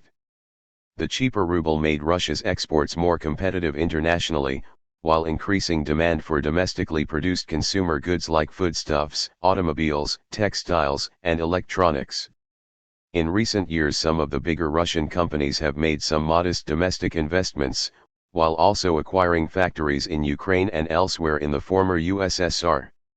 Since the 1998 devaluation, cash has replaced barter in transactions between Russian companies, tax revenues have increased, and the government has posted a series of budgetary surpluses. But the overall picture remains bleak. Wages are only half what they were before the devaluation, and the human resources inherited from the Soviet Union are rapidly eroding. Funding for education has been slashed, and spending on research and development is barely a third of what it was under Gorbachev. Besides raw materials and some basic chemicals, Russia is internationally competitive in only a few areas: armaments, nuclear power plants, and space technology, and even here it is slowly losing ground. This is hardly surprising, as the average age of machinery in Russian plants is triple that of the imperialist economies of the OECD. Russia's roads, bridges, power lines, water, and sewage systems are disintegrating rapidly. During the past 10 years, Russia's entrepreneurs have run down the capital stock they seized without replacing or upgrading it. As fast as the Russian economy has declined, investment has dropped even faster. Overall, gross fixed investment declined from 45% of GDP in 1989 to 21% in 1996. Since GDP itself declined by over 40% during the same period, capital spending in absolute terms dropped by over 3/4.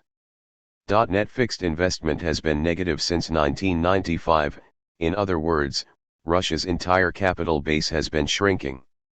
By 1997 net fixed investment was minus 10% of GDP, and has continued to decline since then. Gustafsson, OPCIT. Updating Russia's technology and rebuilding its infrastructure will require hundreds of billions of dollars, yet roughly half of the estimated $60 billion trade surplus earned in 2000 is thought to have been siphoned off into offshore accounts by the oligarchs. Even in the oil and natural gas sector, the chief source of foreign earnings, the failure to reinvest has led to a fall in production. The oil pipelines constructed during the Soviet period have almost all exceeded their projected life expectancy, and every year an estimated 20 million tons of oil leaks out to pollute Russia's forests, fields, and rivers. For a new October. Russia today has attributes of both a great power and a semi-colony, just as it did under the Tsar. But there is no political formation that even roughly approximates a revolutionary leadership for working people. Instead of Lenin and the Bolsheviks, Putin's left flank is covered by the anti-Semitic, pro-capitalist chauvinists of the CPRF. The social weight of the Russian working class today is immensely greater than it was in 1917, and its bitter experience with capitalist privatization has dispelled all illusions in the magic of the market. Language itself had been turned on its head. Reform and market had gone from being part of the vocabulary of triumph and hope to being, in the ears of many Russians, almost four-letter words. The noun capitalism came increasingly to be modified with the adjective dikai, savage. Accordingly, the West went from being an object of emulation to a target of resentment. In the meantime, another word, left, has come back into fashion. Economist, November 19, 1998. In attempting to arrest the rate of Russia's decline, Putin has already chipped away at the democratic facade under which the counter-revolution has proceeded to date. In their drive to compete internationally, Russia's capitalists will inevitably launch further assaults on political and trade union rights in the future. The Russian working class has suffered enormously from a decade of capitalist restoration, but it remains a potentially powerful political factor in the world today. A revolutionary organization combining hard class struggle tactics with political intransigence toward those who would seek to reconcile the oppressed to their tormentors could grow exponentially in the present circumstances. Despite immense natural wealth and a substantial cadre of skilled workers, scientists, and engineers, thus far the reintegration of the former Soviet republics into the capitalist world market has produced mass impoverishment and the destruction of much of the pre-existing educational infrastructure and industrial capacity. Nigeria provides a closer model for Russia's future under capitalism than Sweden or Germany. The only way forward for Russia's working people lies through the wholesale expropriation of the capitalist parasites and the creation of a planned economy directly controlled by the associated producers. The key task of revolutionaries in this period must be to struggle to cohere the nucleus of a new Bolshevik party based on the political heritage of Lenin and Trotsky and committed to fight for leadership of Russia's powerful workers' movement. Only through a new October revolution can Russian workers escape the backwardness and destitution to which the global imperialist order has condemned them. A resurgent Russian proletariat would not seek to restore the hated Stalinist regime, nor would it pursue the autarkic fantasy of building socialism in a single country, but rather it would act as a catalyst for a renewed wave of world socialist revolution. Imperialist rivalries escalate. Russia, capital export and global power. In the quarter century since the fall of the Soviet Union, the role of U.S. imperialism as the preeminent world power has declined significantly. The long-term downward trend in the profit rate has fostered deindustrialization, the hypertrophy of fictitious capital and soaring public and private debt, while a decline in the organic composition of capital, the ratio of constant capital to variable capital and surplus value, through bankruptcies has not occurred on a scale big enough to restore robust growth. Instead, having absorbed the shocks of the 2008 financial crisis and recession, the state has sought to transfer the thrust of the blow to the working class in the form of austerity. Combined with the disastrous military adventures in Afghanistan and Iraq, as well as destabilizing interventions in Libya, Syria, Yemen, and elsewhere, the erosion of the material foundations of the most powerful empire in human history has created new possibilities for geopolitical realignments. Within this global context, China and Russia have emerged as challengers to U.S. hegemony. China, which remains what Marxists call a deformed workers' state, integrating significant market mechanisms into an essentially state-run planned economy, presents a peculiar and historically unique example of a non-capitalist country that exhibits some of the attributes normally associated with capitalist powerhouses. See Wither China. 1917 number 31. Despite the farcical presentation of Russia as universal bogeyman in American politics, it has become a remarkably effective imperialist impediment to Washington, albeit relatively weaker economically, changing the geopolitical calculus in Europe and the Middle East and helping to define the evolving capitalist world order. Buoyed by rising oil prices in the first decade of this century, Russia's capitalist oligarchy under Vladimir Putin's government consolidated a strong independent state and managed to stabilize Russian capitalism, which had suffered from open plunder, disintegration and massive capital flight after the 1991 counter-revolution. Comparatively poor in technology in many industries, heavily reliant on natural resources and suffering from an underdeveloped banking sector, Russian capitalism has nevertheless developed highly oligopolistic giant corporations, fusing industrial and financial activities, with innumerable connections to the state. These corporations, beginning in Russia's neocolonial near abroad, have made enormous overseas investments. In tandem, Moscow has projected Russian state power with considerable success, starting with its war with Georgia in 2008 and continuing ever since. Russia has made the journey from a weak and exploited capitalist country, one whose economy was disarticulated and pillaged by powerful foreign entities, to an independent imperialist state, though one marked by important elements of backwardness. Many leftists in the West, perhaps from a healthy antipathy to their own imperialist masters and the disgusting Russophobic hysteria that has gripped Washington in particular, have sought to deny the fact that Russia is an imperialist power. See the section Russian imperialism and other disputes on our website concerning a dispute in the IBT over the question. This reaction is understandable given the frequent equation of China and Russia as existential threats to Western democracy and the rank hypocrisy of Western imperialists who shriek at Russian meddling in the affairs of foreign countries. Yet Marxists have an obligation to present a clear and accurate account of the world we seek to change, not ignore politically inconvenient facts.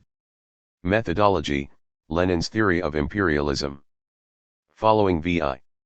Lenin, Marxists use the term imperialist not as an epithet but as a description of a relationship of inequality and exploitation under capitalism in its highest stage rooted in material reality.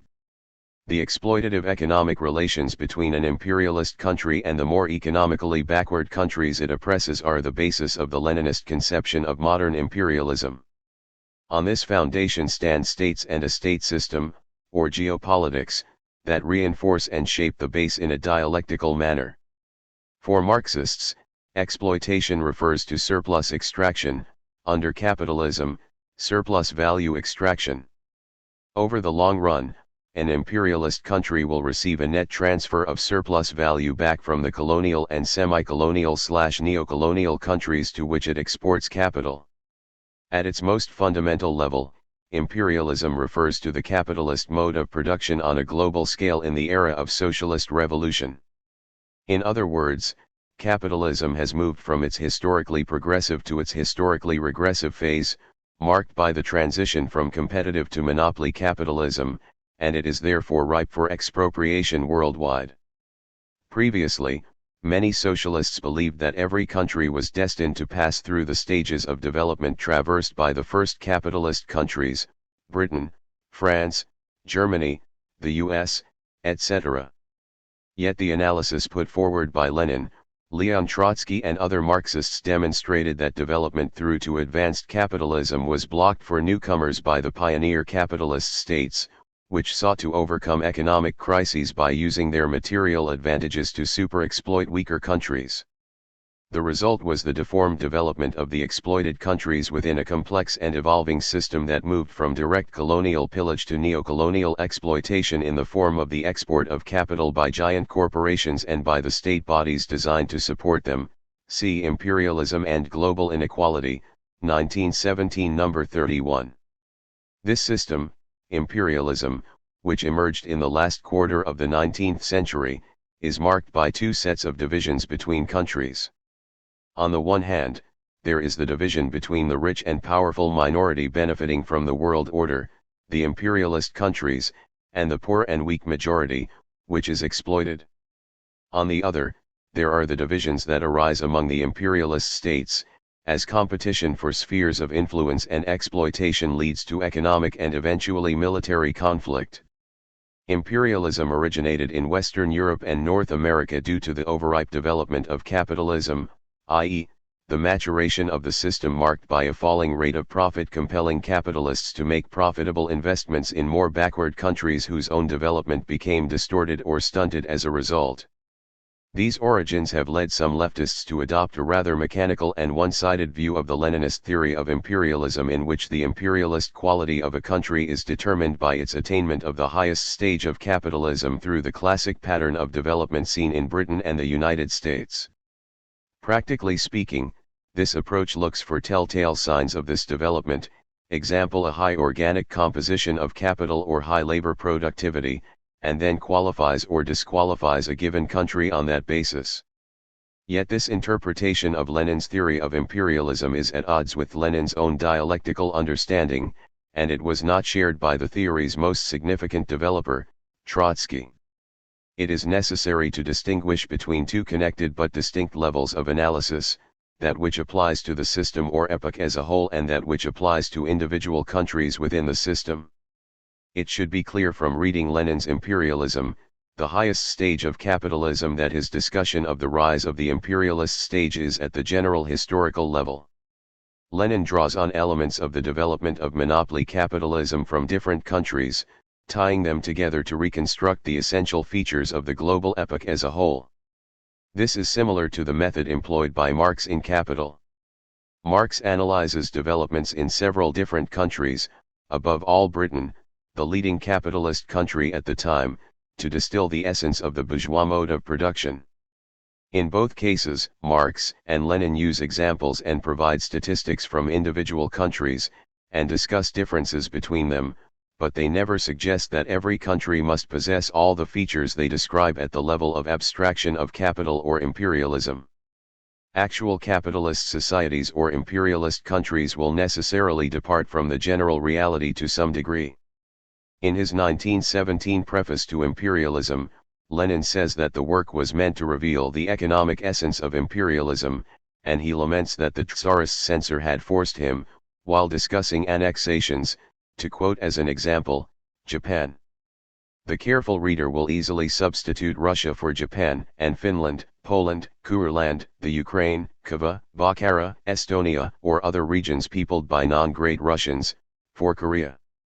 In his 1915 pamphlet Socialism and War, Lenin observes that pre-modern military and feudal imperialism was a dominant feature of Tsarist Russia, but added, in Russia, capitalist imperialism of the latest type finance capital has fully revealed itself in the policy of Tsarism towards Persia, Manchuria, and Mongolia.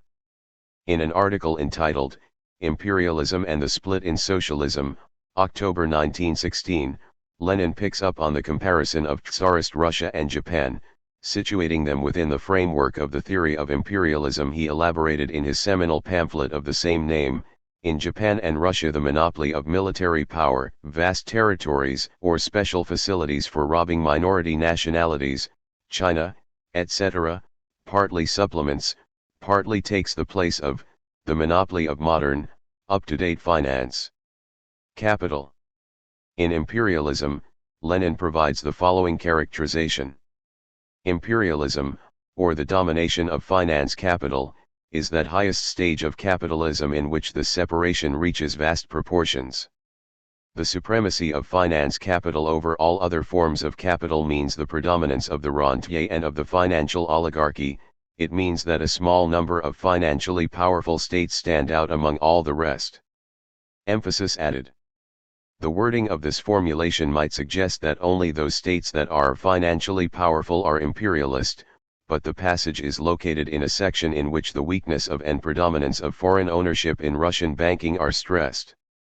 For instance, Tsarist Russia possessed only about a fifth as many securities as Britain, then the leading financial country. Japan had less than a tenth. Approximately 3/4 of the working capital in the Russian banking system was actually controlled by daughter companies of foreign banks, mostly French and German.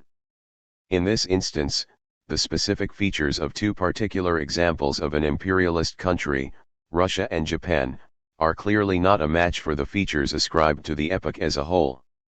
Yet, to Lenin, both countries were imperialist in the sense of modern, up-to-date finance capital, albeit in an uneven and contradictory way. In the section of imperialism entitled Export of Capital, Lenin refers to surplus capital in relation to the tendency toward monopolization. While he does not spell out exactly what relationship this has to a falling rate of profit triggered by a rising organic composition of capital, Lenin does observe that monopoly capitalists prefer to invest at least part of their surpluses generated at home in more backward countries for the purpose of increasing profits. He continues. The export of capital is made possible by a number of backward countries having already been drawn into world capitalist intercourse. The need to export capital arises from the fact that in a few countries capitalism has become overripe and, owing to the backward state of agriculture and the poverty of the masses, capital cannot find a field for profitable investment. Apart from the backward state of agriculture and the poverty of the masses, there is no other concrete explanation from Lenin as to why surplus capital is exported to more economically backward countries, though it is likely he had in mind Marx's value-theoretic account of the falling rate of profit. Lenin himself simply proceeds with an empirical discussion of the amount of capital exported by the leading imperialist powers, Britain, France, and Germany. Tsarist Russia, which could hardly be said to be overripe in terms of capitalist development, is described only as a recipient of investment. Nonetheless, for Lenin it was indisputably imperialist in the modern sense. Trotsky on combined and uneven development. An essential piece of the methodological puzzle is provided by Trotsky in his magnum opus, The History of the Russian Revolution.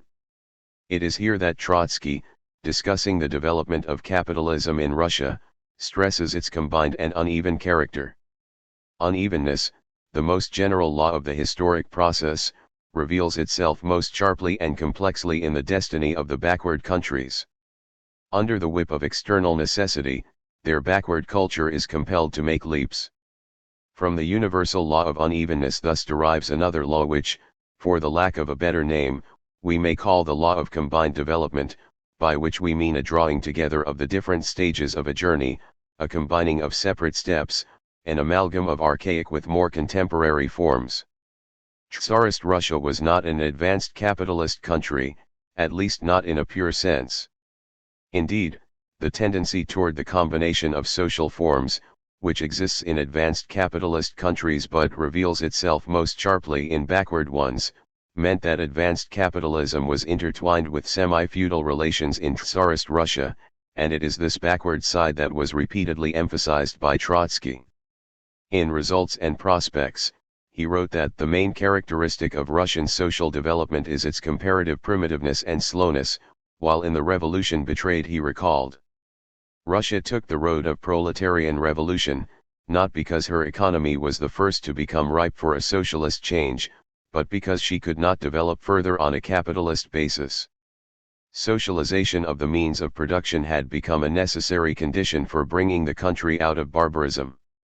That is the law of combined development for backward countries. So what distinguished Tsarist Russia from neocolonial countries, whose economies were also forged in the nexus of advanced capitalism and pre-existing backward structures?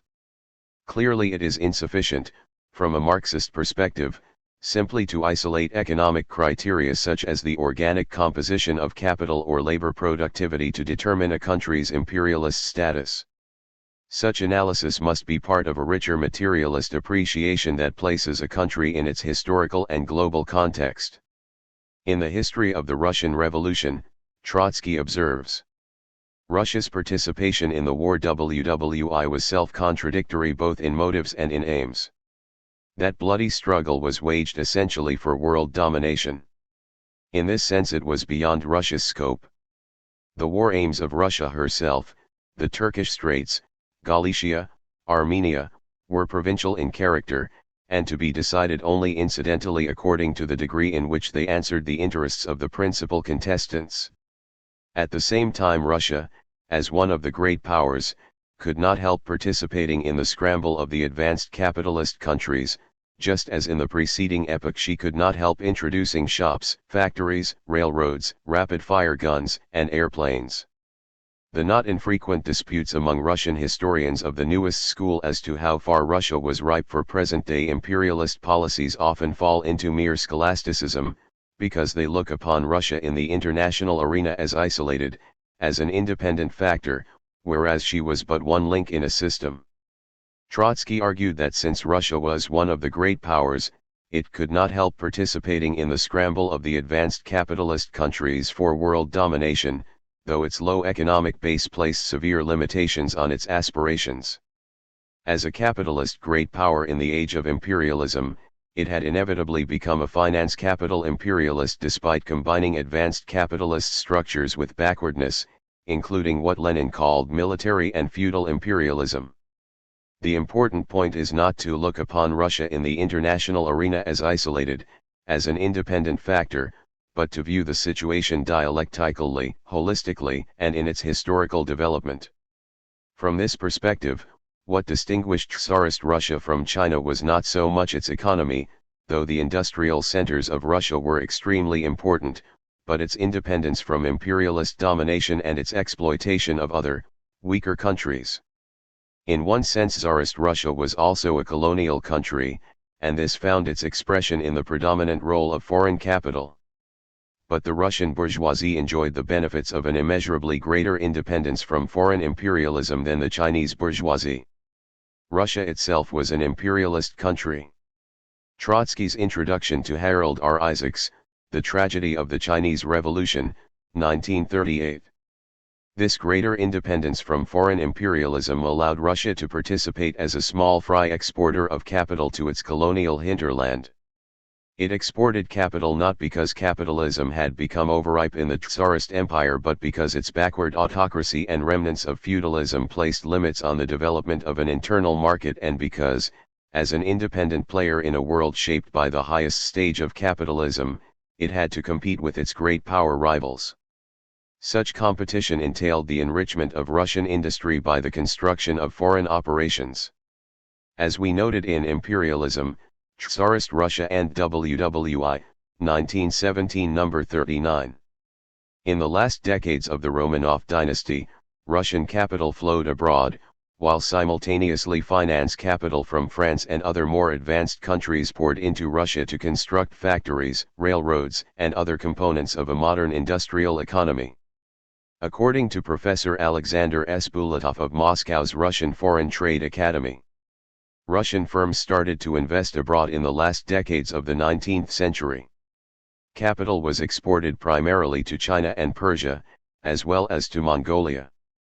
During the period 1886 to 1914, Russian capital exports amounted to about 2.3 billion rubles, equivalent to $33 billion at 1996 prices. Transnational corporations, 7.1, April 1998. In relative terms, Tsarist Russia was not a big player in the realm of capital export, and it exported capital to weaker peripheral countries in part to overcome aspects of its own backwardness. Marxist historian Harold R. Isaacs, in The Tragedy of the Chinese Revolution, which was endorsed by Trotsky in a complimentary introduction, noted a similar motivation for Japanese imperialism, which unlike its more advanced rivals was not rooted in highly developed heavy industries woven into vast units by a powerful financial mesh. Japanese capitalism rests on a light industrial foundation and a feudally backward agrarian system, and has a comparatively weak although highly concentrated financial superstructure. A latecomer into the family of imperialist nations, Japan has sought for 40 years to master China in order to create an unimpeded channel for the outward flow of its own products and to secure basic raw materials, mainly coal, iron, and cotton, that it so lamentably lacks. Because of its economic weakness, Japan was less able than its great rivals, Britain and the United States, to withstand the pressure of the world depression that began in 1929. The closing of world markets to Japanese goods led directly to the invasion of Manchuria in 1931. It is difficult to know for certain, but it seems rather likely that Tsarist Russia extracted comparatively little surplus value from the countries to which it exported capital and that it was a net importer of capital when investment from other imperialist countries is taken into account. Yet it was an imperialist country in the modern, Leninist sense of the term because it was a capitalist great power in the imperialist epoch, a country that used its base of finance capital and independence from other imperialists to compete in attempting to exploit weaker countries, dominating them economically and militarily within the framework of the capitalist mode of production in its era of decay. The weaknesses of Tsarist Russia contributed to it being the first link in the imperialist chain to be smashed by socialist revolution. Had this not happened, it is plausible to imagine a capitalist Russia being reduced to a neo-colony following WWI. The emergence of a workers' state in October 1917 removed Russia from the normal mechanisms of international capitalism and allowed for dramatic economic growth. Despite its subsequent degeneration under Stalinism, the existence of the Soviet state had repercussions on the international arena for most of the rest of the century. Its 74-year lifespan also profoundly shaped the development of Russia, which once again became a capitalist country in 1991. Russian finance capital, gigantic monopolies. In the decade that followed the capitalist counter-revolution and dissolution of the Soviet Union in 1991, Russia's economy was privatized through a program of imperialist-backed shock therapy aimed nominally at kick-starting market mechanisms but in reality designed to weaken and subjugate the country. The process benefited foreign corporations but also created a new layer of wealthy entrepreneurs, capitalists who, in many cases, successfully converted themselves from managers of state-owned enterprises into the owners of privatized companies. The new capitalists were often indistinguishable from organized criminals, and they funneled large amounts of money to overseas bank accounts from which they could withdraw the cash to purchase luxury goods. The government of Boris Yeltsin oversaw the descent of Russia into this venal form of crony capitalism and the decline of Russia's power on the world stage. See Russia, a Capitalist Dystopia, 1917 number 24. With the ascension of Vladimir Putin at the beginning of the century, however, things began to turn around, as the ultra-rich oligarchs were mostly brought to heel, and the country's hemorrhaging of capital slowed considerably. The new direction of government policy coincided with a massive concentration of capital into a handful of large monopolies, or oligopolies, mainly in the natural resources sectors but extending into other areas of the Russian economy. David Collins observes in his 2013 book, The BRICS and Outward Foreign Direct Investment. During the early 2000s there was a strategic shift in the domestic business environment that led to general improvements in Russia's economy and saw the creation of state-owned enterprises in key industries, either with the assistance of public finance or through more efficient administrative measures. During the period since 2000, the Russian economy has become largely concentrated in the hands of several large corporations. It is believed that the high concentration of income in the Russian economy was one of the major motivators behind the globalization of Russian firms. In 2001, the Russian investment bank Troika Dialogue calculated that around 70 large financial and industrial groups controlled 40% of the Russian GDP. The early to mid-2000s was the period in which the Russian bourgeoisie consolidated itself as an imperialist power. Its economy remains heavily monopolized, as Alexander Bulatov notes. 400 leading companies, with sales greater than 15 billion rubles, i.e. 700 to 750 million US dollars by purchasing power parity, produced 41% of GDP in 2014, and many of them were monopolies: Gazprom, Norilsk-Nickel, Russian Railways, Aeroflot, Transneft, or leading oligopolies: Lukoil, Rosneft, Sberbank, Rostelecom, Megaphone, in their industries. Transnational corporations, 24, 2017. The level of development of the contemporary Russian economy is uneven. In comparative rankings of competitiveness, which include factors such as innovation, corruption, and property rights, Russia is not in the top tier. The World Economic Forum's Global Competitiveness Report 2017 to 2018, for instance, ranked Russia 38 out of 137, behind some neocolonial countries like the United Arab Emirates and Indonesia, but ahead of imperialist Italy. Aggregate labor productivity in Russia is low compared to other imperialists, just over half of the European average and about one-third that of the US. Moscow Times, August 10, 2015. There are few Russian-made consumer goods that are household names in the West, whereas even some non-imperialist countries like South Korea boast products well known in Europe and North America. Yet alongside this relative backwardness are significant elements of advanced capitalism. Russia's service sector activity is, as a proportion of total value added, closing in on levels observed in the EU. In 2010, services accounted for 68% of total value added in Russia, compared to the EU average ratio of 79.7%, and ratios of 50% for China and 49.7% for Indonesia.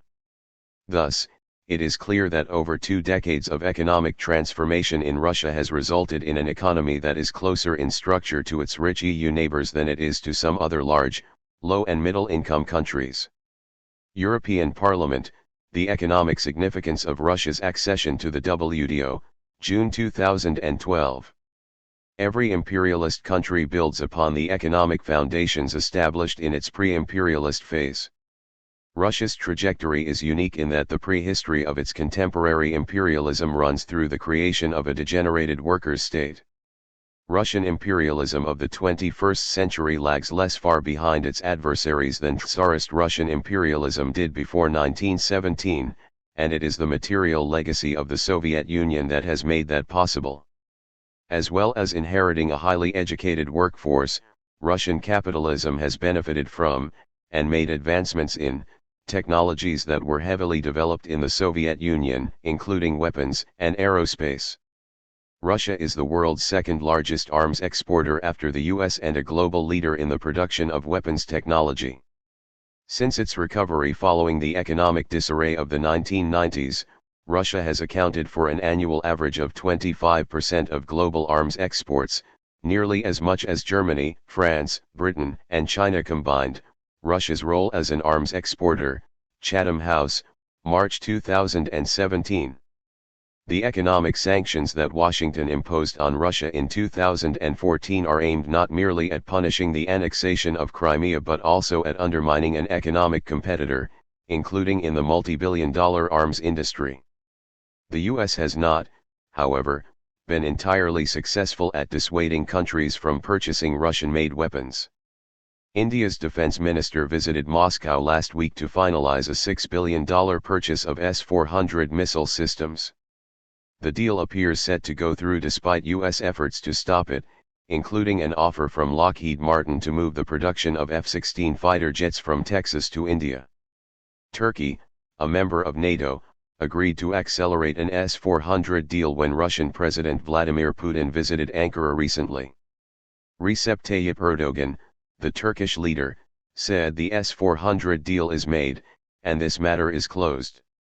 Financial Times, April 13, 2018.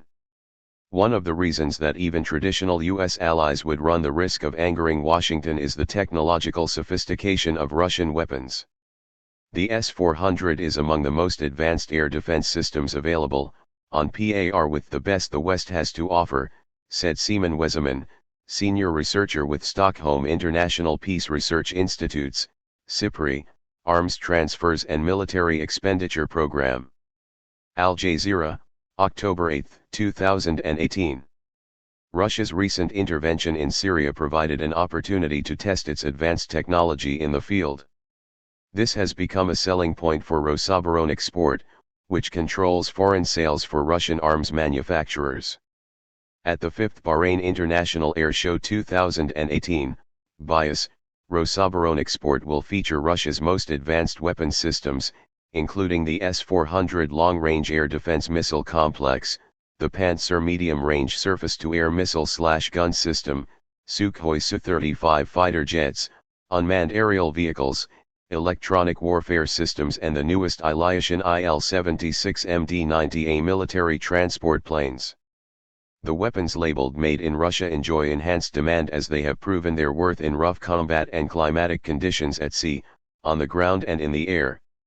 And this demand is growing. Rosoboronexport's order book has recently exceeded the mark of $50 billion, a considerable share of which has been formed by contracts with Arab states, CEO Alexander Mikheyev said. TASS, November 12, 2018. Despite comparative weakness in some areas, Russia's aerospace industry also remains a world leader. In September 2018, Lauren Thompson, Chief Operating Officer of the Lexington Institute, which is partly funded by defense contractors Boeing and Lockheed Martin, wrote a piece in Forbes complaining that U.S. satellite makers are becoming increasingly dependent on other countries, especially Russia, for a technology essential to the functionality of their products. THE industry is gradually migrating to so-called electric propulsion technology, and there the key offshore provider is Russia. Even as Congress has been pressing the military to end its reliance on Russian rocket engines, America's satellites are becoming more dependent on a type of in-space propulsion where Russia has emerged as the global leader. Russian nuclear technology is also advanced, and the country's reactor designs dominate all others in the export category. While China's internal nuclear build-out is the largest in the world, countries in the position to buy reactors have been overwhelmingly choosing Russia and its VVER-1200. Customers buying the VVER-1200 cover the range, from developing nations undertaking their first nuclear steps, like Bangladesh, to advanced nations with extensive nuclear power experience who are expanding their fleet, like Finland. Even China, with its rapidly maturing capabilities and nuclear export ambitions, finds something compelling in the Russian offering, recently agreeing to purchase 4 more VVER-1200s. Forbes, July 3, 2018. In early 2018, the State Nuclear Energy Corporation Rosatom unveiled an innovative floating nuclear reactor, confirming the view of experts that Russian nuclear technology remains a major player in the international market. They are light years ahead of us, Jacopo Buongiorno, a professor of nuclear engineering at the Massachusetts Institute of Technology, said of the Russian floating power program, New York Times, August 26, 2018. The Economist, August 2, 2018, complains that, in the post-Fukushima era, one country now dominates the market for design and export of nuclear plants, Russia. Indeed, Rosatom is building multi-billion-dollar nuclear power plants in several dependent countries, including Turkey's first nuclear plant, worth $20 billion, IBID. Beyond military goods, aerospace, and nuclear energy, Russian capitalists can also compete globally in the chemical and metallurgy industries. See Yasin etal, Russian Manufacturing Revisited, Industrial Enterprises at the start of the 2008 financial crisis, Bank of Finland. Indeed, According to the United Nations Conference on Trade and Development, UNCTAD, Russia's metallurgy and chemicals are already competitive in world markets and operate without major subsidies, World Investment Report 2012. Russia is the third largest steel exporter on the planet, and its largest buyers include Turkey, Mexico, Belgium, and the United States, Global Steel Trade Monitor, November 2018. A recent report by Deloitte noted that the US and EU introduced anti-dumping duties on Russian steel that affected domestic players in the sector, though the effects of this economic warfare were offset to some degree by increased domestic demand for metals in the oil and natural gas sectors. Russian Manufacturing Industry Overview, May 2016. Russia's oil and natural gas giants, Rosneft, Lukoil, and Gazprom, have at times partnered with foreign companies in order to access advanced technologies, though they are hardly backward corporations. Western sanctions have hampered the export of energy technology to Russia, but Russian capitalists have sought to make up the difference. In October 2018, the head of Novatek, a liquefied natural gas producer, Leonid Michelson, reported that the company had developed the capacity to exceed current needs. "We are seeing the birth of a new industry in Russia," said Michelson, adding that Novatek has developed technology to liquefy gas. Russia has up to now relied on companies such as French oil major Total to build new plants and provide technology. Reuters, October 3, 2018. Russian company TMK, which manufactures technically sophisticated pipelines, has helped Russia's energy companies access enormously profitable resources. Despite US and European sanctions and ever-increasing technical demands that some analysts said would be beyond Russian producers, the country's oil and gas industry is booming, riding a surge in prices and a weaker ruble, and encouraged by initial successes in the largely untapped Arctic.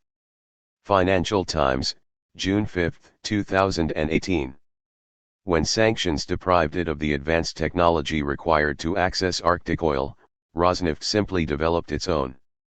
The Central Noolginskaya 1 oil well is one of the most technologically challenging ever attempted in Russia. With the deposits located beneath the icy, frequently frozen waters of the Laptev Sea, cutting-edge horizontal drilling techniques will be used to reach up to 15,000 m from the main site. Financial Times, April 19, 2017. Gazprom Neft, the oil arm of the natural gas giant and Russia's third-largest oil producer, became the first Russian company to demonstrate shale oil fracking expertise with a 1 km long horizontal well 2.3 kilometers below ground at a site in the vast Bajhanov field, estimated to be the world's largest shale oil deposit. Gazprom Neft was able to use homegrown technology that it was forced to develop after the sanctions prompted its international partners to walk away from the project. IBID. Russia's energy sector not only dominates the country's commodity exports, it dominates Russian capital export as well. Capital export, overview of foreign investment. One of the measures of capital export is foreign direct investment, FDI, which refers to the investments made by one country in another, including buying a minimum of 10% equity in foreign companies. Traditionally, neo-colonies have had limited outward FDI but greater inward FDI, as they are marginal capital exporters but significant capital importers, while imperialist countries tend to be both major capital exporters and capital importers. There are serious limitations to using FDI as a measure of capital export, particularly from the standpoint of Marxist analysis. In a June 2018 article in Finance and Development, published by the International Monetary Fund (IMF), Jannik Damgaard, senior economist at the National Bank of Denmark, Thomas Elkjær, senior economist in the IMF Statistics Department, and Niels Johan Nielsen, professor of economics at the University of Copenhagen, reported that a stunning $12 trillion, almost 40% of all foreign direct investment positions globally, is completely artificial. It consists of financial investment passing through empty corporate shells with no real activity. This type of financial tax engineering is a worldwide phenomenon that cuts across advanced and emerging market economies. In emerging market economies such as India, China, and Brazil, 50 to 90% of outward foreign direct investment goes through a foreign entity with no economic substance. The share is 50 to 60% in advanced economies such as the United Kingdom and the United States. Globally, the average is close to 40%. It is difficult to ascertain exactly how much of Russia's FDI is round-tripping, i.e., fraudulent transactions in which capital is sent abroad to avoid taxes and then returned to the home country. Damgard, Elkjer, and Johannessen, based on a recent IMF working paper by Damgard and Elkjer, the Global FDI Network, Searching for Ultimate Investors, 2017, present figures indicating that around 25% of Russia's outward FDI passes through foreign shell companies. The real percentage is likely much higher, possibly even as high as that of Britain or the US. Economist Kari Lyoto of the University of Turku estimates that while it is impossible to state exactly what the precise amount of genuine outward FDI in Russian OFDI stock is, if one excludes Cyprus and tax havens from the Russian OFDI stock, one may conclude that less than a half of the Russian OFDI could be characterized as genuine OFDI. Motivations of Russian firms to invest abroad, 2015. Conventional economics provides no good way to directly measure the Marxist concept of surplus value extraction through capital export. However, despite the very real limitations of FDI data, it is instructive to compare broad changes in Russian FDI figures with those of other countries over the past quarter century, as Russia's transformation into an imperialist power in the early to mid-2000s is reflected in a shift in its FDI profile. Graph 1 presents figures for the flow of Russia's outward FDI as a percentage of the world's total outward FDI, which is of course dominated by imperialist countries.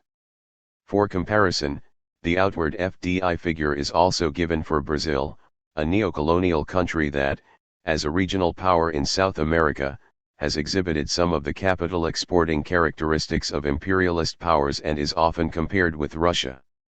From the early 1990s to the mid-2000s, Russia and Brazil followed a similar trend, from negligible foreign investors to emergent foreign investing powers. However, since the mid-2000s, Russia has maintained and increased its standing, averaging about 3% of the world's total outward FDI flow in the decade 2007 to 2017. In that same decade, Brazil receded back to its previous status as a marginal capital exporter, accounting for only 0.2% of the world's total outward FDI flow.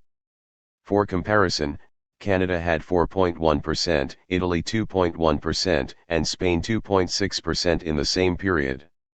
Bulatov notes that in Russia FDI flows, offshore entities and conduit countries carry significant weight, 90% of outflows and 97% of inflows, with a focus on the Caribbean in outflows and Western Europe in inflows.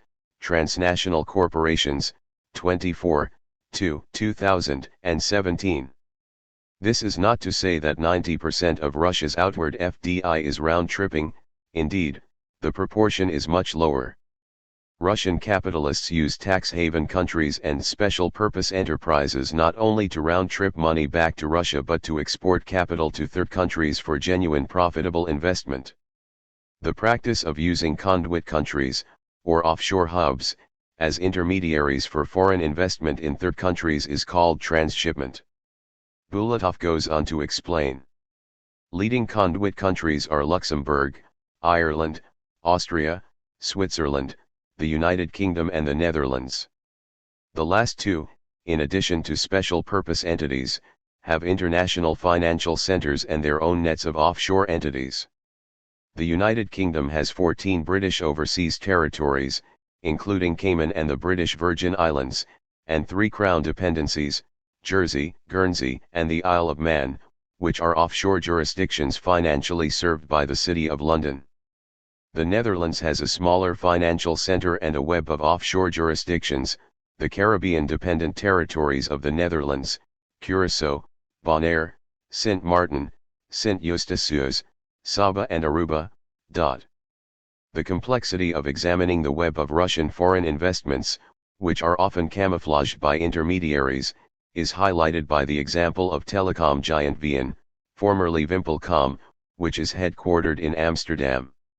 The sixth largest mobile network operator in the world, with business in Russia, Pakistan, Algeria, Bangladesh, Ukraine, and some Central Asian countries, VN is majority owned by Letter One Investment, itself based in Luxembourg but controlled by Russian billionaire Mikhail Fridman's Moscow-based Alpha Group Consortium, Reuters, July 24, 2017.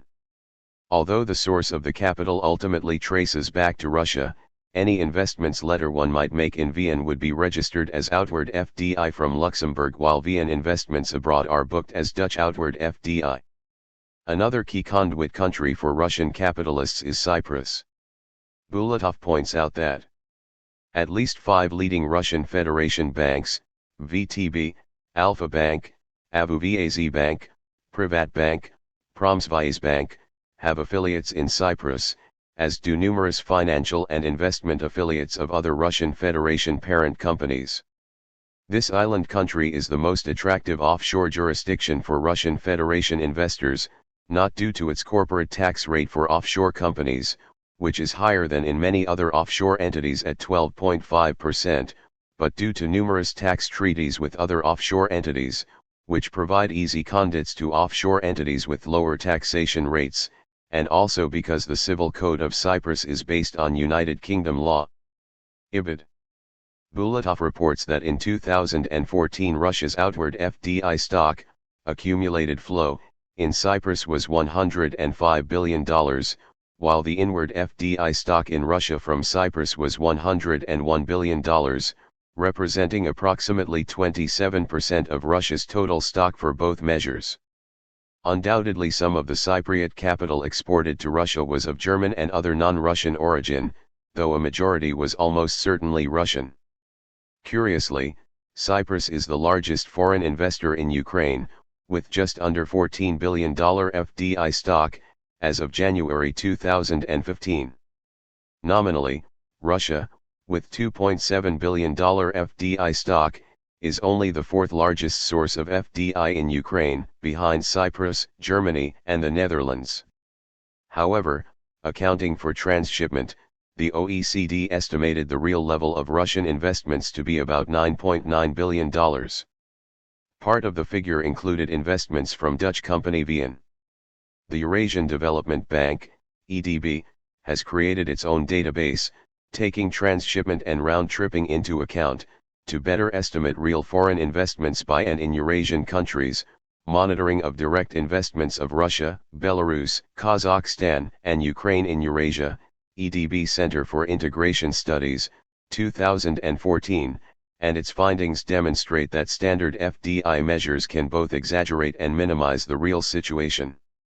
For instance, in 2016, the EDB database shows the real Russian FDI stock in Cyprus to be negligible, $50 million, compared to the $150 billion reported using conventional means. The real figure for Russian FDI stock in the Netherlands was only $1.1 billion compared to the nominal $60 billion, EAEU and Eurasia, Monitoring and Analysis of Direct Investments 2017, EDB Center for Integration Students, 2017. Conversely, standard accounts put Russian FDI in Pakistan and Bangladesh at zero, whereas the EDB database reveal $1.2 billion and $1.1 billion in FDI stock, respectively. Other large discrepancies reported for countries with supposedly minuscule Russian investments are Iraq, $4.3 billion in real investments, mostly by Lukoil, Egypt, $3.3 billion, Poland, $1.1 billion, and Romania, $1.6 billion. In 2016, Russia's total real outward FDI stock in Eurasia, excluding the Commonwealth of Independent States, CIS, and Georgia, was $85.7 billion. While Italy, Germany, and Britain hosted about 40% of that amount, most of the rest was invested in neo-colonies like Bulgaria, Poland, Romania, Estonia, Latvia, Lithuania, Greece, Serbia, Turkey, India, Vietnam, and Mongolia. That same year, Russia had an additional $34.8 billion in FDI stock in Georgia and the CIS, Armenia, Azerbaijan, Belarus, Kazakhstan, Kyrgyzstan, Moldova, Tajikistan, Turkmenistan, Ukraine, and Uzbekistan. Monitoring of Mutual Investments in CIS Countries 2017, EDB Center for Integration Studies, 2017. Based on these figures, Russia has something on the order of $75 billion invested in neo-colonies in Europe and Asia alone. This demonstrates that, while Russian investment in imperialist countries is comparatively small, in neo-colonies it can be hugely significant. Not only are Russian capitalists making profits from weaker countries, but it is often on a scale that can give Russia considerable leverage over those countries. Lyoto notes, compared to the EU, the USA, and China, the importance of the Russian OFDI in some CIS countries is gargantuan. Russia covers, for instance, the bulk of the Tajik inward FDI stock and some 40 to 60% of the Belarusian and Uzbek inward FDI stock. Motivations of Russian firms to invest abroad, 2015. The Eurasian Development Bank's database indicates that Russian investments also account for 50 to 75% of inward FDI stock in Abkhazia, South Ossetia, and Armenia, 30 to 50% in Iraq and North Korea, and other significant proportions in Pakistan and Ukraine. Russia invests approximately $1 billion annually in Kazakhstan, where about one-third of foreign companies are Russian. The Astana Times, September 11, 2017. Writing with colleague Peter Vatra, Lyoto argues that the astronomical increase in Russian outward FDI in the early to mid-2000s fed into a virtuous circle of capitalist development in Russia. Russian companies have enhanced their international competitiveness by gaining increased access to natural resources, acquiring strategic assets worldwide, and obtaining segments of the global market. High oil and raw material prices have yielded increasing export revenues, which have, in turn, supported the international expansion of Russian enterprises. Foreign operations of Russia's largest industrial corporations, building a typology, Transnational Corporation 16, April 2007. In the BRICS and outward foreign direct investment, Collins confirms the link between increased oil and natural gas revenues from sales and the increase in foreign capital export. Modern Russian MNES multinational enterprises now display a high degree of horizontal and vertical integration of production capacities, which also include distribution networks and banking, linking services to non-services outward FDI. Most Russian companies operating abroad retain strong ties with domestic natural resources. Until recently, most Russian MNEs were in the oil and gas, metallurgy, and electricity generation and distribution industries. Russian firms have exploited the ties to their natural resources base as collateral to raise loans for FDI, particularly during periods where the prices for these commodities were highest. The geographic orientation of Russian outward FDI has shifted somewhat over time. According to Amar Anwar and Mazhar Moghul in 2014, why do Russian firms invest abroad?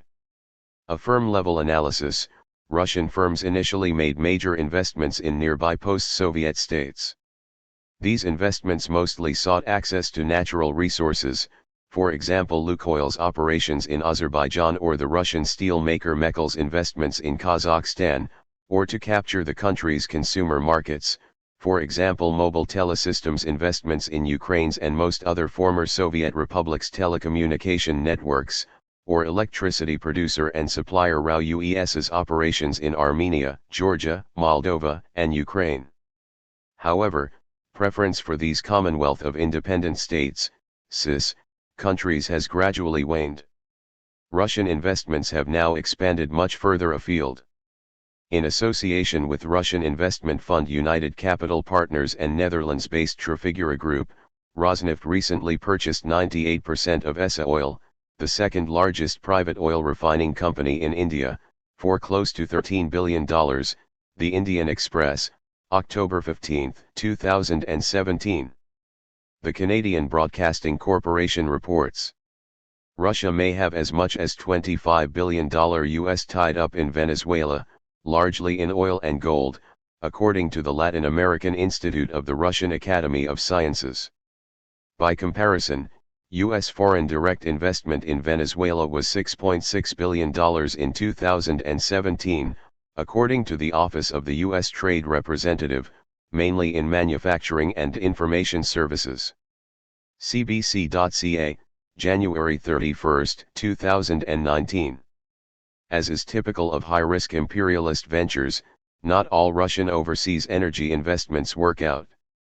In Venezuela, crumbling oil output is a threat to Russia's Rosneft, which has invested billions of dollars in projects in the country, and is also owed around $1.6 billion by the country's state-owned oil producer PSA.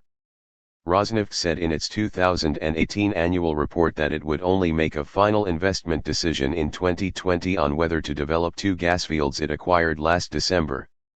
Rosneft, in which the Russian government owns a majority stake, also faces potential issues in the semi-autonomous Iraqi region of Kurdistan, where it has spent $1.8 billion to secure oil deliveries and pledged $400 million more to develop new fields. That has angered the federal government in Baghdad, which insists all oil deals inside the country should be negotiated with them. Financial Times, June 5, 2018. While capital export from the highly monopolized energy sector predominates, Russian corporations in other industries have made significant investments abroad, securing important markets and establishing an external revenue base. According to the EDB, the major sectors of Russian outward FDI in 2016 were oil and gas, 34.3%, communication and IT, 19.7%, finance, 12.9%, and mechanical engineering, 6%. Collins notes. In 2004, Russia's leading mobile operator MTS acquired a 74% share in Uzbekistan's leading operator, Uzabonorbita. Russia's second-largest mobile operator Vimpelcom acquired a stake in Kazakhstan's second-largest operator, Cartel in 2005. Vimpelcom also has operations in Tajikistan and the Ukraine, with plans to expand into Vietnam and Cambodia. Mobile Telesystems, MTS, is a market leader in wireless communication in various CIS countries, including the Ukraine, Uzbekistan, Turkmenistan, Armenia, and Belarus. It is the largest company of Sistema Holdings, which itself has acquired licenses to operate in India with plans to enter China and Bangladesh. Vimpelcom is the most active globally expanding MNE among the Russian telecom firms. Russian telecommunications firms are rapidly catching up with the natural resources-based and heavy manufacturing-based conglomerates on the global scene. In software and IT services, Russia is behind only the US in the number of companies that operate internationally in this sector. There are also some globally active technology-based Russian MNEs, particularly in information and communications technology. The antivirus internet firm Kaspersky was created in 1997 and had developed a global presence by the end of 2005, expanding into 10 foreign locations including in Asia, Europe, and the US. Another Russian high-technology firm, NTMDT, Nanotechnology Modular Devices and Tools, established an affiliate in Ireland in 2005 to carry out assembly, testing, and after-sales services as well as research and development. The Russian holding company GIS acquired French microelectronics manufacturer Alta Semiconductor in 2007.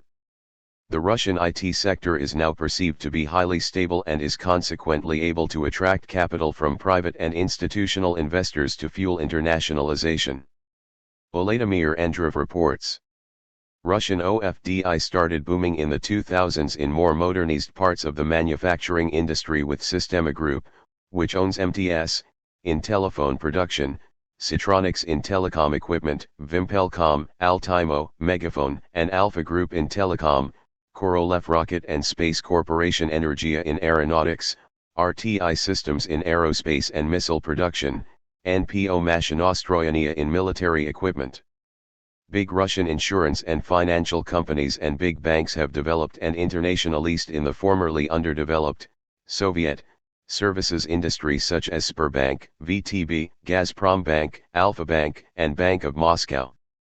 Outward foreign direct investment from BRIC countries, the European Journal of Comparative Economics 12, 2015. Digital Sky Technologies, DST, Global, headquartered in Hong Kong but owned by Russian tech billionaire Yuri Milner and supported in part by VTB Bank, has invested billions of dollars in Facebook, Twitter, Spotify, Airbnb, Alibaba and other internet companies. New York Times, November 5, 2017. Milner has also invested several $100 million in India, iPleaders.in. None of this is to suggest that Russia is on the same economic level as first-tier imperialist countries, although it compares on many measures with lesser but well-established imperialists. While Russian industrial corporations have made massive investments abroad, no one Russian MNC has entered yet the list of top 100 biggest non-financial MNCs ranked by UNCTAD according to the value of their foreign assets, ANDRV. That list is dominated by the US, Britain, Germany, Japan, and France. Like Russia, Canada has none, and the Netherlands has only one entry, the Amsterdam-based French telecom Altis, as do Belgium and Australia. Russia's banking system, i.e., financial capital in the narrow sense of the term, is comparatively weak, having, for instance, no presence on UNCTAD's list of the top 50 financial transnational corporations, TNCs. Nor does Belgium, while Italy, Spain, and Canada each have only one.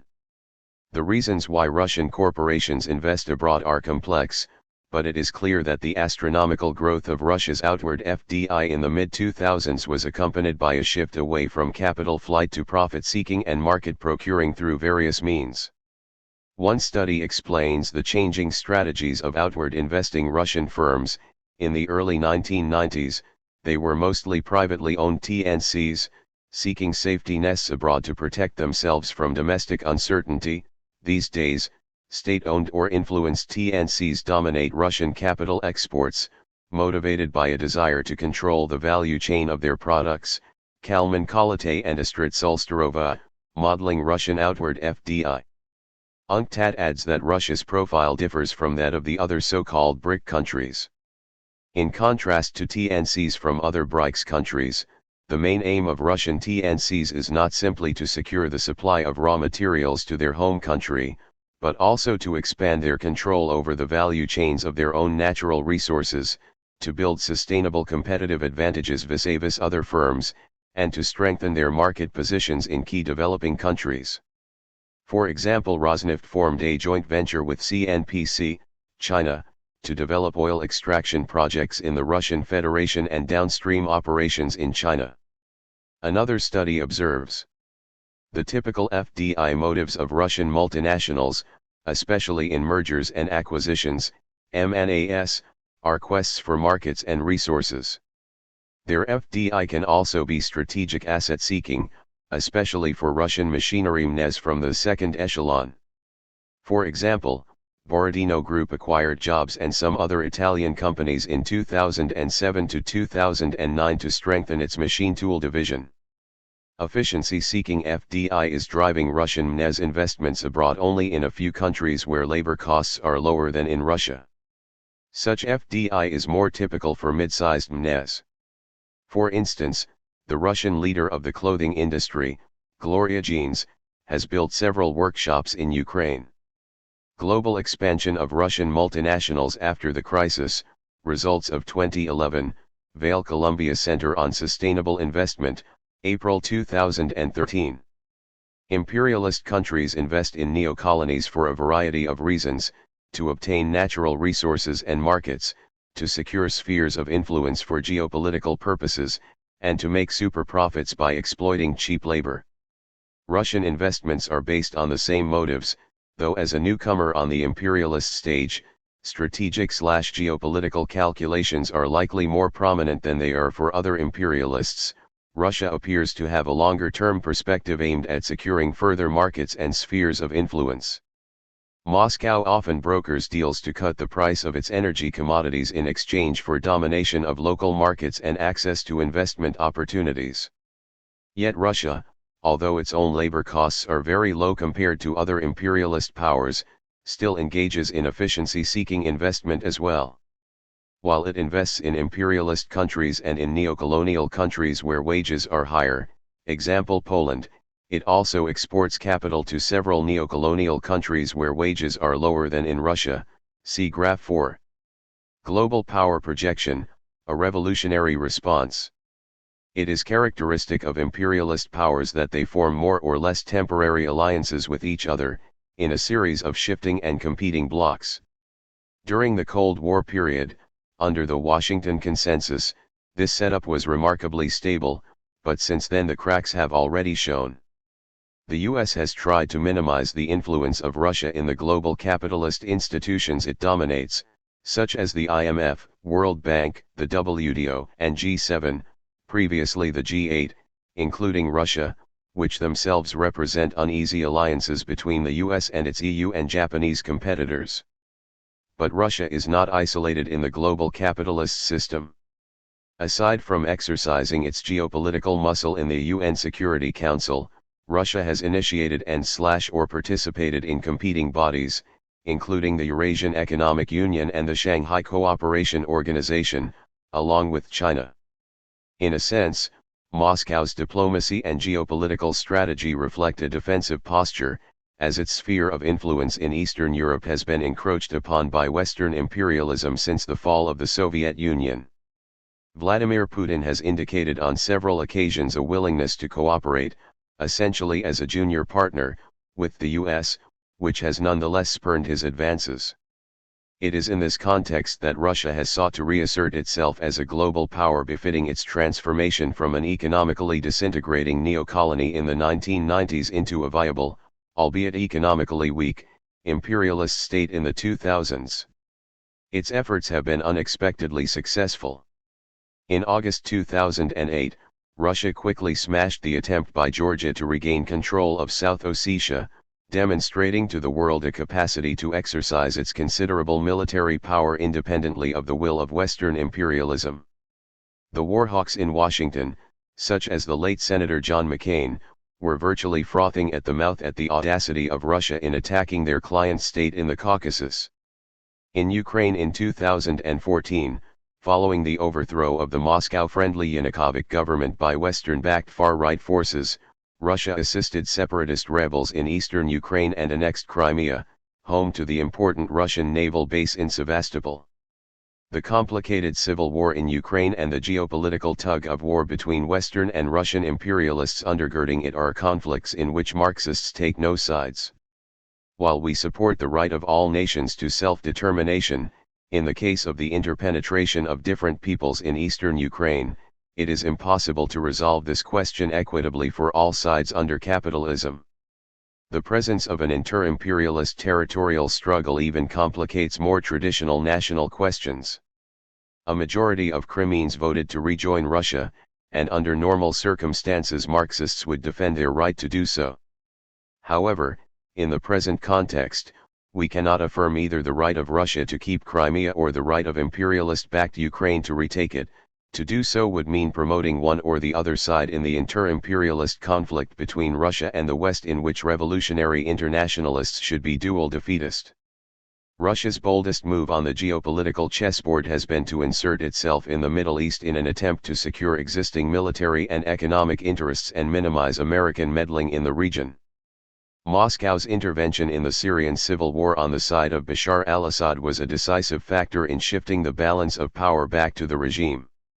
Washington's decision, announced in December 2018, to withdraw all U.S. troops from Syria due to military victory over ISIS was in effect a declaration of defeat, a major blow to the influence of the traditionally dominant imperialist powers in the region to the advantage of Russia. Russia's claiming of Crimea was primarily designed to protect the port at Sevastopol and the passage through the Kerch Strait into the Black Sea and then the Mediterranean. Russian vessels in the Mediterranean are based on the Syrian coast at Tartus, where Moscow's support to the Assad government was rewarded in January 2018 with an agreement to vastly expand the existing naval base to house larger and nuclear-armed warships and for Russia to hold sovereignty over the territory. An accompanying deal covers the Khmeimim airfield, which was built in 2015 to facilitate Russian intervention in the war but is now being developed as a long-term Russian base in the Middle East. DW.com, January 20, 2017. While no one is currently making much money out of war-torn Syria, there is potential for future gain. With naval and air bases established, Russia is now in a better position to protect and expand existing investments in Iraq and elsewhere in the region. Moscow and Damascus have been negotiating lucrative contracts for Russian capital. In accordance with an energy cooperation framework agreement signed in late January, Russia will have exclusive rights to produce oil and gas in Syria. The agreement goes significantly beyond that, stipulating the modalities of the rehabilitation of damaged rigs and infrastructure, energy advisory support, and training a new generation of Syrian oilmen. Still, the main international aspect and the key piece of this move is the final and unconditional consolidation of Russian interests in the Middle East. Oilprice.com, February 14, 2018. Russia's intervention in support of the Syrian government mirrors interventions of rival imperialists, the US, Britain, and France in particular, in favor of anti-regime forces. Although these interventions have been less successful and at times less direct, the conflict as a whole is defined by inter-imperialist rivalry. As in Ukraine, Marxists have no side in the Syrian civil war or the imperialist struggle weaving through it and demand the departure of all imperialist forces from the region. We oppose all attacks on civilian populations and recognize the right of communities, including the Kurds, to defend themselves against genocidal pogroms.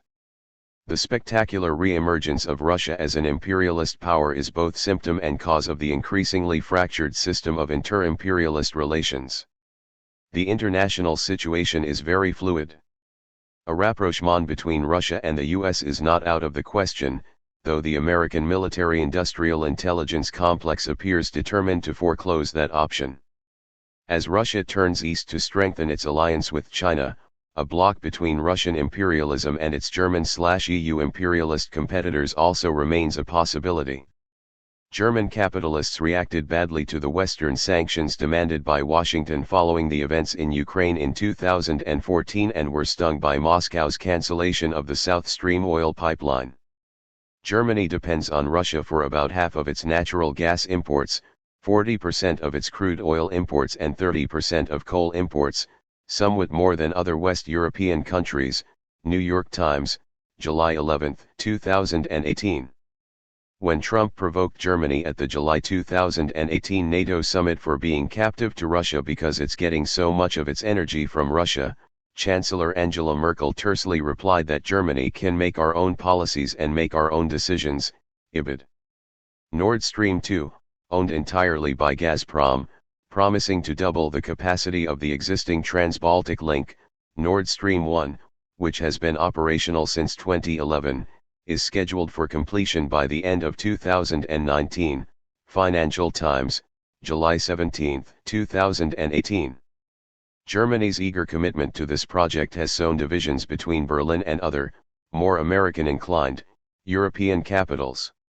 Despite the fluidity in relations among the major imperialist powers, it is certain that the contradictions of global capitalism are likely to produce convulsive changes in the short and medium terms. Trade wars and shooting wars between imperialist powers are appearing ever more real possibilities in the coming period. In this context, it is the duty of revolutionaries to advance the perspective of working-class independence from the bourgeoisie and to advocate defeatism toward all imperialist powers. As always, the main enemy is at home. But for revolutionaries in imperialist powers this cannot mean, and for Leninists never has meant, support to the great power rivals of one's own imperialists. Only proletarian socialist revolution, which requires building revolutionary parties across the globe, can save humanity from the nightmare of capitalism and imperialist war. In 1934, as the storm clouds of World War II were gathering, Leon Trotsky and his co-thinkers noted in War and the Fourth International.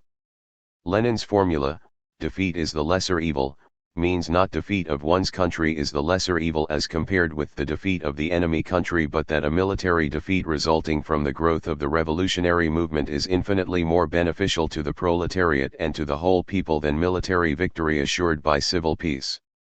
Karl Liebknecht gave an unsurpassed formula of proletarian policy in time of war: the chief enemy of the people is in its own country. The victorious proletarian revolution not only will rectify the evils caused by defeat but also will create the final guarantee against future wars and defeats. It is indisputable at any rate that in our epoch only that organization that bases itself on international principles and enters into the ranks of the World Party of the proletariat can root itself in the national soil. The struggle against war means now the struggle for the Fourth International.